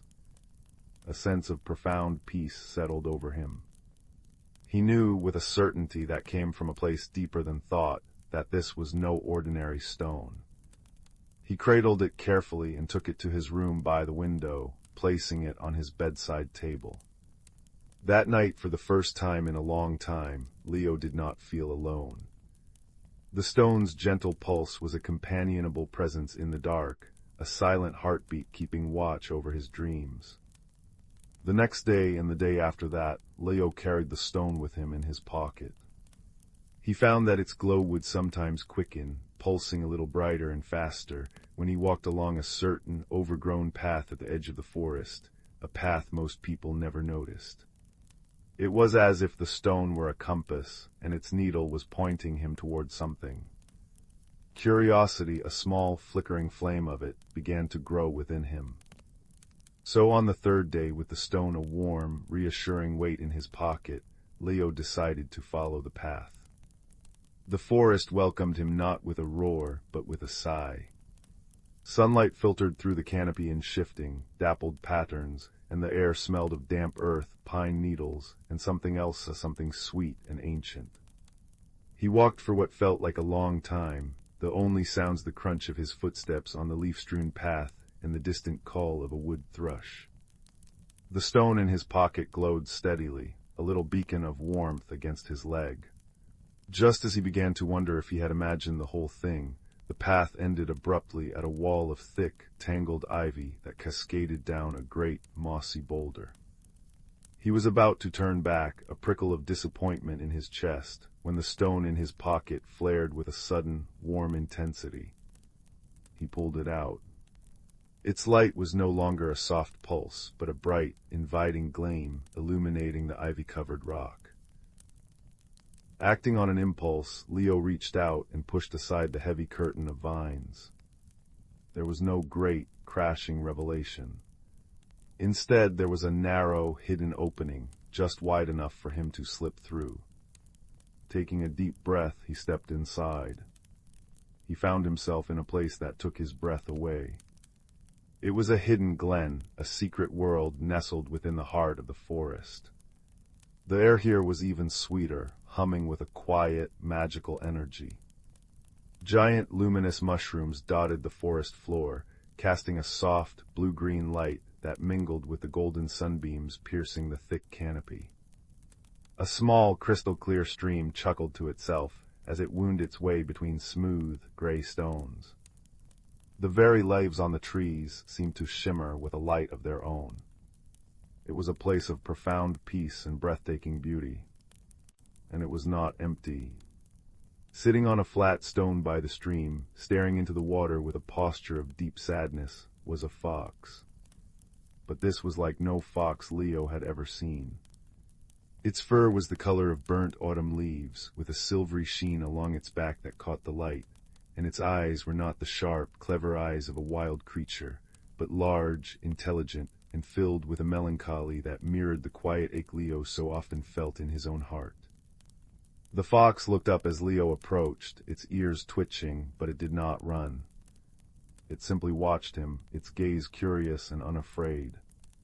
"Hello," Leo said softly, his voice barely a whisper in the tranquil air. The fox tilted its head. To Leo's astonishment, it replied. Its voice was not a human voice, but a rustling, musical sound that seemed to form directly in his mind. "Hello, child of the outside world, you carry a piece of the hearthstone. I have not felt its warmth in many seasons." Leo looked down at the glowing stone in his hand. The hearthstone. "The heart of this glen," the fox explained, its rustling voice filled with a weary sorrow. "It is the source of our light, our warmth, our magic. There were once many, scattered throughout this place, keeping their eternal twilight aglow, but they have been dimming, one by one. Mine was the last to fade just a moon ago, and with it, the music of this place has grown quiet." Leo looked around. Now that the fox mentioned it, he could sense a silence beneath the beauty. It was the silence of a song that had been forgotten, a story left untold. The glowing mushroom seemed a little less bright, the stream's chuckle a little more subdued. "My name is Leo," he said, sitting on the ground a respectful distance from the fox. "And you are?" "I am Kael," the fox replied, "the last guardian of the sun-dappled glen." An unexpected friendship began to blossom there, by the chuckling stream. It was not forged in grand adventure or shared danger, but in the quiet sharing of solitude. Leo told Kael of his life in the cottage, of his books, of the quiet loneliness that followed him like a shadow. And Kael spoke of the glen in its brighter days, when the air was filled with the soft chimes of wind blossoms, and the hearthstones pulsed in a harmonious rhythm that made the very trees sway in a slow, graceful dance. "The magic is fading," Kael said, his rustling voice heavy. and with it the memory of how to rekindle it. The great hearthstone, the one that anchored all others, was lost long ago. It is said to be hidden deep within the whispering caves, but the path is forgotten, and the caves themselves have fallen silent. Leo looked at the stone in his hand, its warm, ember-like glow a stark contrast to the fading light of the glen. He felt a connection to this place, to this lonely fox. He understood the ache of fading light, both in the glen and in his own heart. "Maybe," Leo said, his voice firmer now, filled with a resolve that surprised him, "maybe we can find it together." Kael looked at him, his large, melancholic eyes reflecting the soft glow of Leo's stone. A spark of something, hope perhaps long dormant, flickered within them. "It is a perilous journey for one so small," he cautioned. "I have a good heart for listening," Leo replied. "And you know the old ways, and we have this." He held up the hearthstone. Its light seemed to pulse in agreement. And so their journey began. It was not a march, but a meandering exploration, a gentle mystery unfolding step by step. They left the sun-dappled glen behind, venturing into the deeper, older parts of the forest. Leo's hearthstone became their guide. In places where the path forked, or where the way was unclear, Leo would hold the stone aloft and wait. One path would make it glow a little brighter, its warmth spreading through his fingers, while the other would cause it to dim. It was a conversation, a gentle guidance. Their journey was one of quiet transformation for Leo. With every step he was learning to trust not just the stone, but himself. He learned to read the subtle signs of the forest, the way certain mosses grew thicker on the north side of trees, the particular whisper of the wind through the pines that indicated a clearing ahead. Kael, in turn, began to shed his cloak of sorrow. The simple act of having a companion, of sharing a purpose, warmed his old heart. He would point out hidden wonders to Leo, a flower that bloomed only in starlight, a family of tree frogs that sang in perfect harmony. Their friendship was a quiet, steady flame, burning away the loneliness that had clung to them both. After a day of travel, they found the entrance to the Whispering Caves. It was a dark, gaping maw in the side of a mountain, shrouded in mist and silence. The name seemed a cruel joke, for no whisper came from within, only a deep, profound stillness that felt heavy and cold. Leo's hearthstone flickered as they approached, its light seeming to struggle against the oppressive darkness. "The silence is a wall," Kael said, his rustling voice hushed. "It guards the way." Leo stood at the entrance, feeling the cold breath of the cave wash over him. He was afraid. The darkness was vast and unknown. But then he felt the warm, steady weight of the stone in his hand, and he looked at Kael, who stood beside him, trusting and steadfast. He thought of the fading glen, of the forgotten music, of the loneliness that he now understood could be overcome. He closed his eyes and did what he did best. He listened. At first there was only the silence, thick and smothering. But he pushed past his fear, focusing on the small, warm pulse of the hearthstone against his palm. He listened to his own heartbeat, to the soft rustle of Kael's breathing. And then he heard it. Faint, so very faint, like a memory of a sound. It was not a whisper, but a hum. A low, deep, resonant hum that seemed to come from the very stone of the mountain. "It's not silent," Leo whispered, his eyes still closed. "It's waiting." He took a step forward into the darkness, holding his stone out before him. The hum grew slightly stronger. He took another step and another, Kael padding softly beside him. They moved slowly, the light from Leo's stone pushing back the shadows just enough to reveal a path that wound deep into the heart of the mountain. The cave was a labyrinth of glittering stone and echoing chambers, but Leo did not navigate with his eyes. He navigated with his ears, following the faint, resonant hum that called to the hearthstone in his hand. The deeper they went, the stronger the hum became, until it was a tangible vibration in the air, a song the mountain had been singing to itself for centuries, waiting for someone to hear it. The path led them to a vast, cavernous chamber. In the center of the chamber, on a natural pedestal of rock, sat a stone. It was larger than Leo's, about the size of a loaf of bread, and it was dark and dormant, covered in a fine layer of dust. But from its core, the deep, resonant hum was emanating. This was the great hearthstone. But it was not glowing. It was cold and gray. Leo approached it, his own stone pulsing rapidly now, as if calling out to its elder. He reached out a hand and gently brushed the dust from its surface. Nothing happened. The hum continued, but the stone remained dark. "It has been asleep for too long," Kael said, his voice filled with a fresh wave of despair. "A single hearthstone is not enough to wake it." Leo's heart sank. They had come so far. He looked at the dark stone, then at the warm, glowing one in his own hand. He thought of all the stories he had ever read, tales of magic and light. They always spoke of sacrifice, of giving something of yourself. He thought of the fire in his hearth at home, how a single ember could not start a new fire, but if you placed it gently amidst the kindling with care and patience, a new flame could be born. He wasn't a great wizard. He didn't know any powerful spells. He was just a quiet boy with a good heart for listening. So he did the only thing that felt right.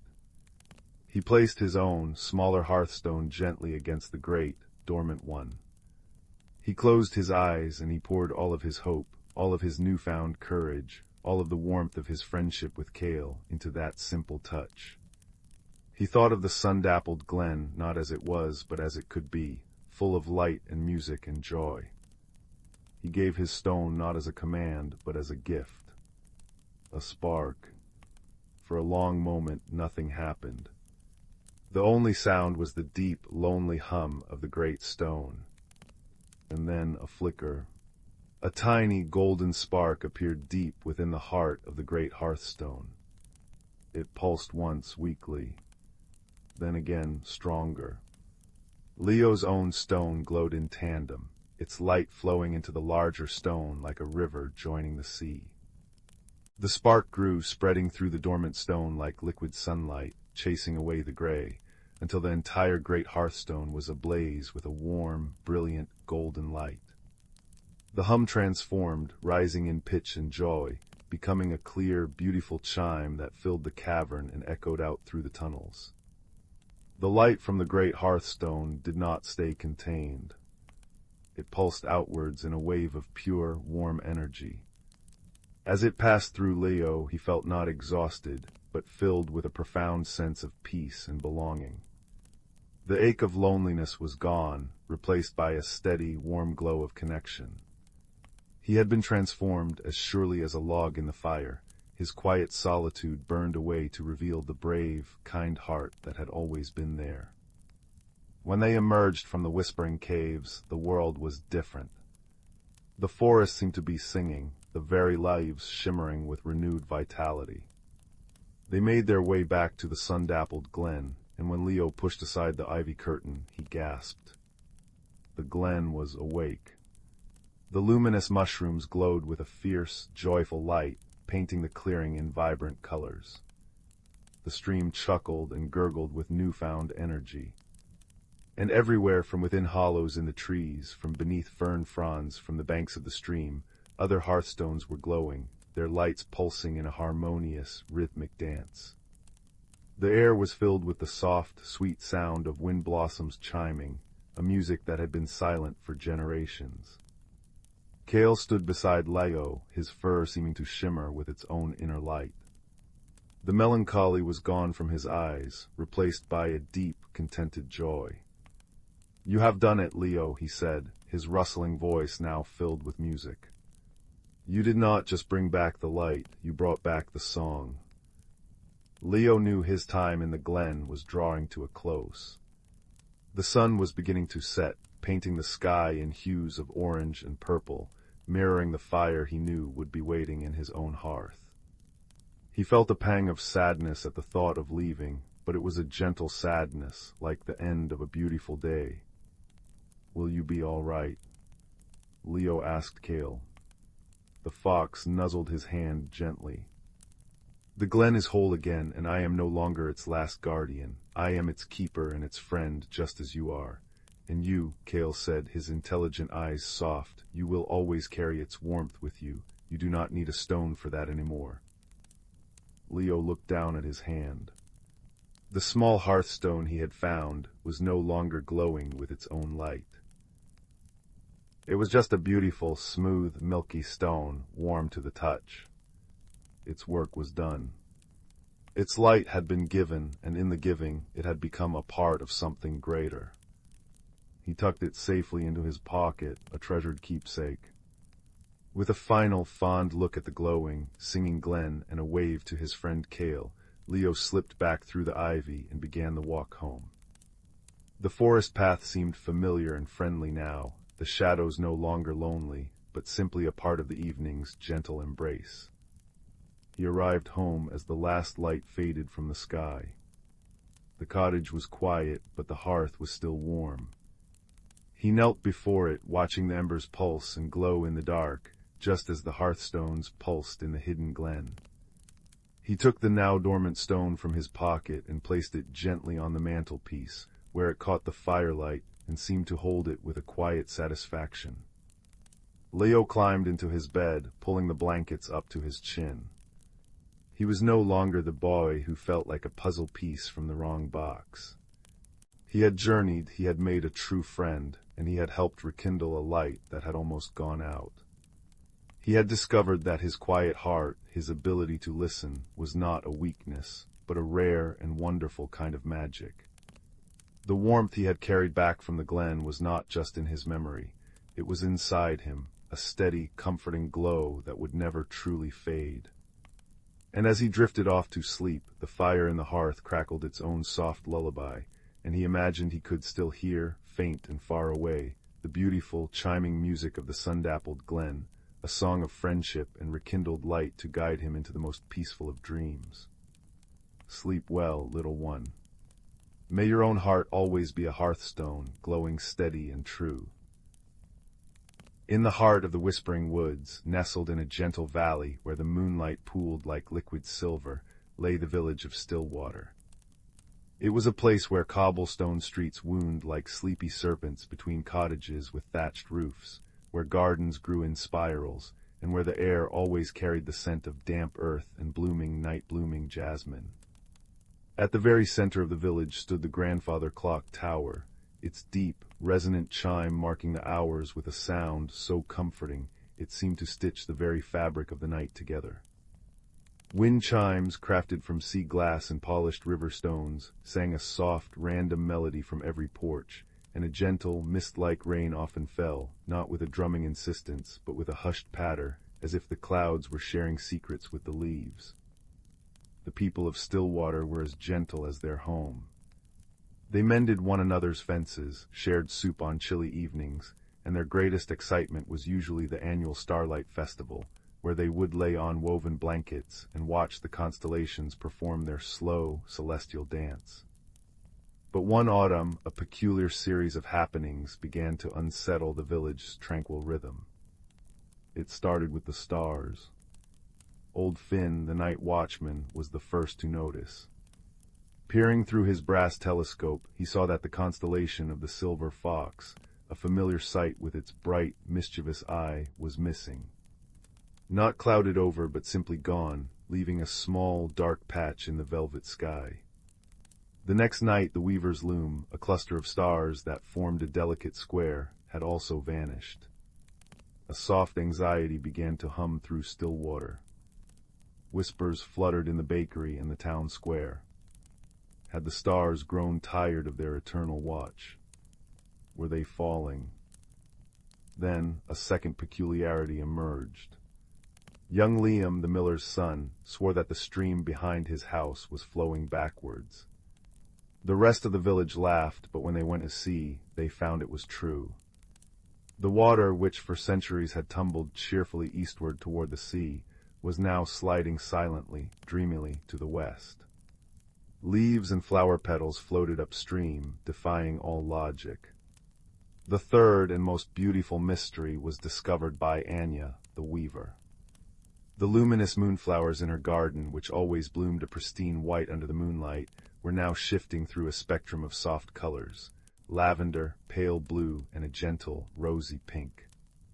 They were breathtaking, but their unpredictable hues were another thread in the tapestry of strangeness that had enveloped Stillwater. The village council, a group of well-meaning elders, gathered in the clock tower.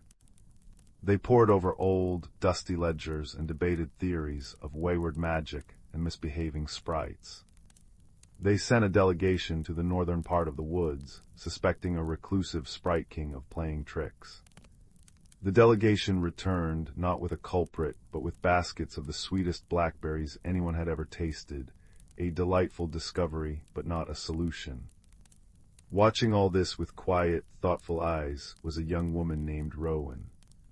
She was the village cartographer's apprentice, with a mind that loved patterns and a heart that listened more than it spoke. While others fretted, Rowan observed. She sat on her windowsill, her knees pulled to her chest, listening to the clock tower chime, the wind chimes whisper, and the gentle rain tap on the glass. She didn't see a crisis, she saw a puzzle. Her first clue came from a nursery rhyme, one sung to every child in Stillwater at bedtime. When the fox loses his sight, and the river takes flight, when the loom is undone, and the weaving's begun, seek the key in the glen, to make the world right again. Everyone knew the rhyme, but they thought it was just a silly verse. Rowan, however, saw it as a map. The fox was the missing constellation. The river was flowing backwards. The loom was the other vanished constellation. The weaving's begun. Could that be connected to Anya's color-changing flowers? That night Rowan took her own detailed star charts, drawn by her master, and a basket of warm oat cakes, and went to visit old Finn in his watchtower. "Finn," she said, her voice soft against the chime of the hour, "the rhyme says the loom is undone. What if the stars aren't missing? What if the pattern is just changing?" Finn, a kind man with a beard like a cloud, hummed. He adjusted his telescope. "A changing pattern, you say, but the stars have been the same for 1,000 years. Has the clock tower always chimed the same way?" Rowan asked. Finn looked thoughtful. "Well, no, we had to recalibrate it last spring after the great storm. The weights were off." Rowan's eyes lit up. She spent the next 2 nights with Finn, not just looking at the empty patches, but at the stars around them. She noticed that the stars of the hunter's bow seemed brighter, and the swan's wing had stretched. The pattern wasn't being erased, it was being rewoven. The backwards flowing river was her next puzzle. She followed it west, away from the sea, further than anyone had gone in a long time. The sound of the water was different, not a chatter, but a deep, resonant hum. She found that it was flowing towards the heart of the whispering woods, into a place known as the Silent Glen, a place the nursery rhyme had mentioned. The glen was usually avoided, not out of fear, but out of respect, for it was said to be a place where the earth itself dreamed. As she walked, she noticed something else. The color-changing moonflowers weren't just in Anya's garden. They grew in patches all along the riverbank, their colors pulsing in a soft, rhythmic pattern. She sat by the water, eating an oat cake, and simply watched. She saw a family of otters playing in the reverse current, tumbling joyfully upstream.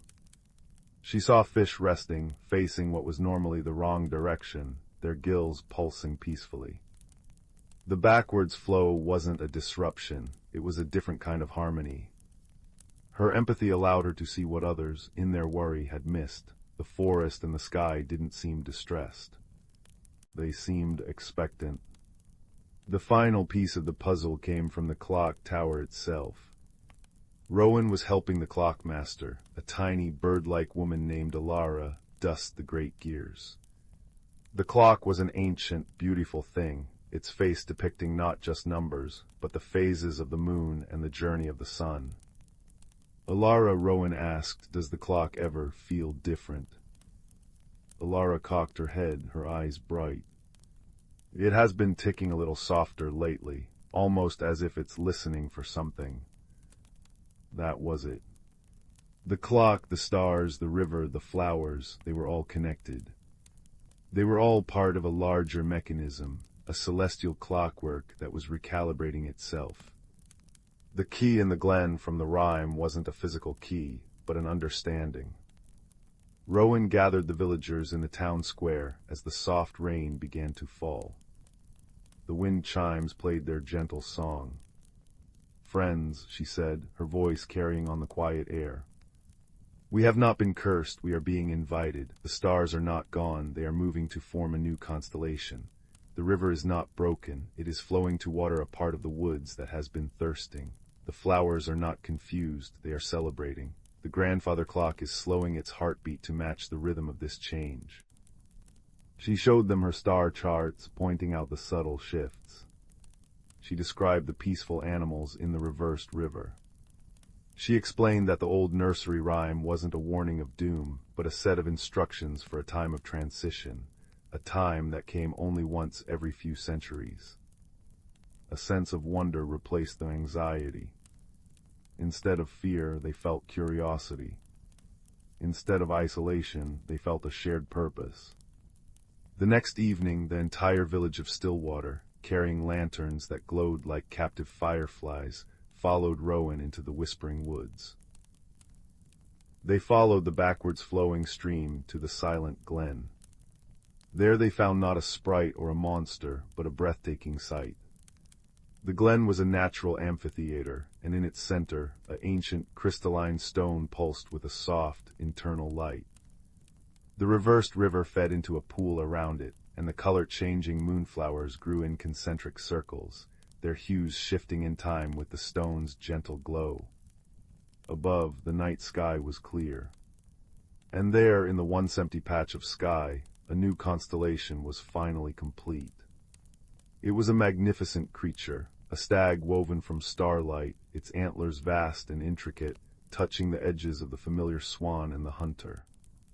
It was a new guide for the heavens. The grandfather clock tower miles away chimed the hour, and its sound was deeper, richer, and more resonant than ever before, as if it had finally found its true voice. The wind chimes in the village rang out in a harmonious, joyous chorus.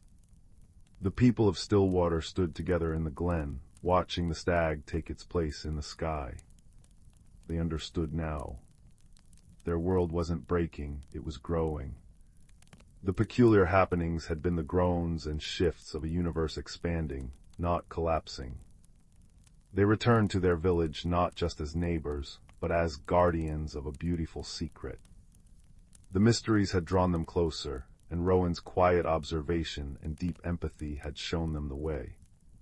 That night, as the gentle rain returned to wash the world clean, every person in Stillwater slept a little more peacefully, their dreams filled with shimmering starlight, backwards flowing streams, and the profound comfort that even the greatest changes are just part of a larger, kinder pattern.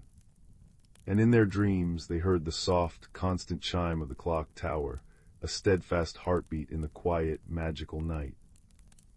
In the heart of the ancient forest, where the trees whispered secrets older than time itself, there lay a hidden glen cloaked in perpetual twilight. Here, the canopy of lush emerald leaves allowed only the gentlest dapples of golden sunlight to kiss the forest floor, illuminating the soft carpet of moss and the delicate ferns that danced with the slightest breeze. The air was filled with the earthy aroma of damp wood and the sweet perfume of wildflowers, creating a symphony of scents that wrapped around the senses like a comforting embrace. In this enchanted realm, the creatures of the forest lived lives intertwined with the rhythms of nature, each playing its part in the delicate balance of their world. Among them was a wise old turtle named Bramble, whose shell was etched with the patterns of 100 seasons. Bramble was revered among the forest dwellers for his deep understanding of the natural world and his gentle, patient counsel. Bramble's closest companions were a sprightly squirrel named Pippin and a graceful deer called Lyra. Pippin, with her fur the color of autumn leaves, was full of boundless energy and curiosity, always eager to explore every nook and cranny of their woodland home. Lyra, on the other hand, moved with the serene grace of a river flowing through a quiet valley, her eyes as deep and calm as a forest pool. One crisp morning, as the first hints of autumn painted the leaves in shades of amber and crimson, Bramble gathered his friends beneath an ancient oak. Its branches stretched wide and strong, offering shelter and wisdom from the ages past. "The time has come," Bramble began, his voice as steady and soothing as the rustle of leaves in the wind, "for us to prepare for the changing of the seasons. We must ensure that the balance of our forest is maintained." Pippin's eyes sparkled with anticipation. "What must we do, Bramble?" she chirped, her tail flicking with excitement. Bramble smiled, his eyes crinkling at the corners. "Each season brings its own magic and challenges. Autumn is a time of harvest and preparation. We must gather the bounty of the forest and ensure that all creatures have what they need to sustain them through the winter." Lyra nodded thoughtfully, her ears twitching as she listened to the gentle hum of the forest around them. "And how do we maintain the balance, Bramble?" The wise turtle looked out across the glen, where sunlight danced through the leaves, casting intricate patterns on the ground. "We must work together, each of us using our strengths to support one another. Pippin, your nimble paws can gather the acorns and berries that will feed many. Lyra, your keen senses will guide us to the hidden caches of food and safe havens for the colder months." With their roles clear, the friends set about their tasks, moving through the forest with a sense of purpose and unity. Pippin scampered up and down the trees, her cheeks full of acorns as she chattered happily to herself. Lyra glided silently through the underbrush, her hooves barely making a sound on the soft earth as she searched for hidden treasures among the leaves. As they worked, the forest seemed to come alive around them. Birds sang sweet melodies that echoed through the trees, and the gentle rustle of leaves created a peaceful harmony with the bubbling of a nearby brook. It was as if the forest itself was lending its magic to their endeavors, guiding them with unseen hands. Days passed in a blur of golden light and rustling leaves, each one bringing them closer to the heart of autumn. The forest glen transformed into a vibrant tapestry of color and life, a testament to the creature's dedication and the power of harmony. Yet as they toiled, a gentle reminder of the forest's wisdom came to them through the subtle signs of nature. One evening, as the sun dipped below the horizon, painting the sky in shades of pink and lavender, Bramble called his friends to him once more. The air was cool and crisp, carrying the faint scent of wood smoke and fallen leaves. "There is something more we must consider," he said, his voice soft but firm. "The changing seasons are not just a time for gathering and preparing, but also for reflection and understanding." Pippin tilted her head, her eyes wide with curiosity. "What do you mean, Bramble?" The wise turtle gestured with a gentle nod toward the horizon, where the first stars began to twinkle in the fading light. "Nature teaches us in whispers and signs. We must learn to listen, to understand the lessons she offers. Balance is not just about physical preparation, but also about harmony within ourselves and with each other." Lyra pondered this, her gaze thoughtful. "How do we learn to listen, Bramble?" With a knowing smile, Bramble replied, "By being present, by observing the world around us with our hearts as well as our eyes. The forest speaks to those who are willing to hear its song." And so, as the seasons continued their dance, the companions embraced this new wisdom.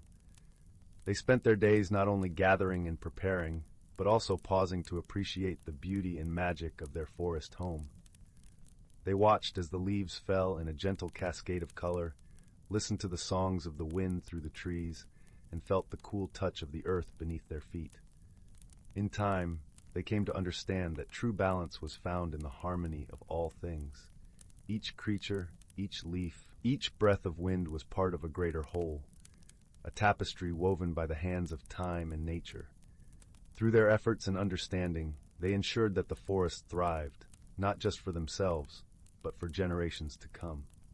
As winter's chill began to creep into the air, the glen lay blanketed in a soft quilt of fallen leaves, the forest at peace in its slumber. Bramble, Pippin, and Lyra gathered once more beneath the ancient oak, their hearts filled with the warmth of friendship and the wisdom they had gained. "Thank you, Bramble," Pippin said, her voice a soft whisper in the twilight, "for teaching us to see the magic in our world." Lyra nodded, her eyes reflecting the soft glow of the setting sun, and for showing us that we are part of something much greater than ourselves. The old turtle smiled, his gaze tender as he looked upon his dear friends.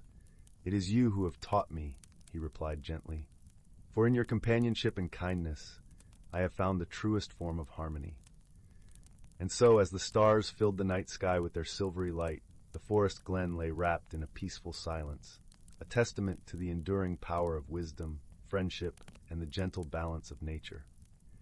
The creatures of the forest slept soundly, their dreams filled with the promise of spring and the eternal cycle of life, knowing that within their hearts lay the magic of the seasons and the whispers of the ancient trees. In the quiet corner of the whirlpool galaxy, where stardust gathered like powdered sugar on a cosmic confection, there drifted a small space station known as the Starlight Haven. It was not a place of cold metal and blinking lights, but rather a living garden that floated among the nebulae, its walls made of crystalline structures that hummed gentle lullabies when starlight touched them just so. Here, two unlikely friends had found one another. Kaelen came from a world where the oceans sang and the forests glowed with soft blue light. His people communicated through shifting patterns of color that danced across their skin, a language of emotions made visible. When he was happy, his skin shimmered like sunlight on water. When thoughtful, it swirled with deep indigo patterns like ink dropped in milk. He had journeyed to Starlight Haven to tend its gardens, for his touch could make even the most stubborn star blossoms unfurl their petals. Then there was Zorblix, who hailed from a planet where the mountains chimed like crystal bells and the rivers flowed with liquid silver.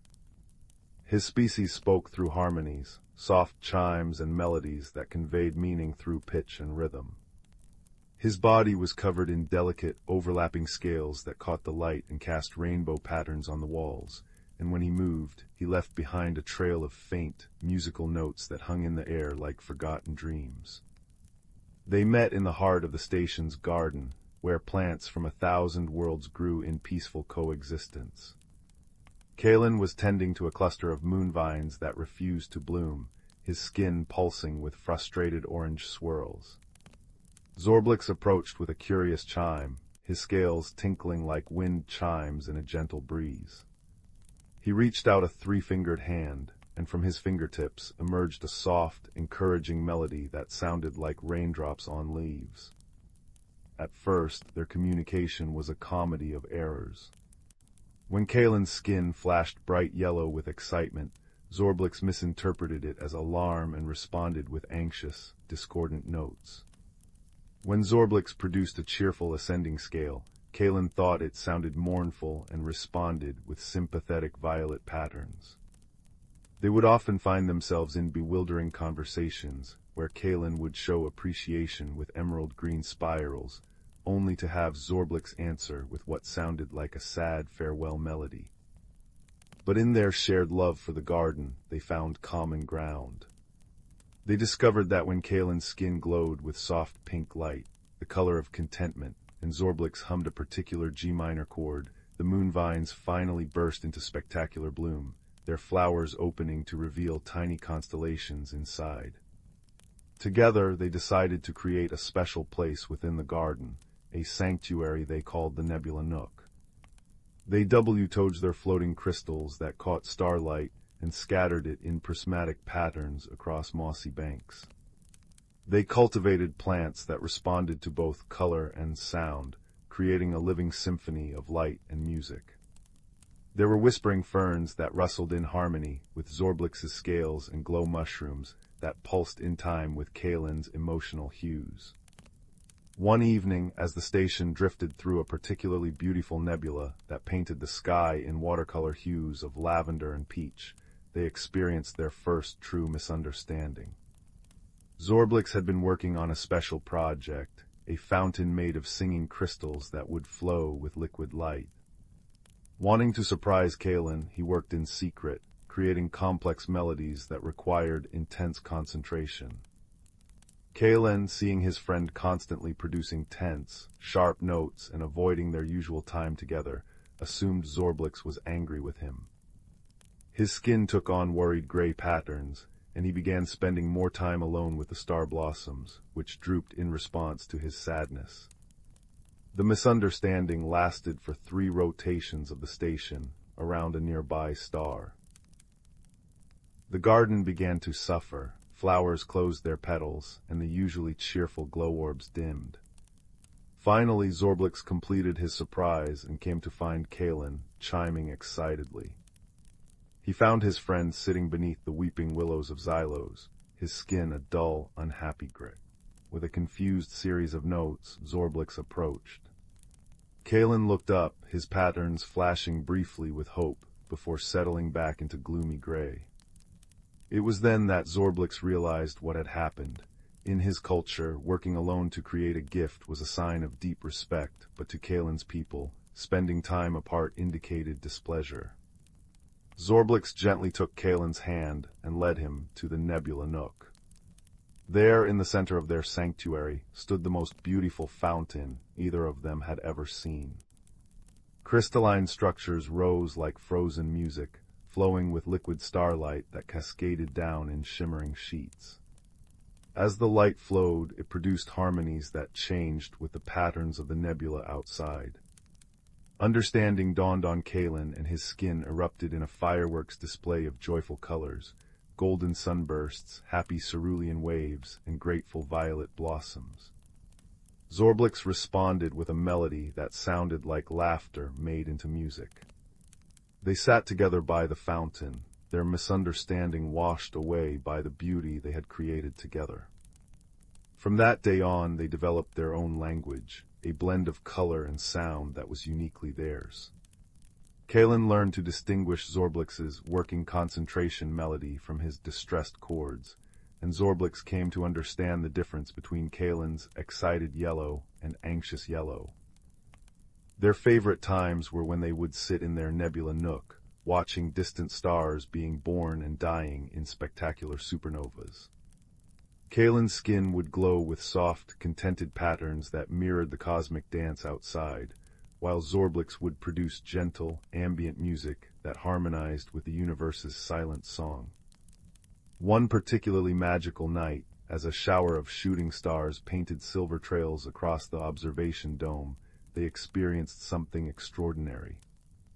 Kaelen was watching the display, his skin reflecting the starlight in odd silver patterns, while Zorblix produced a melody that sounded like stars twinkling. Without thinking, they reached for each other's hands. As their fingers touched, something miraculous happened. Kaelen's color patterns flowed up Zorblix's arm, tracing glowing patterns across his scales, while Zorblix's music seemed to vibrate through Kaelen, causing his skin to shimmer in time with the melody. For a breathtaking moment, they understood each other completely, not through color or sound, but through something deeper, something that needed no translation. It was the pure language of friendship, transcending worlds and species.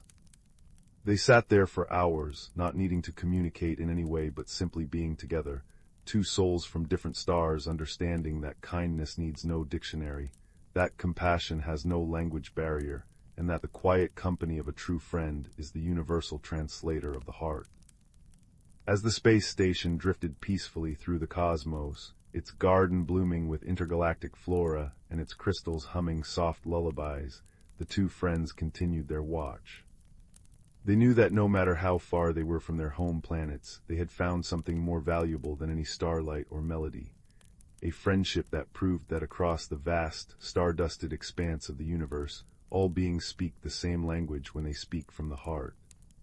And in their nebula nook, with the fountain singing its liquid light melodies and the flowers glowing in response to their combined presence, they created a small corner of the cosmos where differences were celebrated, misunderstandings became opportunities for laughter, and kindness was the only technology that truly mattered.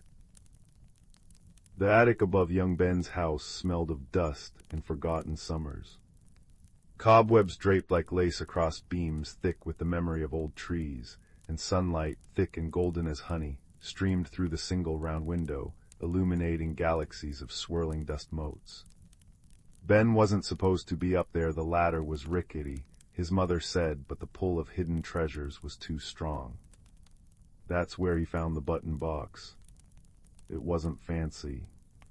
Just an old, slightly dented biscuit tin, its floral pattern faded. Inside, however, wasn't a jumble of ordinary buttons. These buttons shimmered. They weren't made of plastic or bone, but of smooth, cool river stones, polished wood, and something that looked suspiciously like solidified moonlight. Each one felt different beneath Ben's fingers, one warm as sun-baked earth, another cool and humming faintly, a third smooth and silent like deep water. Ben, a quiet boy who noticed things others missed, the way dandelion seeds caught the breeze, the precise pattern of frost on a window pane, felt a strange pull from a particular button. It was small, oval, carved from a piece of dark wood, and in its center was a tiny, perfect knot that seemed to swirl if you looked at it just right. He picked it up. Instantly a warmth spread through his palm, and a quiet, insistent tug pulled gently at his thoughts. It wasn't a sound, more like a feeling pointing out, beyond the attic window, towards the whispering woods at the edge of town. The woods lived up to their name. As Ben stepped under the ancient canopy, leaving the familiar cobblestone street behind, the sounds changed. The rustle of leaves wasn't just wind, it was soft sighs and murmured secrets. Sunlight dappled the mossy ground like scattered coins, and the air smelled richly of damp earth, pine resin, and something sweet and wild. The wooden button in his pocket pulsed warmly, its tug growing stronger, leading him off the worn path and deeper into the green embrace. He hadn't walked far when a voice, sharp but not unkind, piped up from a tangle of ferns. "Oi, watch where you're tromping, lad, nearly squashed my best nap spot." A plump, grumpy-looking badger with a distinctive white stripe across his snout glared up at him. This was Thistle. Ben apologized quickly. "I'm sorry, Mr. Badger, I was just following this feeling." He hesitantly showed Thistle the wooden button. Thistle sniffed it cautiously, his beady eyes widening. "HMPH knotwood, rare stuff. That's no ordinary trinket, boy, that's a finder's button. Points you to what needs finding, not what you think you want. Tricky business." Thistle's grumpiness seemed to soften with curiosity. "Well, since you've disturbed my nap, the least I can do is make sure you don't blunder into a snagglethorn patch. Nasty things, snagglethorns. Lead on, button boy, but mind the roots." Thistle proved invaluable. He knew every hidden animal trail, every patch of treacherous bog disguised as solid ground, and every berry bush worth stopping at for a quick snack, though he complained bitterly about the lack of earthworms. As they walked, the tug of the button led them steadily uphill, towards the rumored sleeping mountain. The path grew steeper, the air cooler. The gentle whispers of the woods gave way to the rush of water. Soon they reached the Silver Thread River, cascading over smooth rocks in a sparkling torrent. The button tugged insistently towards the other side. Ben looked worriedly at the rushing water. Thistle grumbled about wet fur. Then a giggle like tinkling bells echoed from a swirling eddy. A head crowned with water lilies and hair the color of river foam popped up. "Lost your way, landwalkers?" asked the river spirit, her eyes shifting like sunlight on water. Her name was Rill, and she was perpetually forgetful. "We need to cross, Lady Rill," Ben said politely, holding up the button. "The finder's button leads us across." Rill drifted closer, peering at the knotwood. "Ooh, shiny and warm. Makes me think of something important." Oh dear, what was it? She tapped her chin, sending ripples across the water.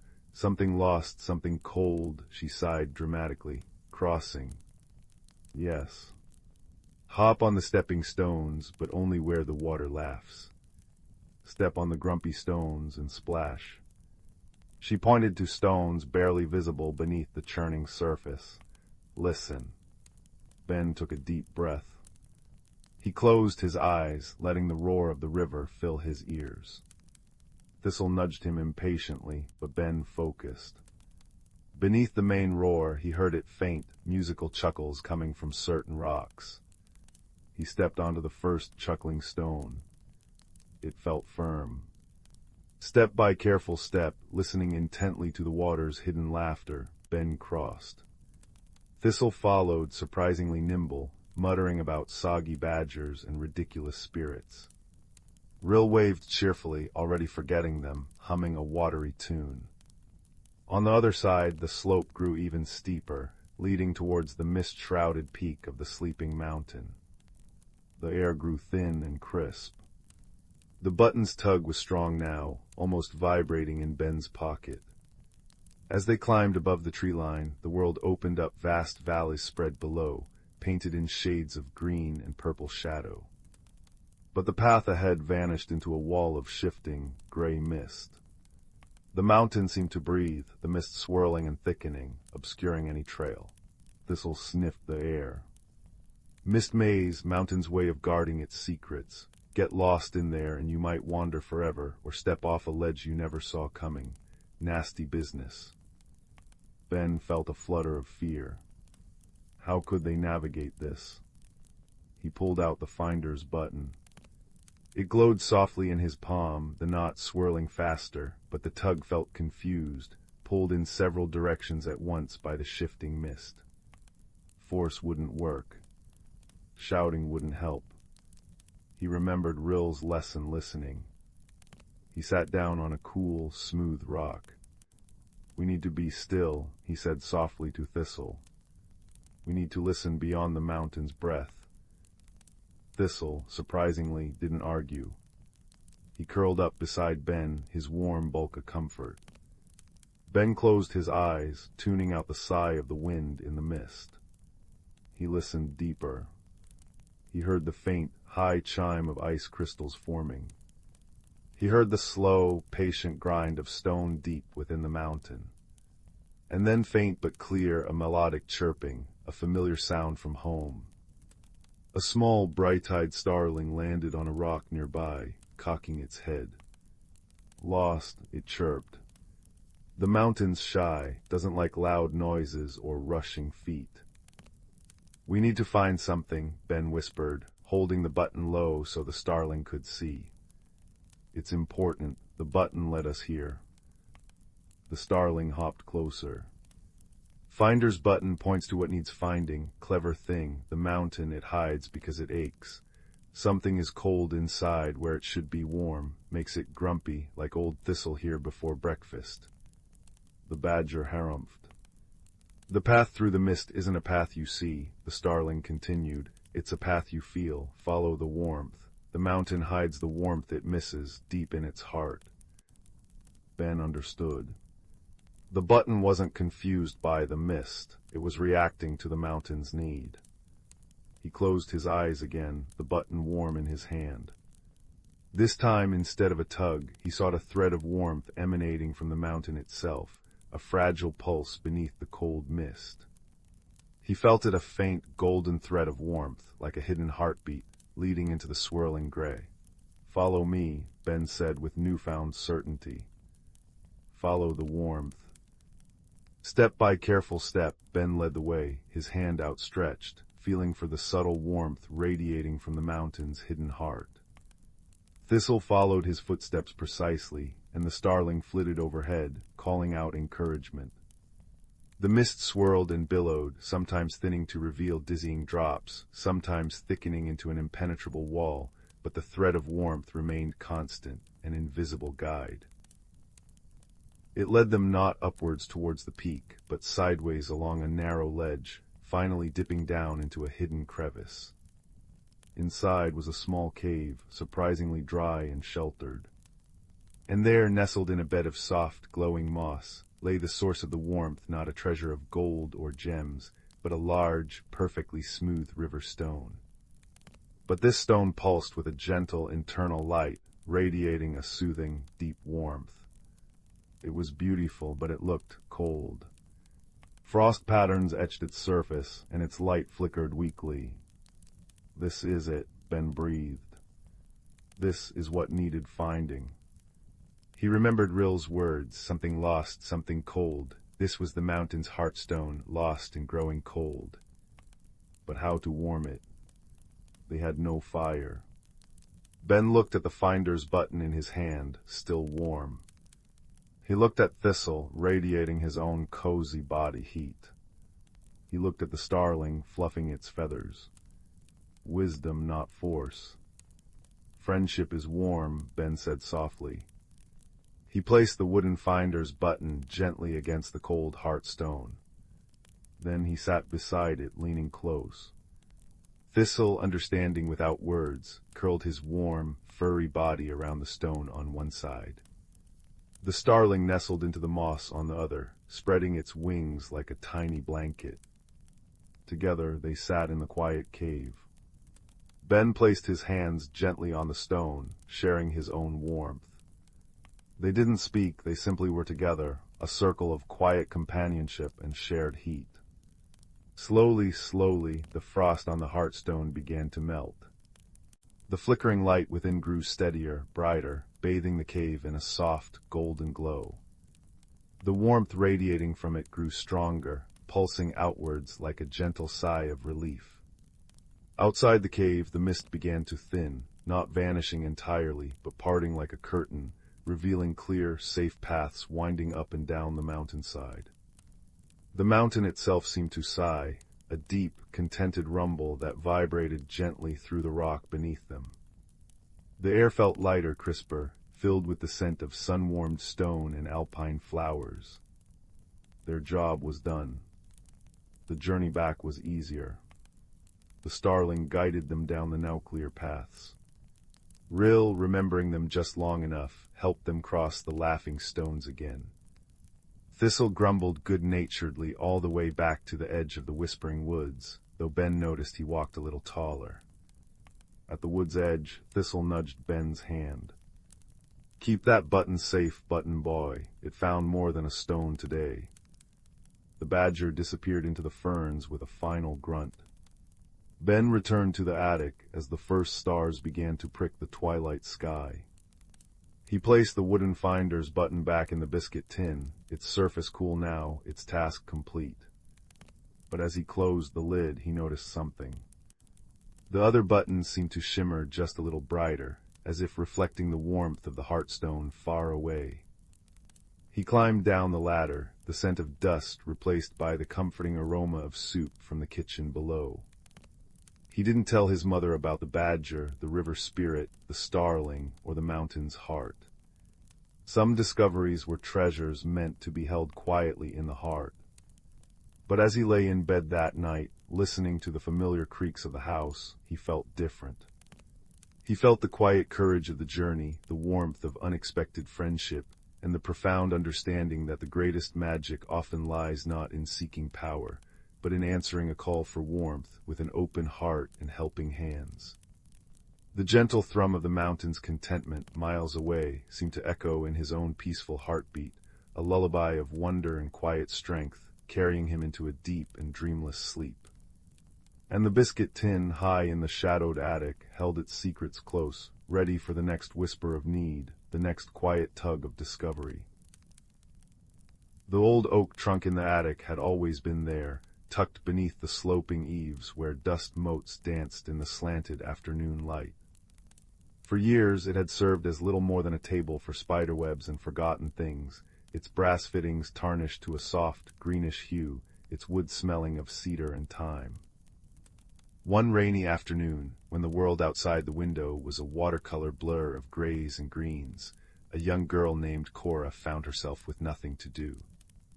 The steady pit-pat of raindrops on the roof seemed to whisper of secrets waiting to be uncovered. With a quiet sigh, she climbed the creaking stairs to the attic, drawn by the gentle hush of the space. Her fingers traced the carved flowers on the trunk's lid, roses and ivy worn smooth by years.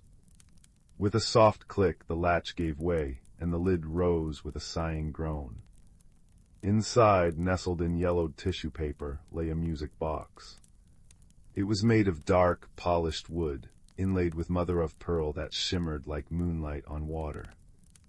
On its lid was a delicate painting of a starry night sky over a sleeping village. Cora lifted it carefully, feeling the satisfying weight of it in her hands. She turned the small, cool brass key protruding from its side. It resisted at first, then gave way with a gentle crick-crick-crick.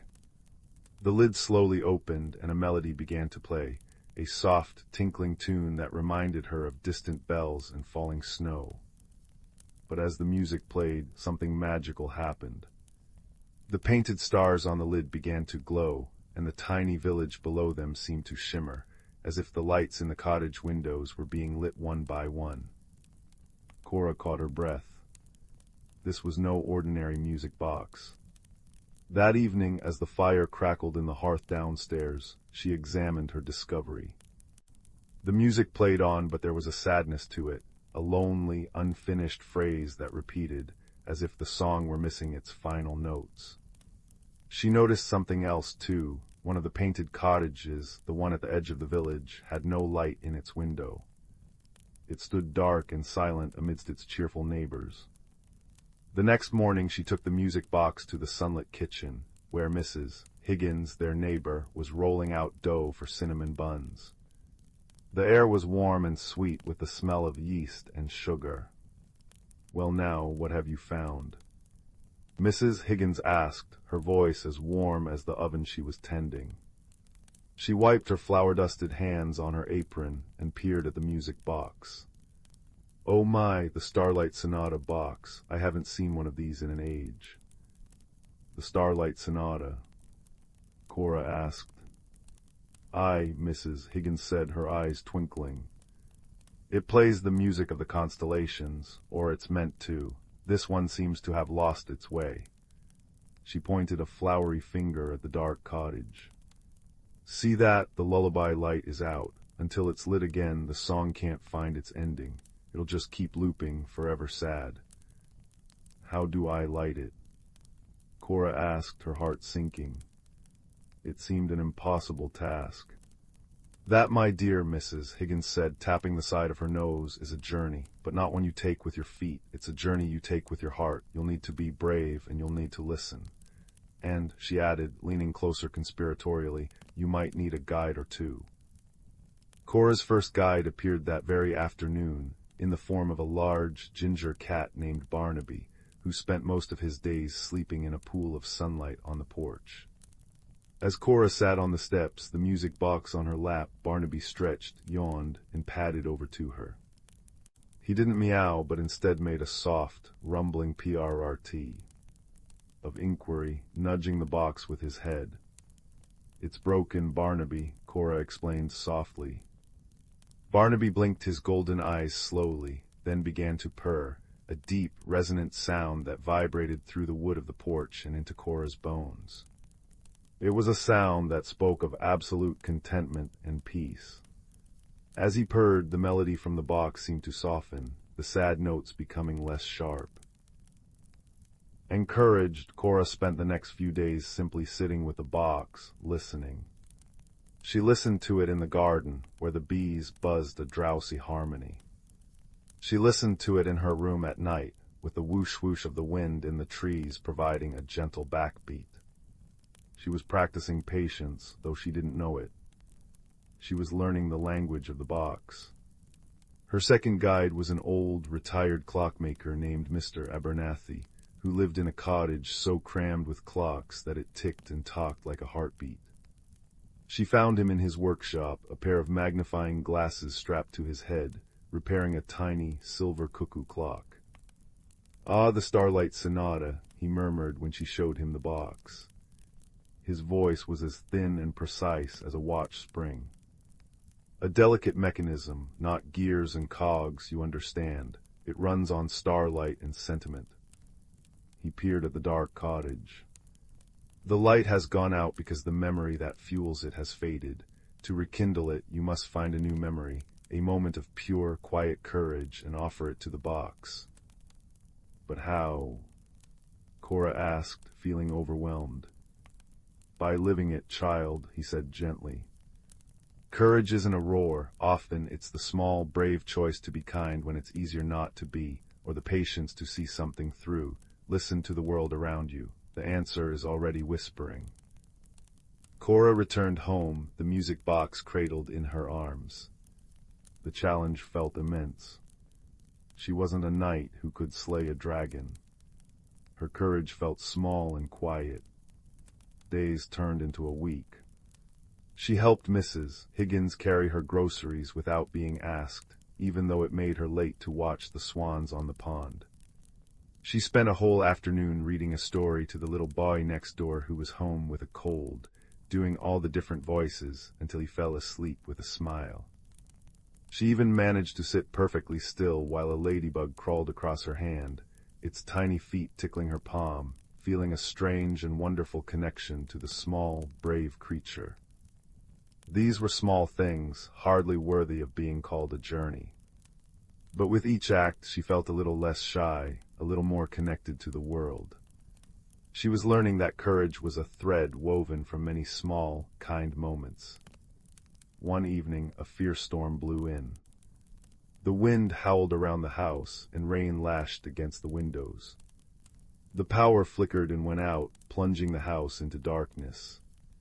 Cora, sitting by the fireplace with her family, felt a familiar flutter of fear. She didn't like the dark. But then she thought of the music box, sitting upstairs in the dark attic, its one dark cottage a mirror of her own fear. She remembered Mr. Abernathy's words about quiet courage. "I'll be right back," she said, her voice barely a whisper. Taking a small, flickering candle, she made her way up to the attic. The stairs groaned and shadows leaped across the walls. The wind shrieked and moaned outside. Her heart hammered in her chest. This was her journey measured not in miles, but in footsteps taken despite the fear. She reached the trunk, her hands trembling. She lifted the music box and carried it back downstairs, setting it on the hearthrug. The firelight danced over its mother-of-pearl inlay, making the stars gleam. She wound the key. Crick, crick, crick. The melody began, the same lonely, unfinished tune. But Cora was different now. She wasn't just listening, she was understanding. She thought of all the small braveries of the past week. She thought of the purring cat, the kind words of her guides, the feeling of the ladybug on her hand.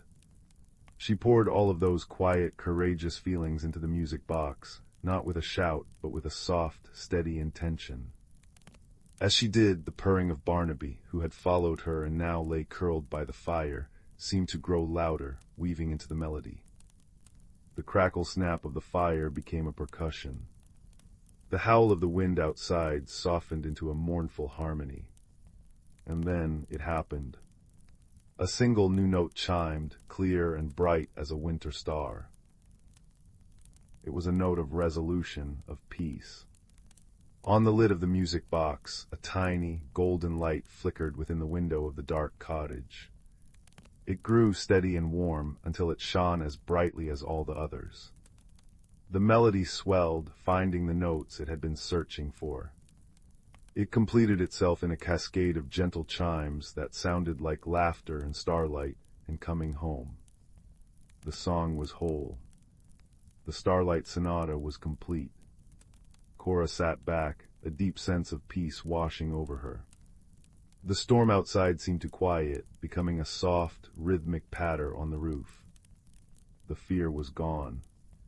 In its place was a warm, glowing courage she now knew had been inside her all along. She had not traveled far, but she had journeyed deep. She had discovered that magic wasn't about casting spells, but about listening to the world, about the courage in kindness and the power of a patient heart.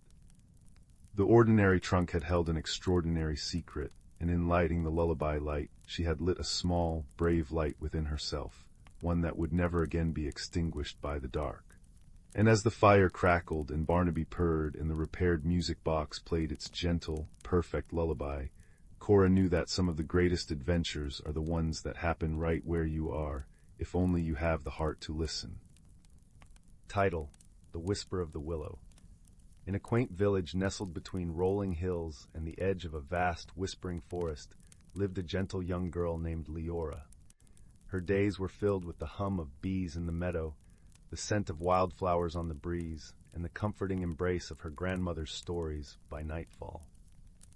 Leora's world was one of serene beauty, yet she harbored a yearning for something more, a spark of magic to ignite her heart's deepest dreams. The village was surrounded by legends of the enchanted forest, a place where the old trees told tales to those who would listen, and the streams sang lullabies to the moon.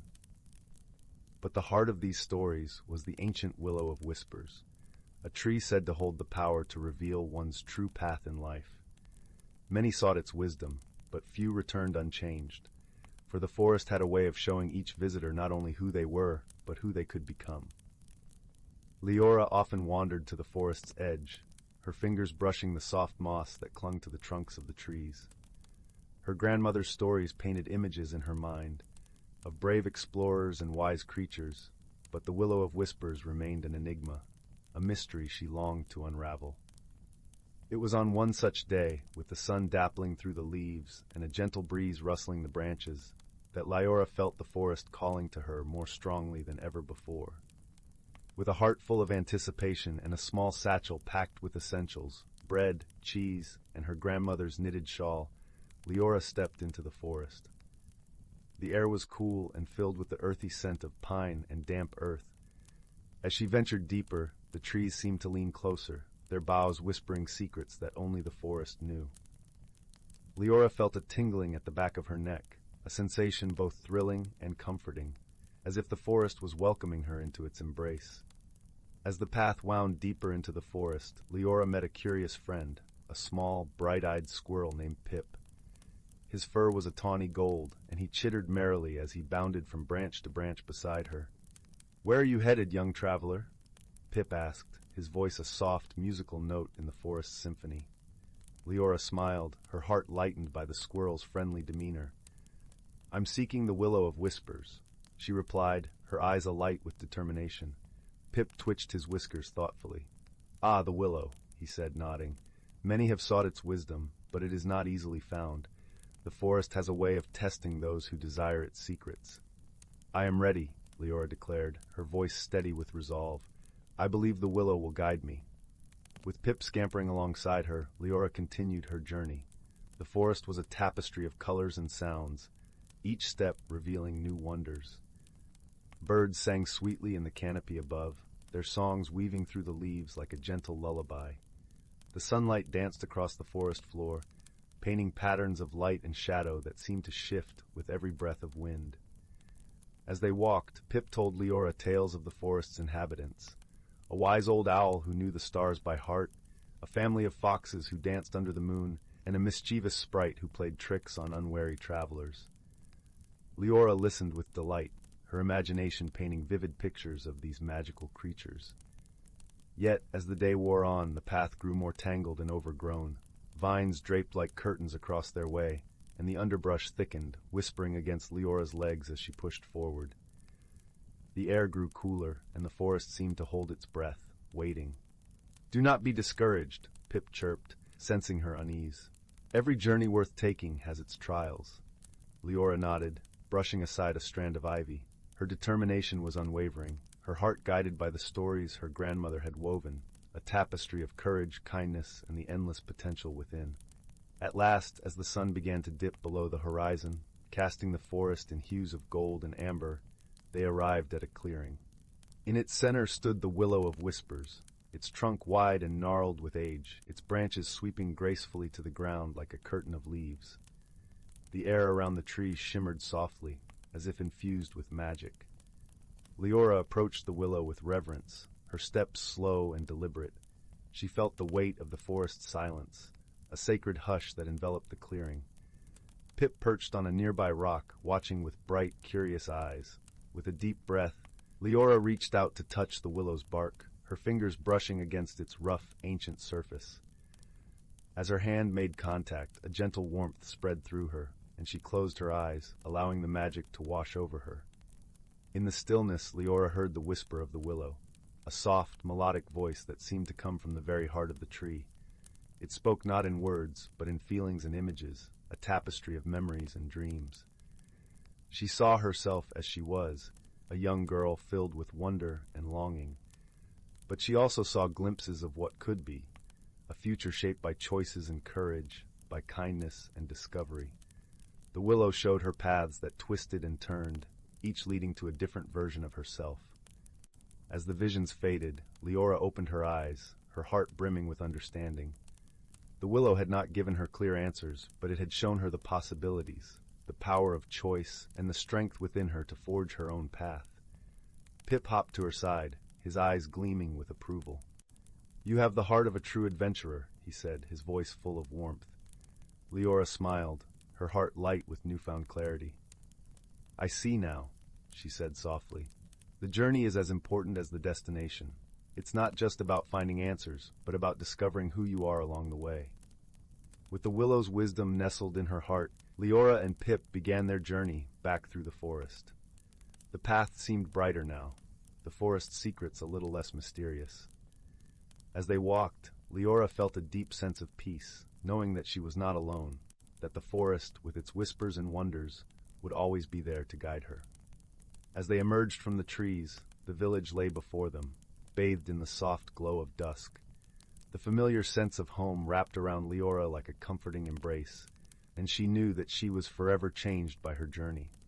Her grandmother greeted her with a knowing smile, her eyes twinkling with the wisdom of 1,000 stories. Leora embraced her, feeling the warmth of love and belonging. That night, as she lay beneath the stars, Leora closed her eyes and listened to the forest's lullaby, her heart full of gratitude and dreams yet to be realized. The Willow of Whispers had shown her the way, but it was her journey to walk, her story to write. And so, with the gentle rustle of leaves and the soft murmur of the night, Leora drifted into a peaceful sleep, her dreams filled with the magic of the forest and the endless possibilities of tomorrow. The firelight dances on the hearthstones, casting long, flickering shadows that seem to sway in time with the gentle tick-tock of the old grandfather clock in the corner. Outside the snug cottage window, nestled deep within the whispering woods of Glimmerbrook, a soft rain patters against the glass like tiny, tapping fingers. Somewhere in the distance, the deep, resonant chime of the village clock tower sounds the hour, its melody mingling with the delicate ting-ailing of wind chimes hanging from Mrs. Maple's porch. Tonight, dear listener, we journey to Glimmerbrook, where a peculiar mystery has unfurled like a strange, new blossom. For 3 nights running, the stars over Glimmerbrook Meadow have begun to vanish. Not all at once, mind you, and not permanently. But as twilight deepened into true night, certain stars, always the brightest ones clustered near the constellation known as the Silver Teapot, would simply wink out. By dawn they'd be back, sparkling innocently as if nothing had happened. The villagers whispered, not with fear, but with a deep, shared curiosity. Old Man Hemlock swore his prize-winning moonflowers, usually a pale, luminous silver, had started shimmering with flecks of deep blue where the starlight touched them. Young Pip reported hearing faint, melancholic humming just before the stars disappeared, a sound like wind through distant, hollow reeds. Our protagonist is Fern, a quiet girl with eyes the color of moss after rain, and a remarkable talent for noticing things others overlooked. She spent her days sketching wildflowers in her notebook or listening to the stories spun by the village elders, especially the nursery rhymes Granny Willow hummed while knitting by the fire. Fern felt a tug in her heart at the thought of the missing stars. It felt less like a theft and more like a sadness hanging over the meadow. On the 4th evening, as the first brave stars pricked the velvet sky, Fern settled on her favorite mossy rock at the meadow's edge. She had her notebook, a small jar of fireflies, released at dawn, of course, and Granny Willow's rhymes circling in her mind. Starlight, star bright, first star I see tonight. Wish I may, wish I might, guide the lost back to the light. Silver teapot pouring grace. find the path to time and space. Follow where the weaver's thread leads you from your lonely bed. As Fern watched, the familiar cluster near the silver teapot began to dim, one by one.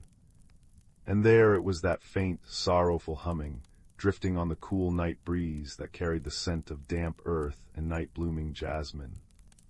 It seemed to come not from the sky, but from within the meadow itself, near the ancient, gnarled sentinel oak. The next morning, Fern sought out the village's oldest map, kept in the dusty archives beneath the clock tower.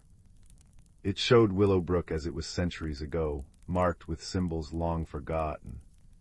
Near the sentinel oak, the map depicted not just the tree, but a swirling symbol like a spiral galaxy, labeled in faint ink. Luminous pool reflecting sky. Fern had always known the small, clear spring beneath the oak, but never heard it called that. Excitement bubbled within her.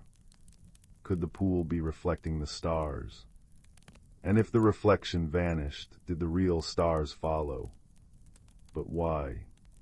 She shared her discovery with her best friend, Rowan, a boy whose pockets were always full of interesting pebbles, and whose laughter was as bright as sunshine. Maybe something's blocking the reflection, Rowan suggested. Like a giant frog. Their first investigation led them to the spring. The water was crystal clear, reflecting the sky perfectly. But nestled amongst the roots of the sentinel oak, Fern found something odd. A single, perfect feather, shimmering with iridescent blues and purples, unlike any bird in Glimmerbrook. A red herring. Or a clue. They took it to the village's resident tinkerer, Miss Thimble, who lived in the windmill atop Breezy Hill. Miss Thimble, surrounded by whirring gears and singing clockwork birds, examined the feather under a magnifying glass. Oh-ho, moon moth silk woven right in, rare indeed, but, she frowned, moon moths are solitary creatures, night flyers, they don't hum. The windmill visit, while a delightful detour watching Miss Thimble's miniature clockwork orchestra play a waltz, seemed a dead end. The feather was beautiful, but not the source of the humming or the vanishing stars. Disappointed but not deterred, Fern and Rowan returned to the meadow that night. Fern focused on the humming, closing her eyes and letting it guide her. It seemed strongest near the sentinel oak, but lower, closer to the ground, near the roots where the spring bubbled forth. Then Fern remembered the second part of Granny Willow's rhyme. Follow where the weaver's thread leads you from your lonely bed. She looked down. In the soft light of her firefly jar, she saw it fine, almost invisible strands of silvery thread, glistening with dew, leading from the base of the oak and disappearing into a small crevice between two large roots, right beside the spring. It looked like cobwebs, but felt strangely warm to the touch, and hummed faintly with the same melody. Rowan, Fern whispered, her voice filled with awe, I think the weaver isn't a person. It's something making this thread. Carefully, gently, Fern cleared away some moss and loose earth from the crevice. Peering inside, her firefly light revealed not an insect, but a small, luminous creature curled up. It resembled a plump, furry badger, but its coat was the deep blue of the midnight sky, dusted with tiny, glowing points of light like captured stars. Large, liquid eyes blinked slowly, filled with profound sadness. From its paws trailed the shimmering silver threads, stretching up towards the pool's surface. The creature gave a soft, melancholic hum. It's weaving starlight, Fern breathed. It's pulling the starlight down into its threads, and that's why the reflection vanishes, and maybe the real stars too, for a little while. She recalled the map's label, Lumina's pool reflecting sky. The pool wasn't just reflecting, it was connected. But why was the little star badger, whom Fern instinctively called Illumina, so sad? Why weave the starlight away? Fern remembered the rhyme again. Leads you from your lonely bed, empathy washed over her. You're lonely, aren't you? She murmured softly, not reaching in, but simply sitting beside the crevice. Is that why you weave the stars, to have some light down here, to call for company? The Lumina blinked, its luminous eyes fixed on Fern. It gave a soft, questioning warble. Fern had an idea. She explained it to Rowan, and together they raced back to the village, just as dawn was painting the sky peach and lavender. They gathered the villagers not with alarm, but with quiet excitement. They told them about the lonely Lumina, the weaver of starlight, who lived beneath the sentinel oak, and whose sadness dimmed the stars. They spoke not of a problem, but of a shy neighbor needing friendship. That evening, as twilight fell and the gentle rain returned, whispering secrets to the leaves, the entire village of Willowbrook quietly gathered around the sentinel oak. They didn't crowd the crevice, they sat a respectful distance away on blankets. Granny Willow began humming the old nursery rhymes softly. Miss Thimble brought a tiny, wind-up music box that played a gentle lullaby. Old Man Hemlock brought a basket of his now blue-flecked moonflower petals, scattering them softly near the spring. Pip held a lantern covered in blue glass, casting a soft, star-like glow. Others brought warm cider and honey cakes, sharing them quietly. Fern sat closest to the crevice. "See," she whispered to the Lumina. "You're not alone. Willowbrook is here." Slowly, tentatively, the Lumina emerged. Its star-dusted fur shimmered in the combined light of the fireflies, the blue lantern, and the moonflowers. It looked around at the circle of kind, expectant faces, illuminated by the soft, warm glow of lanterns and friendship. The sorrowful humming ceased. Instead, a soft, contented purr vibrated from its tiny chest. It looked up at the sky. The silver teapot constellation shone brightly, every star present and accounted for, reflecting perfectly in Lumina's pool, clear and undisturbed. The Lumina didn't weave the stars away that night.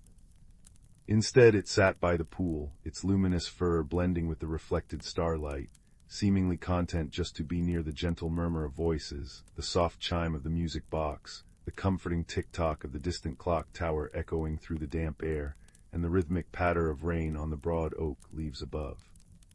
The villagers stayed, sharing stories under the restored canopy of stars, the meadow filled with a warm, shared silence punctuated by soft laughter and the crackle of a small, contained bonfire.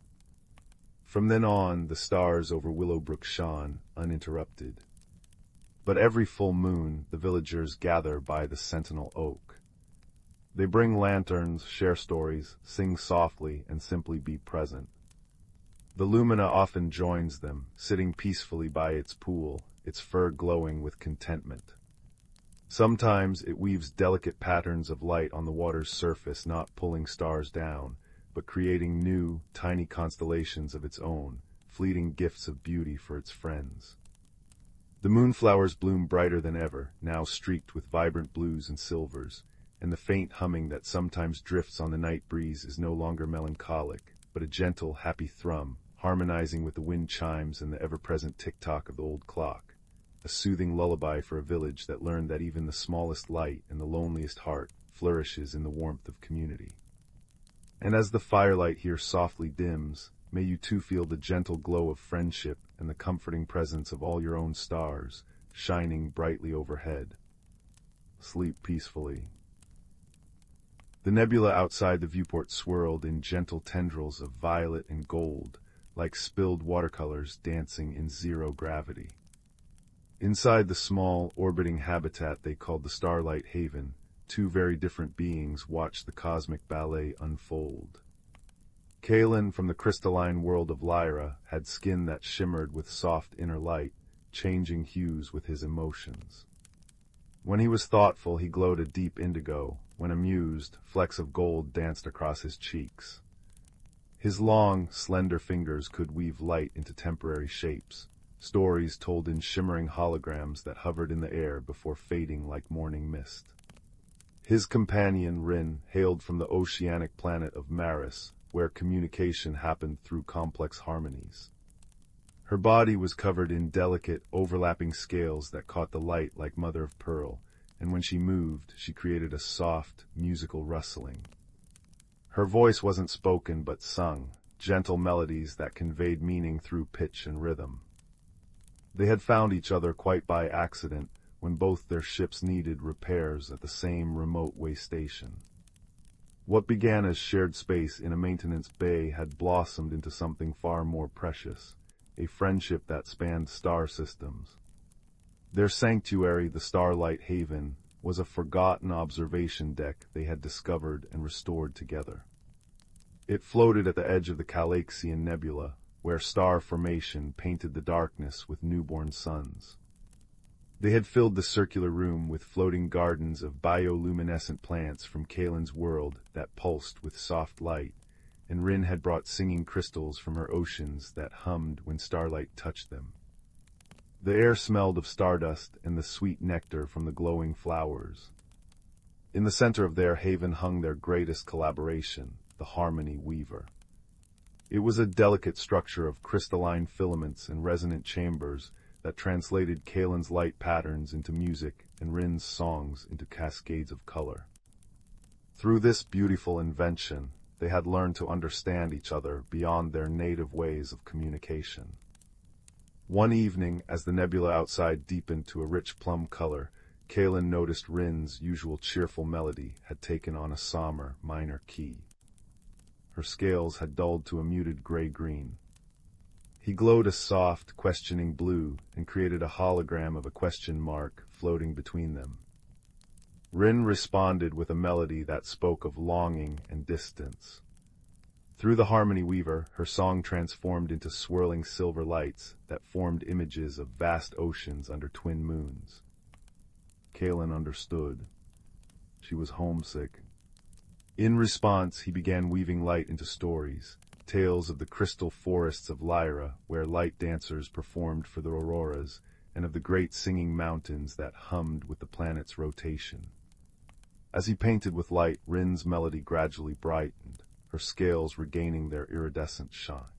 Their days together were filled with such moments of shared discovery.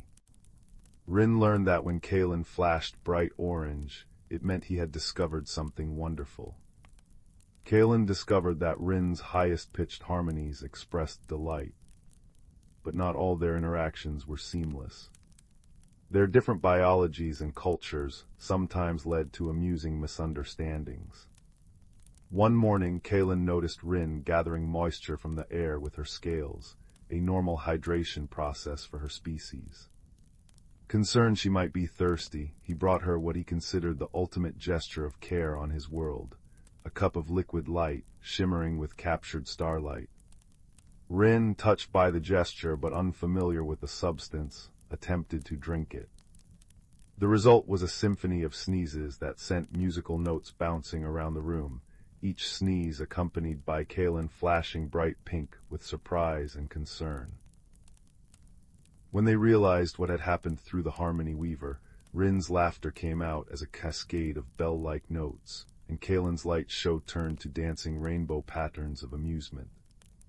Another time, Rin tried to share her people's traditional greeting, a gentle humming that created soothing vibrations in the water back home. She didn't realize that the particular frequency she used made Kaelen's light patterns temporarily go haywire, causing him to flash like a malfunctioning sign. Once they sorted out the misunderstanding, they spent the next hour experimenting with different frequencies, discovering which harmonies complemented which colors, turning a moment of confusion into a game of cosmic synesthesia. Their quietest, most cherished moments came during what they called star watches. They would float near the great viewport, sipping their respective nourishments, Kaelen absorbing ambient light, Rin drinking reconstituted mineral water, and simply watch the universe unfold. During one such watch, a meteor shower painted silver streaks across the nebula. Rin began a soft, wordless lullaby that seemed to match the rhythm of the falling stars.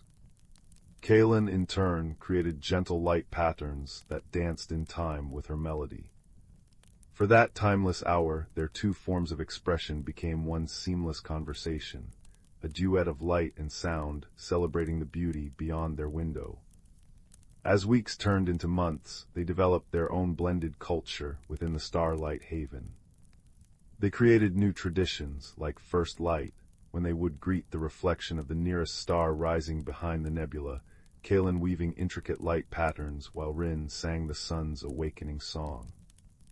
They celebrated tide turn, marking the movement of Maris's oceans, by floating in the center of the room while Rin hummed the deep songs of her home, and Kaelen created watery light simulations on the walls. One day a problem arose that tested their unique friendship. The harmony weaver began malfunctioning, the lights flickered unpredictably, and the music came out distorted. At first they tried to fix it together, but their different approaches only made things worse.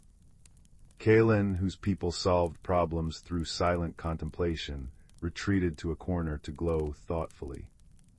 Rin, whose culture addressed challenges through collaborative singing, began increasingly complex melodies aimed at troubleshooting. The more she sang, the more Kaelen's lights flickered with overwhelmed confusion. The more he withdrew, the more frantic her songs became. For the first time since they'd met, there was discord in their sanctuary. Finally, Rin fell silent, her scales dimmed with frustration. Kaelen, noticing her distress, glowed a soft, apologetic lavender. He floated over to her and did something he'd never tried before. He gently placed his luminous hand on her shoulder. The contact sent warm pulses of light through her scales, a simple gesture that needed no translation. In that moment of reconnection, they realized the solution wasn't in their respective ways of problem solving, but in creating a new way together. So they began again, slowly. Kaelen would create simple light shapes, showing what he observed was wrong. Rin would respond with single, clear notes of understanding. Piece by piece, note by shimmering note, they recalibrated the harmony weaver, their patience with each other mending what was broken far beyond the machine itself. When the final crystal was aligned, the harmony weaver blossomed to life with a spectacular display of color and sound more beautiful than before. They had not just repaired it, they had improved it, their combined wisdom creating something stronger than what either could have made alone. That night, as they watched the nebula swirl in cosmic splendor, Rin began a new song, one that spoke of gratitude and enduring friendship. Kaelen's light glowed in warm amber waves, weaving patterns that told of bonds that span light years. Through their shared creation, their two separate languages became one poetry of understanding. They came to understand that the universal language wasn't light or sound or any specific form of communication. It was the patience to listen beyond words, the courage to express beyond familiarity, and the kindness to bridge the space between different worlds. Their starlight haven had become more than a shelter. It was a living testament that any beings, no matter how different, could create something beautiful together. As the central star of the system began its cycle of rest, casting long shadows through their sanctuary, Kaelen created one final light story, a simple image of their two forms side by side, watching the stars, surrounded by the blended beauty they had made together. Rin answered with a soft, soothing melody that promised tomorrow would bring new wonders to share. And in the quiet hum of their orbiting home, surrounded by singing crystals and glowing gardens, two friends from different stars watched the universe turn, knowing that no matter how vast the darkness between worlds, the light of friendship could always find its way home. The fire crackled softly in the hearth, casting dancing shadows on the walls that seemed to whisper secrets of their own. Outside, a gentle rain pattered against the window pane, a soothing rhythm perfect for a journey into dreamland. So snuggle down, little one, and let me tell you a tale woven from moonlight, moss, and the quiet courage found in unlikely places. It begins with a child named Finn, whose footsteps were often as soft as falling snow. Finn lived on the very edge of the village of Oakhaven, where the neat cobbled streets and friendly chatter gradually gave way to wild hedgerows and the deep, ancient silence of the whispering woods. Most villagers spoke of the woods with a mixture of awe and caution, telling tales of shifting paths and voices on the wind. Finn, however, felt a strange pull towards its shadowed depths.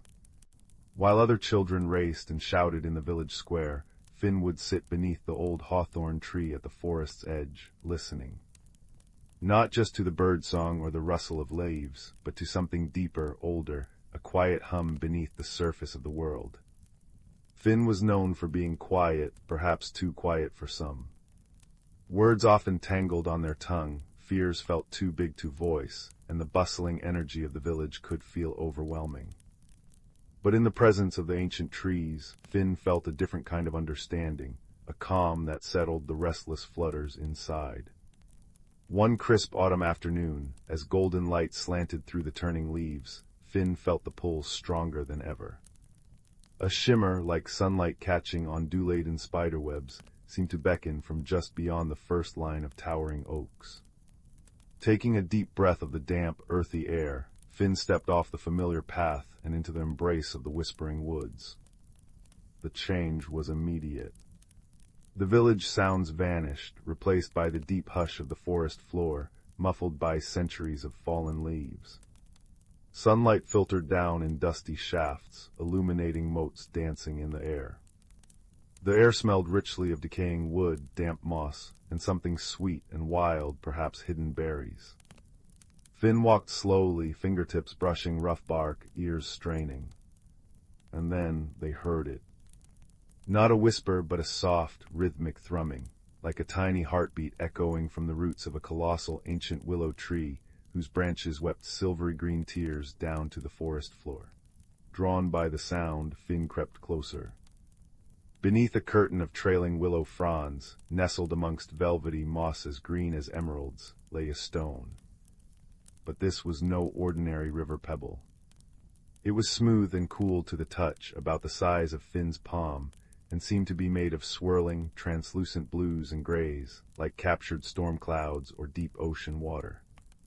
And it pulsed with a soft, internal light, synchronized with the gentle thrumming sound. Hesitantly, Finn reached out and picked it up. The stone felt alive in their hand, warm and vibrating faintly. The thrumming intensified slightly, and then, clear as a belt chime in the silence, Finn heard a sound within their own mind. Not words exactly, but a feeling, a sensation, lost, alone, afraid. Finn gasped, nearly dropping the stone. It wasn't speaking, it was feeling, and projecting that feeling directly into Finn's awareness. The stone radiated a profound, aching loneliness mixed with a deep-seated fear. Finn clutched it gently, instinctively wanting to soothe it. "It's all right," Finn murmured aloud, their own voice startlingly loud in the quiet. "You're not alone now." The stone's pulse seemed to steady, the blue light softening from a stormy gray to a calmer, twilight hue. The feeling of fear lessened, replaced by a tentative flicker of hope. "Help," the feeling seemed to ask. Finn knew they couldn't leave the stone. Its sadness was too palpable. But what could they do? Where did it belong? As they pondered, holding the warm, pulsing stone, a gruff voice broke the silence. "HMPH found the murmuring stone, have you?" Finn whirled around. Standing just outside the willow's curtain, silhouetted against the dappled light, was a creature unlike any Finn had seen up close. It was a badger, but enormous, standing nearly as tall as Finn's waist. His fur was thick and grizzled, black and white stripes bowled across his powerful shoulders and face. His eyes, however, were deep brown and surprisingly intelligent, though currently narrowed in a skeptical glare. He held himself with a weary dignity, one paw slightly raised as if ready to retreat. Finn froze, heart pounding. Badgers were known to be reclusive and fiercely territorial. This one looked formidable. The stone in Finn's hand pulsed a brief flare of alarm. The badger sniffed the air. "Put it back," he rumbled, his voice gravelly but not unkind. "Trouble follows that stone, always has." Finn found their voice, small but steady. It feels lost and scared. I couldn't leave it." The badger tilted his head, his dark eyes studying Finn intently. Lost eye scared, probably, been missing near a moon cycle. Caused quite a stir, its absence did. Threw the deep glade off balance. He took a cautious step closer. Name's Thorn, keeper of the Tanglewood Warrens. And who might you be, venturing so deep and finding what seasoned trackers couldn't? Finn, came the quiet reply. I live near the edge, I just listened. Listened. Thorn huffed, a sound that might have been a chuckle. Rare skill that these days, especially amongst humans. He eyed the stone again. Well, Finn who listens, you've found it, but finding is only the start. The murmuring stone belongs in the heart of the deep glade, cradled in the roots of the elder tree. Only there can its song be truly heard, the balance restored, and only there will its fear be soothed. He shifted his weight, looking uncomfortable. Problem is, the way to the deep glade isn't exactly straightforward, especially now. Paths have shifted since the stone went missing. Things are restless. Finn looked from the sad, pulsing stone in their hand to the gruff badger. Thorn seemed weary, burdened. You know the way? Finn asked softly. Thorn scratched behind his ear with a powerful hind leg. Bits of it used to, but the woods are different without the stone's steady hum. The whispering gets confused, misleading. He sighed, a deep rumble from his chest. Truth be told, young listener, I could use an extra pair of ears. Sharp ones. Mine aren't what they used to be. In the woods, they whisper tricks sometimes. He looked almost embarrassed to admit it. And that stone, it seems to trust you. Might behave better for you than it would for a grumpy old badger. An unexpected warmth bloomed in Finn's chest. This gruff, intimidating creature was asking for their help. Because Finn listened. It was the first time their quiet nature felt like a strength, not a shortcoming. Finn looked down at the murmuring stone. It pulsed a soft, steady blue, the feeling of fear replaced by a quiet thrum of curiosity directed at Thorn. Friend, it seemed to ask Finn. Finn nodded, meeting Thorn's gaze. I'll help, we'll take it home. Thorn gave a curt nod, a flicker of relief in his deep eyes. Right then, stay close, step where I step, and listen, Finn. Listen with more than your ears. The woods will try to guide us, but they speak in riddles and rustles. The stone might help too if it senses the true path. He turned, his powerful body moving with surprising quietness. This way, towards the Singing Creek, or where it should be. Their journey began under the shifting canopy. Thorn moved with the sure-footed grace of the forest-born, pausing often to sniff the air, taste the wind, and press a paw to the mossy ground, feeling for vibrations Finn couldn't perceive. Finn followed the murmuring stone, held securely but not tightly, a warm, comforting weight. They tried to do as Thorn asked, listening.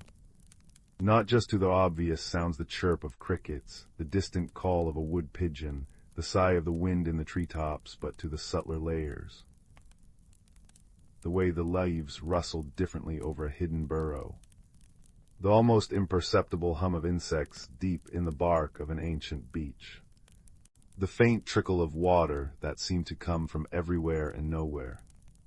At one point, Thorn stopped abruptly at a fork in the barely visible trail. One path sloped gently downwards, dappled with inviting sunlight. The other wound upwards into deeper, shadowed ferns. Thorn sniffed both paths, his brow furrowed. Sunny path smells sweet, too sweet, like honeysuckle out of season. The shadowed path, damp earth, stone, more likely towards the creek bed. He sounded unsure. Finn closed their eyes, focusing. The sunny path did smell sweet, cloyingly so. But beneath it, Finn caught a faint, acrid tang, like something decaying. The shadowed path smelled cool and clean, like wet stone and ferns. And then, the murmuring stone pulsed gently. A soft image formed in Finn's mind, not a picture, but a sensation. Cool, clear water running over smooth pebbles, accompanied by a feeling of rightness associated with the shadowed path. The shadowed path, Finn whispered, opening their eyes. The stone, it feels the water, the cool, clean water. Thorn looked sharply at Finn, then at the stone, then back at the shadowed path. He took a deep sniff, concentrating. HMPH, you might be right, listener. My nose is full of that blasted false sweetness. Clever trick. He grunted, a sound that held a hint of newfound respect. Lead on then, but carefully. The shadowed path was indeed damp and cool, winding between moss-covered boulders and giant ferns that brushed their shoulders. The air grew heavier, filled with the scent of damp earth and rich decay.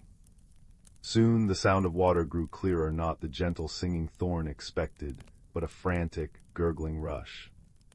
They emerged onto the bank of the singing creek, but it was a creek transformed. Instead of its usual clear, chuckling flow, the water was choked with fallen branches, leaves, and thick, choking weeds. It surged angrily against the blockage, its song distorted into a frustrated roar. On the opposite bank, watching the chaos with large, mournful eyes, stood a young roe deer, her flanks heaving as if she'd been trying to cross. Great roots and burrows, Thorn muttered. No wonder the woods are restless, the creek's song is strangled. He surveyed the blockage, a tangle of storm-felled branches and dense water reeds. This wasn't here before, must have happened during the last big wind when the stone was missing. Its balance keeps the flows true, even the water flows. The young deer spotted them and let out a soft, distressed bleat. She needed to cross to reach her family, Finn realized, sensing her anxiety as clearly as they sensed the stone's emotions. We need to clear it, Finn said, the urgency cutting through their usual hesitation. Thorn assessed the situation. Dangerous, current strong, one slip. But he saw the deer's distress, saw the choked water, and knew it affected the whole wood. Right, you, he pointed a claw at Finn, stay on the bank, find me a strong, long branch, sturdy as you can. I'll work from that flat rock midstream. Badgers are better swimmers than we look. He waded cautiously into the edge of the current, testing his footing. Finn scrambled along the bank, searching. They found a fallen ash branch, long and thick, but not too heavy. They dragged it to the water's edge near Thorn. The badger grabbed it with surprising strength. Now listen carefully. When I shove against the main tangle, you pull on that smaller branch poking out upstream. We need to loosen the whole mess, let the water do the rest. Ready? Finn nodded, gripping the smaller, slippery branch. Thorn braced his powerful body against the rock, took a deep breath, and pushed the thick ash branch with all his might against the central knot of debris. Finn pulled with all their strength on the upstream branch. For a moment, nothing happened. The water roared defiance. Finn's arms burned. Thorn grunted with effort. The murmuring stone pulsed warm against Finn's chest, not with fear now, but with fierce encouragement. Push. Pull. Suddenly, with a groan and a splintering crack, the central mass shifted. The upstream branch Finn was pulling on snapped free, sending them stumbling backwards. But the shift was enough. The pent-up water surged through the new gap with tremendous force, tearing at the rest of the blockage. Branches snapped, weeds ripped free, and the tangled mass began to unravel, carried downstream in a churning rush. The roar of frustration subsided into the creek's familiar, joyous singing as clear water bubbled freely over the stones once more. Thorn hauled himself back onto the bank, dripping and panting, but his eyes gleamed. Well done, Finn, you've got a strong pull in you. He shook himself vigorously, sending droplets flying. The young deer didn't hesitate. With a graceful leap, she bounded across the newly cleared creek, pausing on the far bank to dip her head towards Finn and Thorn in clear thanks before disappearing into the ferns. A sense of profound relief washed over the little clearing. The air felt lighter, cleaner. Even the sunlight seemed brighter. The murmuring stone pulsed a warm, golden light, radiating pure, wordless gratitude. As they continued, the forest seemed to breathe easier around them. The whispering woods felt less confused, more welcoming. Birdsong seemed clearer, the rustling leaves more melodic. Thorn navigated with more confidence, occasionally pointing out landmarks Finn would never have noticed: a lightning-struck oak shaped like a pointing finger, a ring of unusually red toadstools, a mossy boulder carved with faint, ancient spirals only visible at a certain angle. The murmuring stone became their guide in subtle ways. When paths diverged, Finn would close their eyes, feel the stone's gentle pulse, and sense a direction not through sight, but through a feeling of resonance, like a quiet chime growing stronger. This way feels deeper, older, calmer. They learn to interpret its gentle glows: blue for calm, gold for warmth or rightness, a soft green for growing things, and a very faint, quick purple flicker when Thorn was about to stumble over a hidden root, allowing Finn to call out a warning just in time. Thorn, in turn, shared his deep knowledge of the woods, which berries were safe, how to find the sweetest underground springs, the stories whispered by different types of bark. He spoke of the deep glade as a place of ancient peace, where the oldest trees held counsel, and the murmuring stone's song harmonized with the heartbeat of the earth itself. Their friendship grew with each mile, an unspoken bond forged in shared purpose and quiet understanding.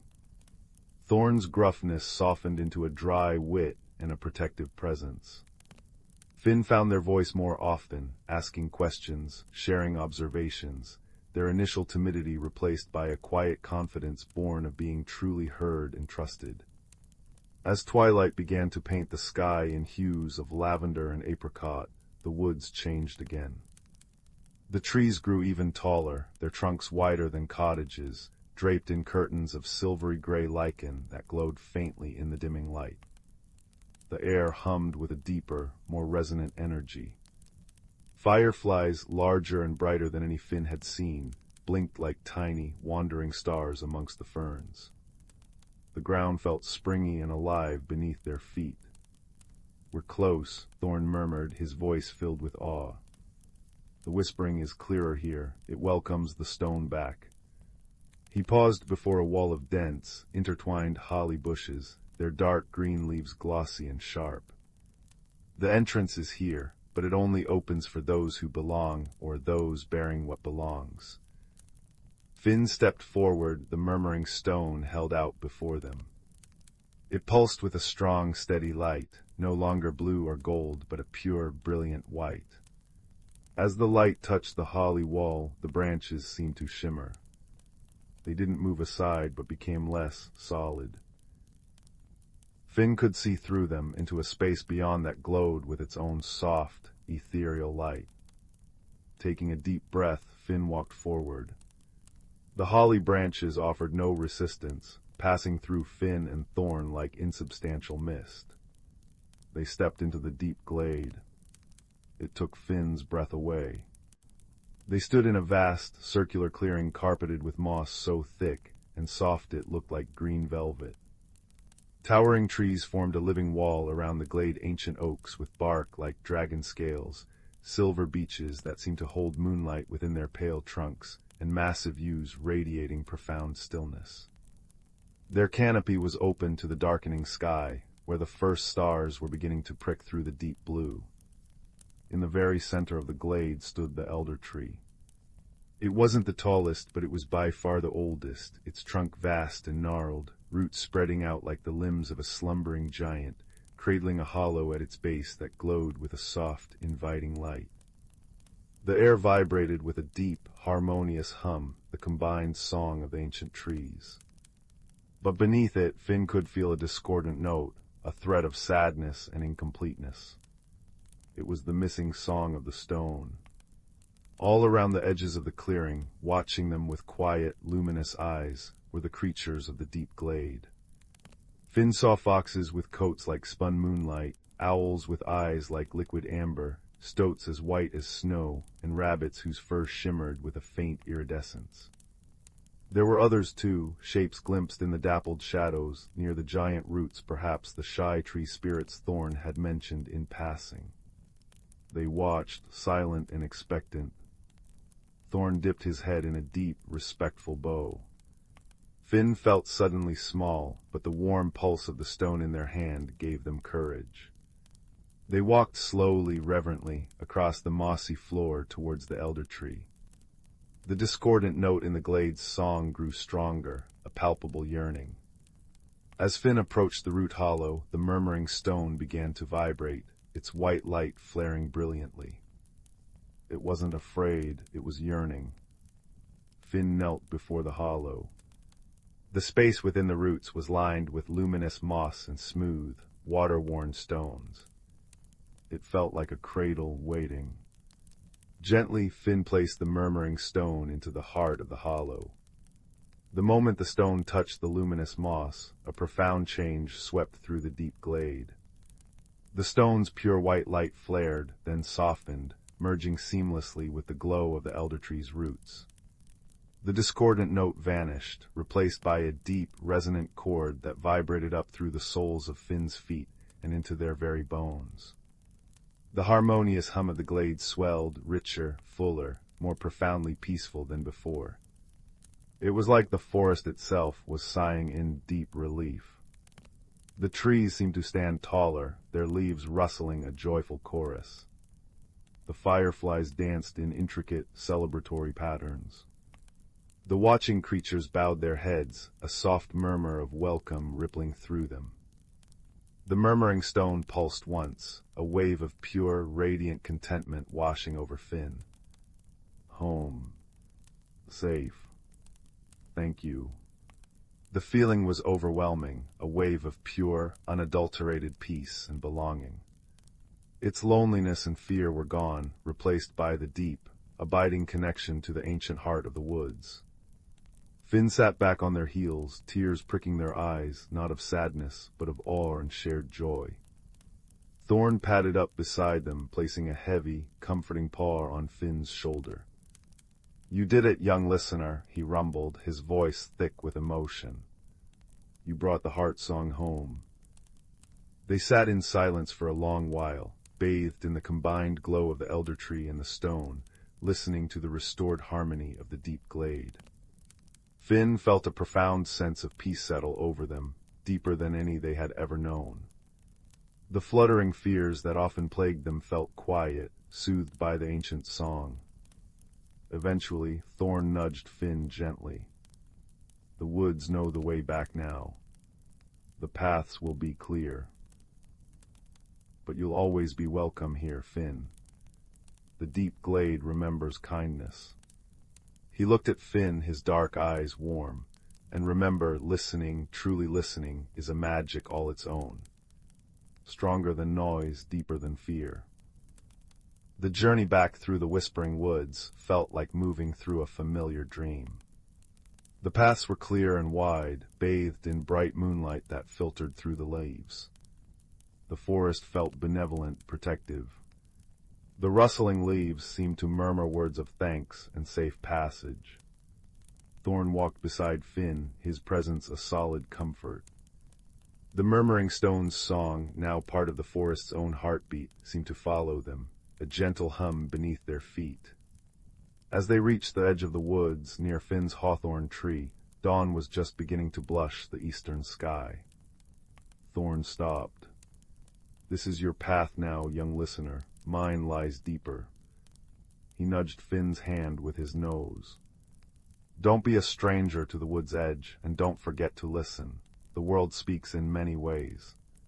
Finn knelt and, on an impulse born of deep gratitude, wrapped their arms gently around Thorn's thick neck. The badger stiffened for a second, then relaxed, giving a soft, rumbling purr deep in his chest. "Take care, Thorn, thank you." "Thank you, Finn," Thorn replied gruffly, but his eyes shone. "For listening, for helping an old badger remember the way." With a final nod, he turned and melted back into the shadows of the whispering woods, leaving Finn standing alone at the forest's edge. The village of Oakhaven was just beginning to stir.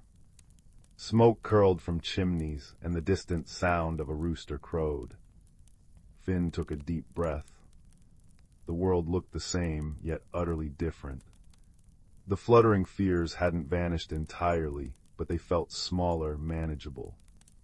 Finn carried within them the deep peace of the deep glade, the echo of the murmuring stone's song, and the warm memory of Thorn's gruff friendship.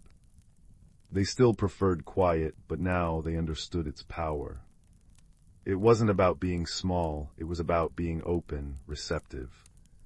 It was a way of hearing the world's heart song, of finding hidden paths and forging bonds that defied expectation. Finn walked back towards the village, not with hurried steps, but with a quiet confidence. They paused beneath their hawthorn tree, listening. The wind rustled the leaves, carrying the distant song of the now clear creek, the chirp of waking birds, and beneath it all, faint but unmistakable, the deep, harmonious hum of the forest, whole once more. Finn smiled, a quiet, contented smile. They had ventured into the whispering unknown, helped heal a hidden heart, and found their own quiet strength reflected in the eyes of a gruff badger and the glow of a magical stone.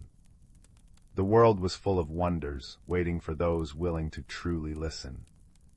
And as the first rays of the sun warmed their face, Finn knew that bedtime stories weren't just tales. They were echoes of the magic that hummed just beneath the surface of the quiet world, waiting for a listening heart.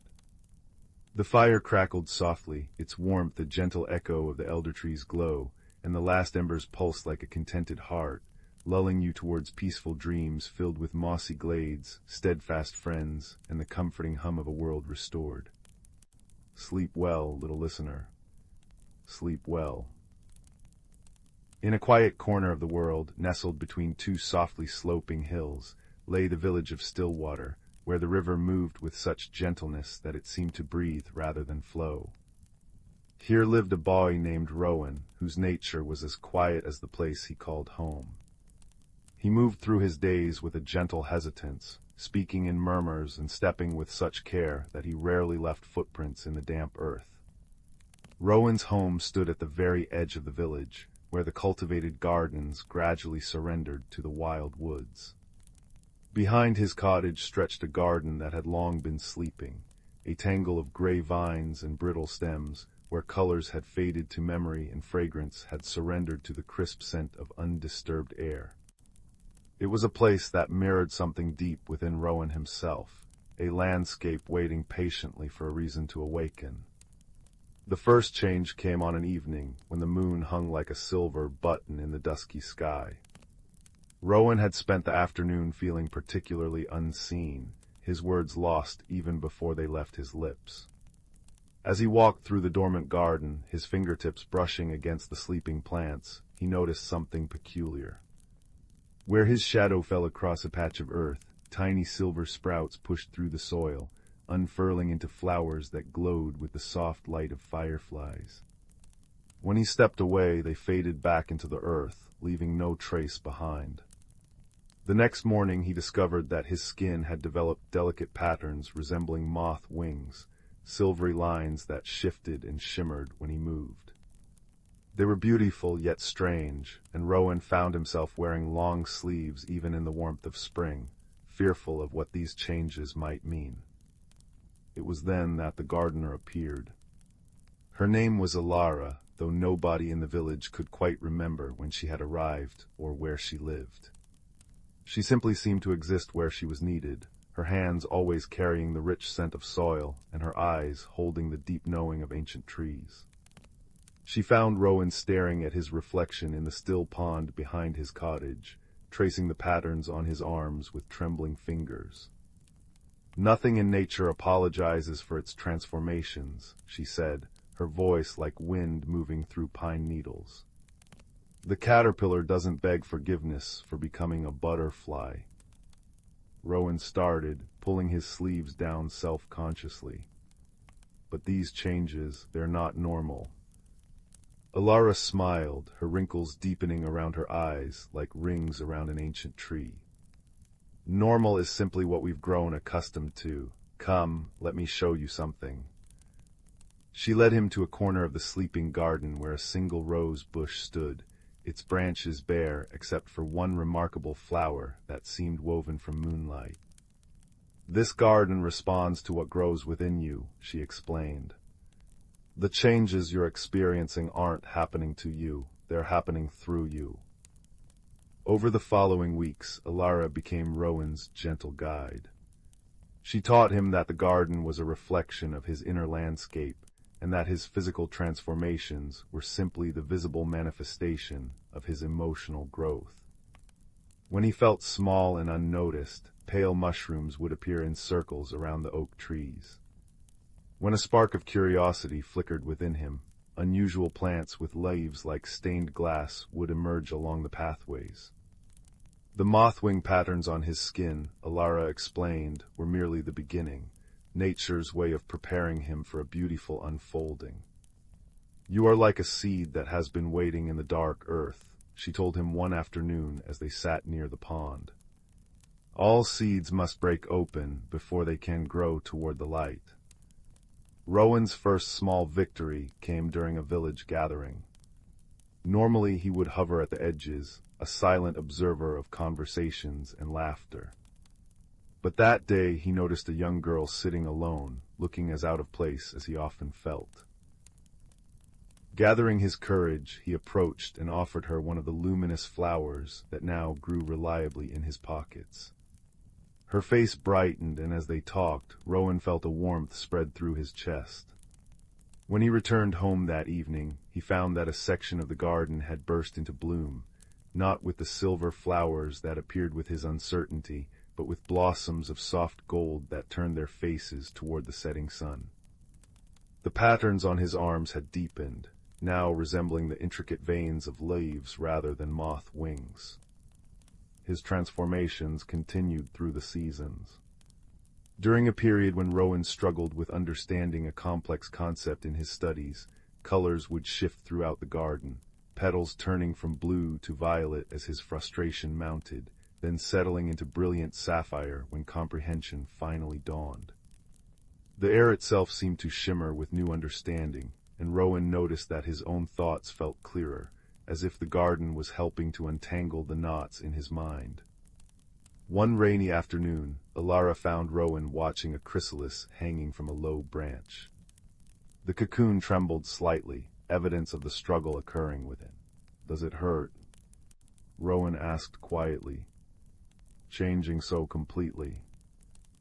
"All meaningful growth requires some discomfort," Alara answered, placing a weathered hand on his shoulder. "But nature is never in a hurry. The caterpillar knows exactly when it's time to become something new, and it takes exactly as long as it needs." As summer deepened, Rowan found himself spending more time in the garden, tending to the plants that now responded to his presence. Where he felt confidence growing, vibrant red flowers would unfold like tiny celebrations. When he experienced moments of peace, the entire garden would exhale a sweet fragrance that lingered in the air for hours. The patterns on his skin had spread across his back and shoulders, forming a tapestry of silver and green that shifted with his emotions. The village children began visiting the garden, drawn by rumors of its magical transformations. At first, Rowan hid, uncertain of how to explain the changes occurring within him and his surroundings. But one day, a little girl with wide eyes asked if he could make the rainbow flowers appear. Taking a deep breath, Rowan focused on the joy he felt in sharing this space, and as he did, a patch of flowers bloomed in cascading colors that flowed like liquid light. The children's delighted laughter became a regular sound in the garden, and Rowan discovered that his ability to nurture the magical plants grew stronger when he shared them with others. The silver patterns on his skin developed subtle golden edges, shimmering when he felt connected to those around him. Alara watched these developments with quiet satisfaction. "You're learning the language of growth," she told him one evening as fireflies danced above the pond. "Not just for yourself, but for others as well." As autumn approached, Rowan noticed that Alara's visits became less frequent. When he mentioned this, she simply smiled. "Mentors are like scaffolding for growing plants, necessary for a time, but the strongest growth happens when the support is removed." The final transformation began on the first day of autumn. Rowan woke with a restless energy, a sense that something significant was approaching. The garden seemed to feel it too. The plants were unusually still, as if holding their breath. The patterns on his skin had spread across his entire body, and they glowed with a soft inner light. That afternoon, as golden leaves drifted from the trees, Rowan walked to the center of the garden, where a circle of white stones marked a special space. He realized that he was no longer afraid of the changes happening to him. Instead, he felt a profound sense of rightness, as if he were finally becoming who he was always meant to be. As he stood in the stone circle, a gentle breeze stirred the air, carrying the scent of damp earth and blooming night flowers. The silver and gold patterns on his skin began to shimmer more brightly until he was enveloped in a soft light. He felt not pain but a profound release, like a seed finally breaking open after a long winter or a butterfly emerging from its chrysalis. When the light faded, Rowan found that the patterns had transformed into delicate, functional wings that shimmered with every color in the garden. They weren't separate from him but an extension of his very being, beautiful and natural. With a thought he could make them flutter, stirring the air with the sound of rustling leaves. The garden responded in celebration. Flowers of every hue bloomed simultaneously, their fragrances mingling into a symphony of scent. Trees heavy with fruit seemed to bow in acknowledgement. The entire space had awakened completely, no longer reflecting his inner world but existing in harmony with it. Ilara appeared one last time, her form barely substantial in the twilight. "You've learned the most important lesson," she said, her voice like distant wind chimes. "That transformation isn't something to fear, but something to embrace, the continuous, beautiful process of becoming." Rowan noticed that she seemed to be fading, blending into the garden itself. "Will I see you again?" he asked. Her laughter echoed like falling water. "I was never separate from this place, just as you aren't separate from the changes within you. Look for me in the opening buds, in the shifting colors, in the quiet understanding that grows between heartbeats." With those words she dissolved into the evening air, leaving behind only the scent of rain on dry earth. Rowan didn't feel alone, though. He felt connected to the garden, to the village, to the endless cycle of growth and change that defined all living things. His wings, he discovered, allowed him to communicate with the plants in ways he never thought possible. He could understand their needs, encourage their growth, and help them thrive through the coming winter. The villagers, rather than fearing his transformation, celebrated it. They recognized that Rowan's changes had brought beauty and magic to their corner of the world. Children would ask to see his wings shimmer in the sunlight, and he would show them how different emotions created different patterns of light. Joy sparked gold, contentment glowed silver, love radiated soft rose. On the first morning of winter, Rowan stood in the garden, his wings wrapped around him like a cloak.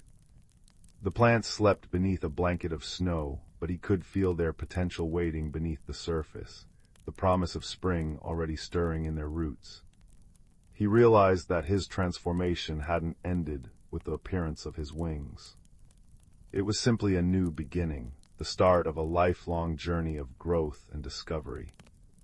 Like the garden he tended, he would continue to change with the seasons, always unfolding, always becoming.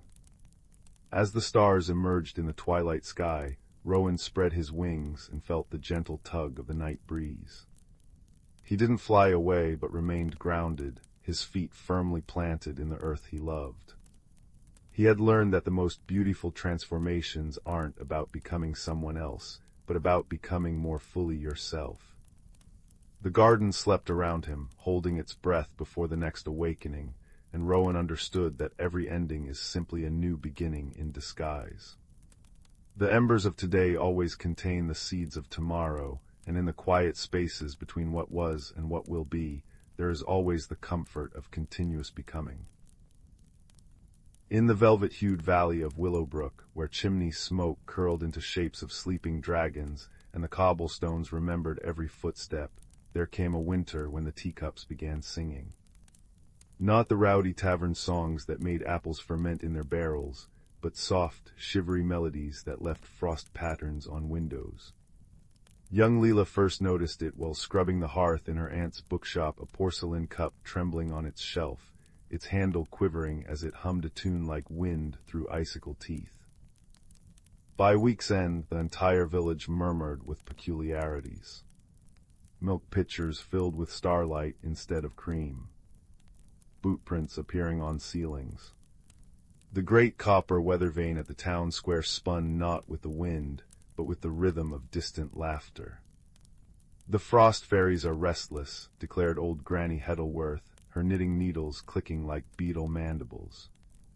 But Leela, whose braids perpetually smelled of pine needles and curiosity, noticed the clues others missed: how the singing always began near the abandoned clock tower, how the frost patterns formed tiny arrowheads pointing northwest.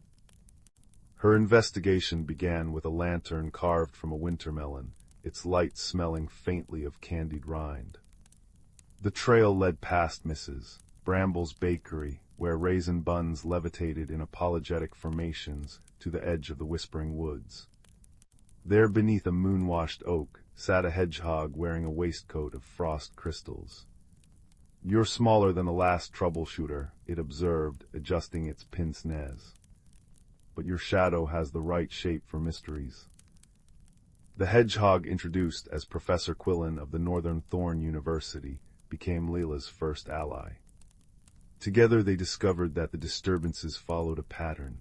Every odd hour, the chaos rippled outward from the clock tower like pond rings. During the quiet moments between, they found peculiarities: a family of field mice ice dancing in Mrs.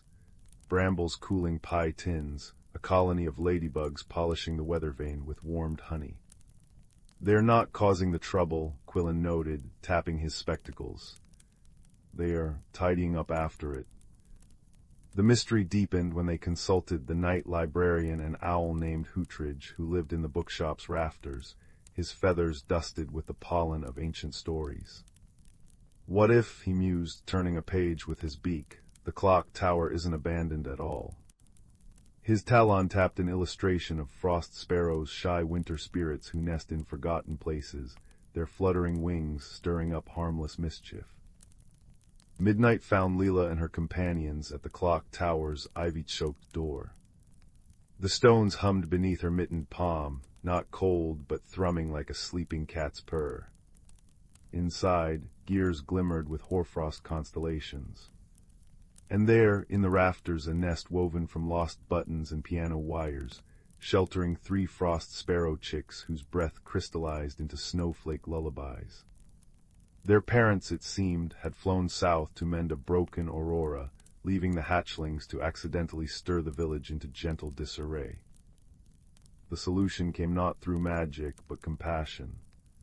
Mrs. Bramble baked seed cakes that steamed like tiny geysers, keeping the chicks fed. The mice knitted minuscule scarves from dandelion fluff. Even Granny Heddleworth contributed, her needles clicking out a snug blanket patterned with cloud formations.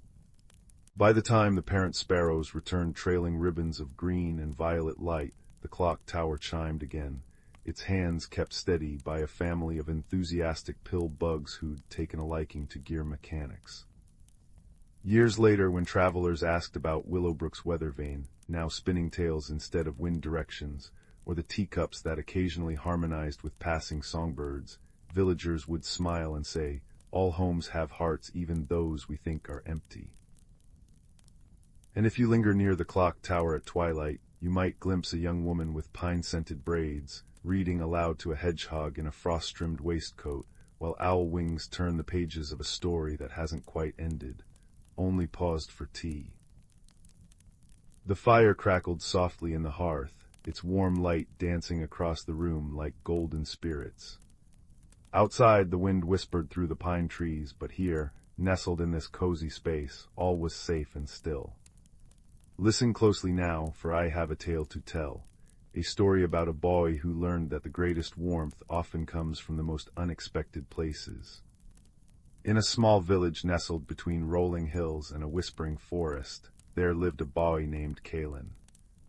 He was a quiet child, with thoughtful eyes the color of twilight and hair the shade of oak bark. While other children played boisterous games in the village square, Kaelen often wandered alone along the forest paths, collecting interesting stones and listening to the secret language of the woods. One autumn evening, as the sun dipped below the hills and painted the sky in shades of violet and gold, Kaelen was returning from one of his solitary walks. His pockets were heavy with smooth stones and pine cones, and his heart felt unusually light. As he approached the edge of the forest where it met the village, something caught his eye, a faint, pulsing glow coming from beneath the roots of an ancient oak tree. Curiosity, that quiet companion of lonely souls, tugged at him. Kneeling down, Kaelen carefully brushed away the fallen leaves and rich, dark soil. There, nestled among the gnarled roots, was a stone unlike any he had ever seen. It was about the size of his palm, smooth and oval-shaped, with colors that shifted like captured sunset, deep oranges, soft golds, and the occasional flicker of crimson that pulsed with a gentle, rhythmic light, like embers breathing in the darkness. As Kaelen's fingers closed around the stone, a wonderful warmth spread through his hand, not the harsh heat of a fire, but the comforting warmth of sunlight remembered on a chilly day. He tucked the stone into his pocket, feeling its gentle heat against his thigh as he walked the final distance home. That night, as Kaelen lay in bed with the strange stone on his bedside table, he had the most peculiar dream. He dreamed of winding pathways deep beneath the earth, lit by the same gentle glow that pulsed from his stone. He dreamed of soft, melodic voices that seemed to hum through the very roots of trees, and of doors hidden in the sides of hills, waiting for just the right key to open them. When he awoke the next morning, the stone still pulsed with its soft light, and the memory of the dream felt more like a recollection than a fantasy. Throughout the day, whether helping his mother in the garden or studying his lessons, Kaelen found his thoughts drifting back to the stone and the underground pathways of his dream. That evening, as twilight settled over the village once more, Kaelen found himself drawn back to the ancient oak tree. The stone in his pocket seemed to grow warmer as he approached, its pulsing light quickening slightly. Standing before the massive tree, Kaelen noticed something he hadn't seen before. A narrow opening between two particularly large roots, just wide enough for a boy to slip through if he turned sideways. Taking a deep breath of the crisp autumn air, Kaelen squeezed through the opening. To his astonishment, instead of finding himself in the small, earthy space between roots he expected, he discovered a downward-sloping tunnel, its walls embedded with countless stones that glowed with the same gentle light as the one in his pocket. The air smelled of damp earth, growing things, and something sweet like honey and cinnamon. The tunnel descended gradually, curving gently as it went. Kaelen walked slowly, his hand brushing against the glowing walls, which felt smooth and warm to the touch. The only sounds were his soft footsteps and a distant, melodic humming that seemed to vibrate through the very stone around him. After what felt like both moments and hours, the tunnel opened into a vast cavern that took Kaelen's breath away. The ceiling arched high above, dotted with glowing crystals that twinkled like captured stars. Strange, beautiful plants grew in clusters, their leaves shimmering with soft light and their flowers emitting gentle chimes when the faint breeze stirred them. Through the center of the cavern flowed a stream whose water glittered, as if filled with liquid starlight. But most astonishing of all were their inhabitants. Small, gentle creatures moved about the cavern, their forms seeming to be made of earth and moss and stone. They had luminous eyes and moved with a graceful, flowing motion that reminded Kaelen of wind through grass. They tended the glowing plants, gathered crystals in baskets woven from glowing fibers, and spoke to each other in soft, musical tones. One of these creatures noticed Kaelen standing at the tunnel's entrance. Instead of being alarmed, it approached him with a curious tilt of its head. It stood about as tall as Kaelen's waist, with skin that looked like polished river stone and hair like trailing moss. Its eyes glowed with the same warm light as the stones in the walls. Hello, it said in a voice that sounded like wind chimes and flowing water. You have the Heartstone. We wondered when you would come. Kaelen looked down at the stone in his hand, which was pulsing in rhythm with the crystals throughout the cavern. The Heartstone, he asked. The creature nodded. It calls to those who need to find their way here. My name is Bramble. Welcome to the Gloaming, the world between roots and rock, between setting sun and rising moon. Bramble extended a hand that felt surprisingly like smooth, warm stone. Kaelen took it, and together they walked deeper into the cavern. As they went, other creatures paused in their tasks to offer gentle smiles and nods. They seemed neither surprised nor concerned by Kaelen's presence. Many seasons ago, Bramble explained as they walked along the starlit stream, the Heartstone was created when a piece of sunset became trapped in Earth during the world's first twilight. It occasionally finds its way to the surface, always seeking someone who needs to discover our world, and perhaps, in doing so, discover something about themselves. Kaelen listened, mesmerized by both Bramble's words and the wonder of the world around him. But why me? He asked softly. Bramble's glowing eyes seemed to twinkle. The stone knows what the heart needs before the mind understands. Tell me, child of the surface world, do you often feel alone, even when surrounded by others? Kaelen nodded slowly, surprised that this stranger could understand something he had never spoken aloud. The Heartstone often finds those who carry quietness within them, Bramble said gently. But here in the Gloaming we understand that quietness is not emptiness. It is simply a different way of being. Come, let me show you. Over what felt like days but might have been only hours, Bramble introduced Kaelen to the wonders of the Gloaming. They visited gardens where flowers sang soft lullabies, libraries where stories were stored in crystals that played them like music when touched, and kitchens where food was prepared that tasted like comfort and contentment. Kaelen met other inhabitants, a creature named Moss who taught him how to listen to the stories stones could tell, another named Shale who showed him how to weave light into patterns that could calm anxious thoughts, and a particularly ancient being called Deeproot who spoke in rumbles that vibrated through the earth and told tales of times when the world was young. With each new experience, Kaelen felt something within him unfolding, like a flower opening to morning sun. The quietness that had often felt like loneliness began to feel like peace. The thoughtful nature that sometimes made him feel separate from others now felt like a gift. One evening, or what passed for evening in the timeless Gloaming, Bramble took Kaelen to a quiet pool at the edge of the starlit stream. The water's surface was perfectly still, reflecting the glowing crystals above like a second sky. Look deeply, Bramble said softly. As Kaelen gazed into the water, the reflection began to change. He saw himself back in his village, but different somehow.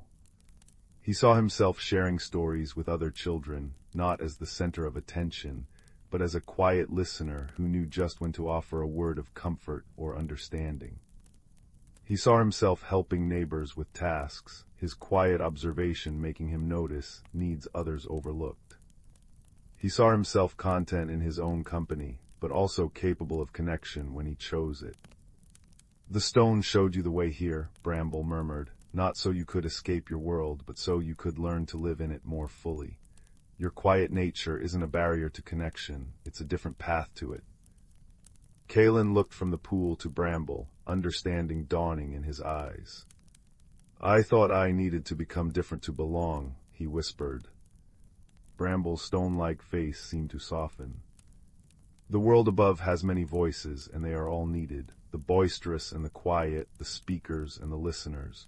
You need not change your nature to find your place, only to understand how your particular nature fits into the greater pattern. As these words settled into Kaelen's heart, he noticed the Heartstone in his pocket had begun to glow less brightly. Its pulses were slowing, its warmth diminishing. It is time for you to return, Bramble said gently. The Heartstone's work is nearly done. A feeling of sadness washed over Kaelen. But will I remember this place? Will I be able to return? Bramble placed a warm, stone-like hand on Kaelen's shoulder. You will remember, though in the way one remembers a vivid dream, more feeling than detail. And as for returning... Bramble smiled, a cracking of stone that revealed inner light. You carry the gloaming within you now, its peace, its acceptance, its understanding that different natures have different beauties. Whenever you need to remember, simply find a quiet moment, close your eyes, and feel for that warmth we've shared. Together they walked back through the glowing tunnels, the journey feeling much shorter than before. At the entrance beneath the oak tree, Bramble paused. Remember, child of two worlds, Bramble said softly, that transformation is not about becoming someone different, but about becoming more truly who you are meant to be. Like wood transformed by gentle fire into lasting embers, your experiences here have lit a steady glow within you. Tend it well. With those final words, Kaelen stepped back through the roots and into the cool night air of his own world. The stars above glittered coldly compared to the warm glow of the gloaming, but as he walked home, Kaelen realized a new warmth was growing within him, a steady, peaceful light that had nothing to do with the stone in his pocket. When he reached his room and took out the heartstone, he found it had turned into an ordinary, though beautifully smooth, stone. Its glow had faded completely, its warmth gone. But Kaelen didn't feel loss. Instead, he placed the stone on his windowsill where moonlight could touch it, a reminder that transformation often leaves behind the shell of what was, while the essence moves inward. The next day, and in the days that followed, Kaelen found that something had indeed shifted within him. He still enjoyed his solitary walks, but now he also found himself noticing opportunities for small connections, helping a younger child reach a ball stuck in a tree, listening patiently when an elderly neighbor wanted to share a story, offering a quiet smile to someone who looked lonely. He discovered that his thoughtful nature allowed him to see things others missed, and that when he did speak, people often listened carefully, sensing the weight of his considered words. The children who had once seemed too boisterous for him now seemed simply different, not better or worse, and he found ways to interact with them that felt comfortable for him. One afternoon, he noticed a new girl sitting alone at the edge of the village square, watching the other children play with a look of hesitant longing that reminded him of his own former feelings. Remembering the acceptance he had found in the gloaming, Kaelen walked over and sat beside her quietly. After a moment, he took a smooth stone from his pocket, not the heartstone, but one he had found that morning, and offered it to her. It has interesting lines if you look closely, he said softly. The girl looked surprised, then took the stone, turning it over in her hands. It looks like a tiny landscape, she said after a moment, her voice quiet like his. Kaelen nodded.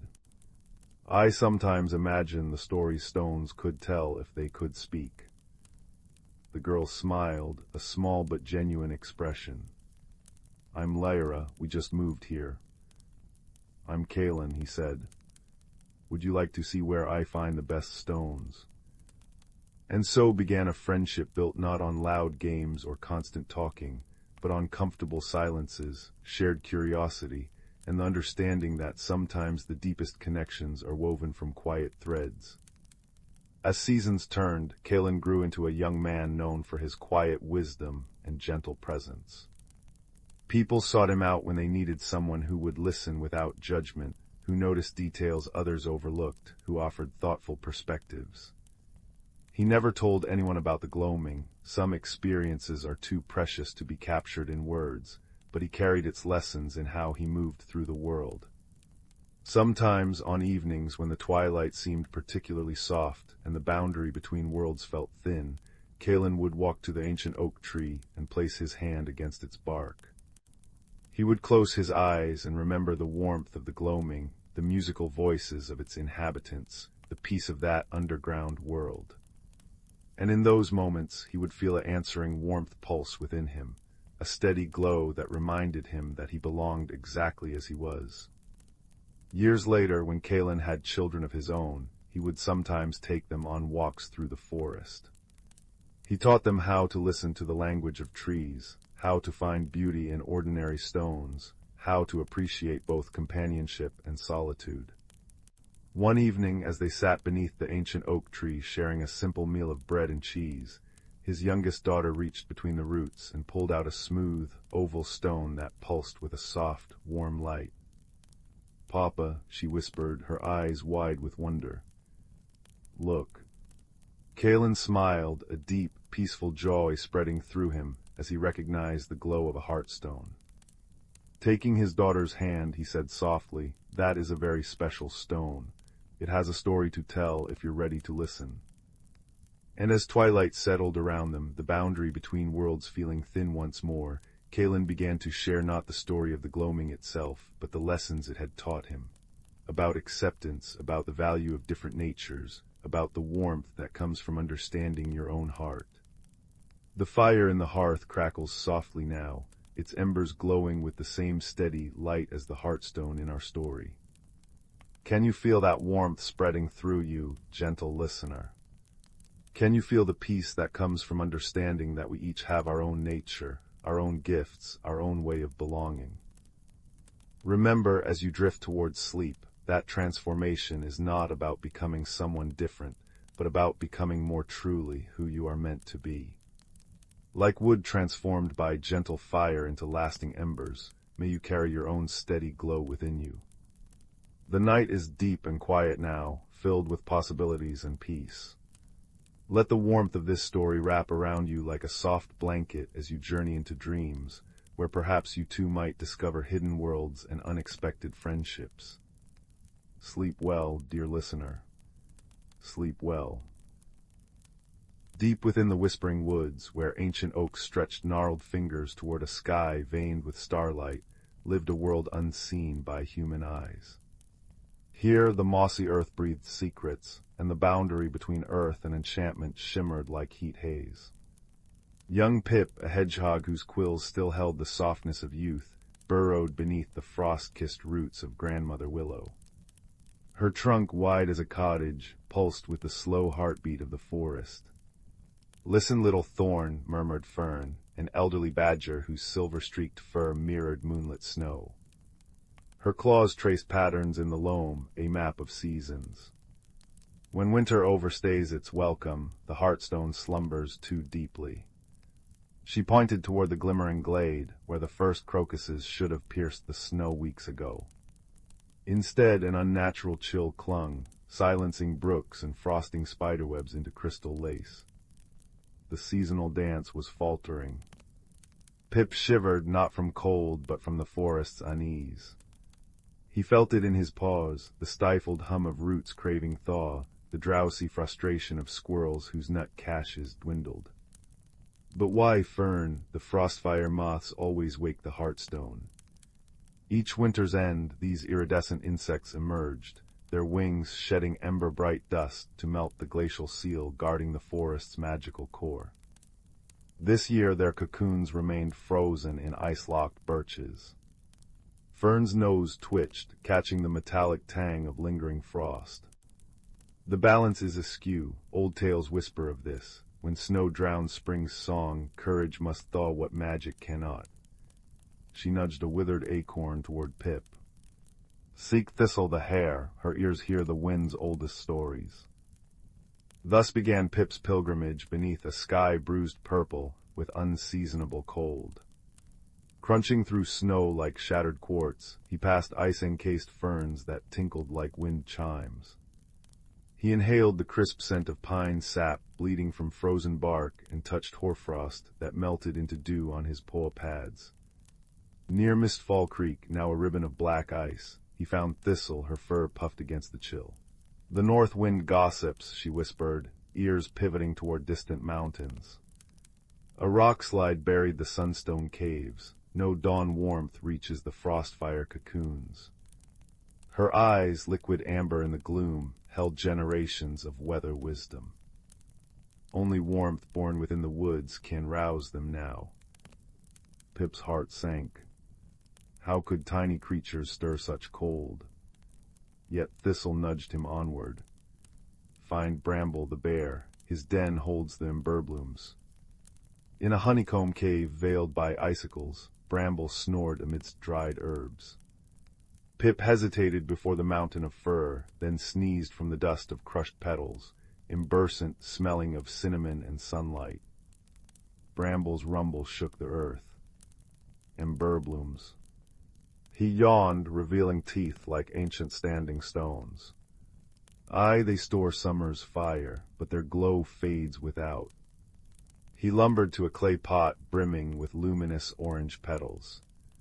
Song the frostfires hatch to cricket choruses, silence starves them. Threefold wisdom now braided in Pip's mind, thaw the cocoons with inner warmth, revive them with song, guide them with emberbloom light. But who could sing in this frozen hush?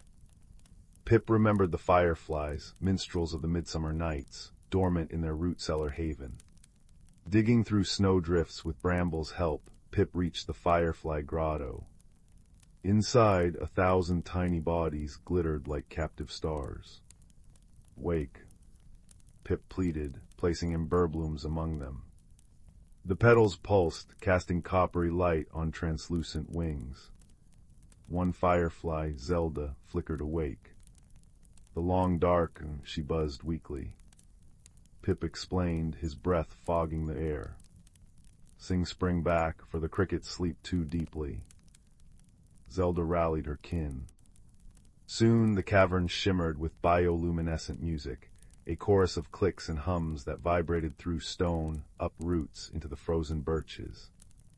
Pip led them out, carrying emberbloom bouquets in Bramble's woven grass satchel.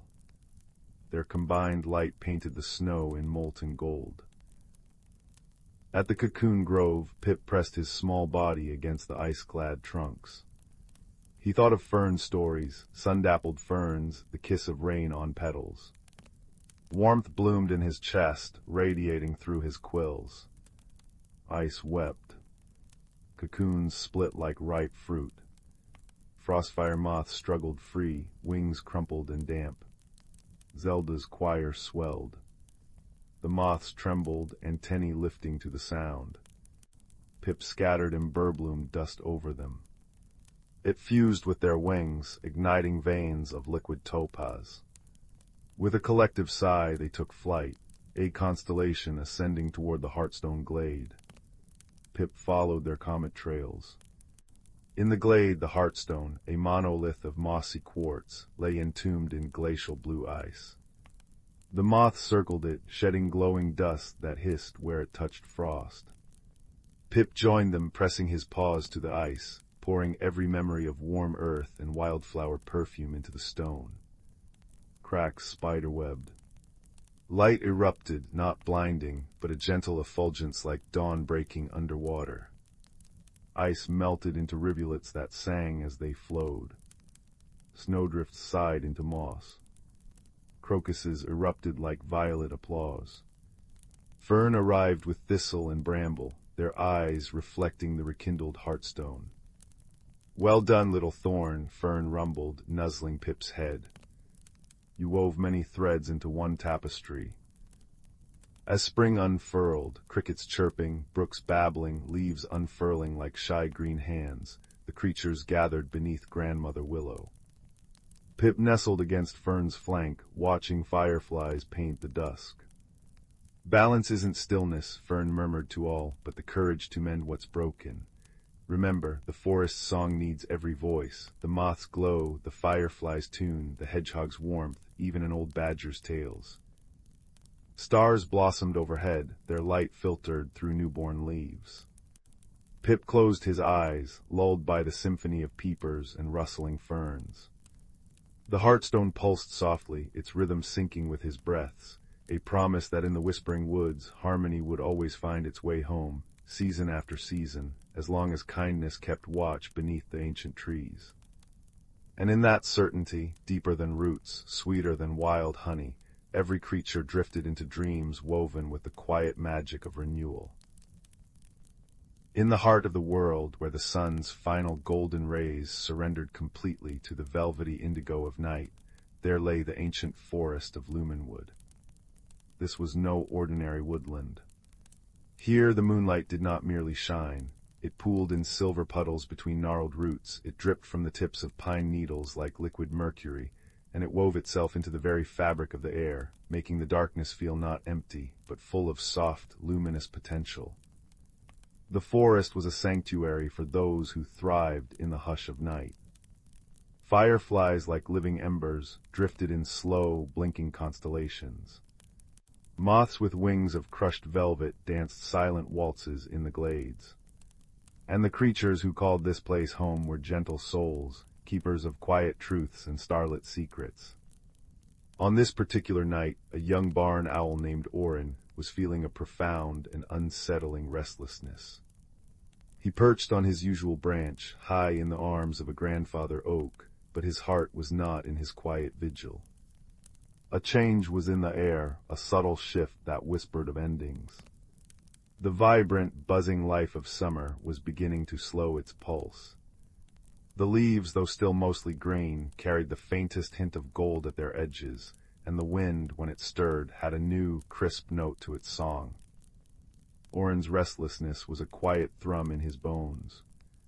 He felt an urge to fly, not for hunting, but for understanding.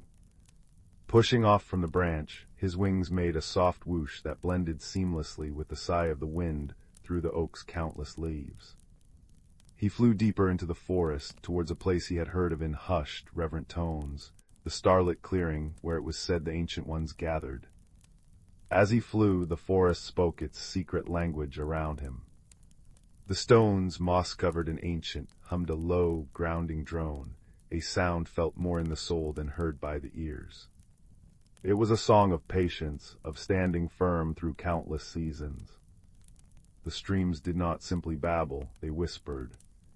If one listened closely, with more than just ears, they told stories of mountains they had carved and valleys they had nourished, their words a continuous, soothing rush over smooth, water-worn pebbles. And the trees were the great conversationalists of the wood. Their language was not one of words, but of creaks and groans, of the rustle of their leaves.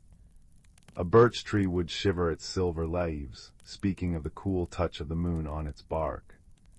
A weeping willow would sway its long, trailing branches, sharing tales of the dreams it had caught in its green net. Orin flew through this symphony of silent sound, his heart beginning to quieten just from being immersed in it. He arrived at the starlit clearing, and the breath caught in his chest. It was a perfect circle, carpeted in moss so soft and deep it looked like a plush, emerald rug. In the very center stood the most magnificent tree Orin had ever seen. It was a great silverwood, its bark like polished moonlight, and its leaves, even in the dark, seemed to hold a glow of their own. But the true wonder was the flora that thrived here. Glowing mushrooms in hues of ethereal blue and soft green clustered around the tree's roots like tiny, luminous stools. Ghost flowers with petals as pale and translucent as mist pulsed with a gentle, internal light, their fragrance a delicate blend of vanilla and cold night air. The entire clearing was bathed in this soft, bioluminescent radiance, over which the sharp, bright pinpricks of real stars winked in the velvet sky above. Perched on a low, smooth branch of the silverwood was an owl so old his feathers were the color of weathered ash, and his eyes held the depth of 1,000 starry nights. This was Alaric, the elder of Lumenwood. Orin landed softly on the moss before him, dipping his head in respect. The only sounds were the gentle patter of a light, misting rain beginning to fall on the canopy high above, and the quiet drip, drip, as it filtered down to the forest floor. "Your flight was troubled, little brother," Alaric said, his voice not a hoot, but a soft, resonant rumble, like distant thunder that promised not a storm but peace. "The wind brought the tremor in your wings to me long before you arrived." Orin shuffled his feet in the soft moss. "I feel a change, elder. The air tastes different. The songs of the day creatures are growing shorter. There is a closing feeling, a summons to be still, and it makes me uneasy. I do not know this stillness." Alaric blinked slowly, his great eyes reflecting the glowing mushrooms. "You are listening to the turning of the great wheel, Orin. The season of sundrench is yielding to the season of moon rest. It is not an ending, but a different kind of beginning. Come, walk with me. The ancient owl glided from his branch, his flight utterly silent, and led Orin to the edge of the clearing, where a small, particularly talkative stream gurgled over a bed of jet-black stones. The sound was a natural lullaby, each bubble and trickle a note in a watery melody. "Listen to the stream," Alaric murmured. "What is it saying?" Orin cocked his head, focusing.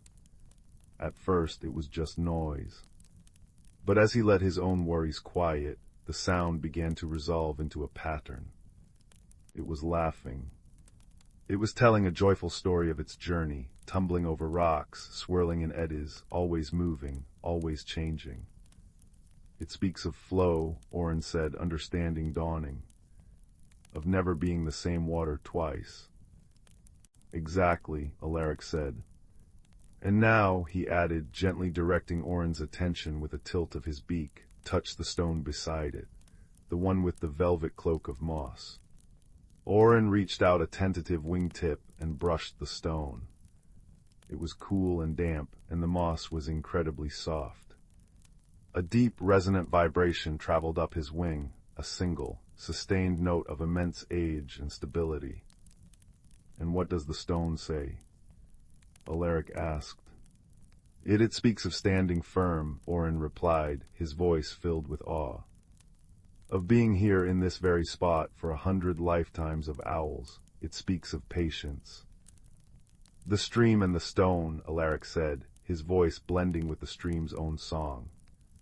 "One is constant change, the other is constant stillness. The forest needs them both, so it is with the seasons. Sun drenches the stream, a time of vibrant growth, of bustling life, of constant movement, but moonrest is the stone.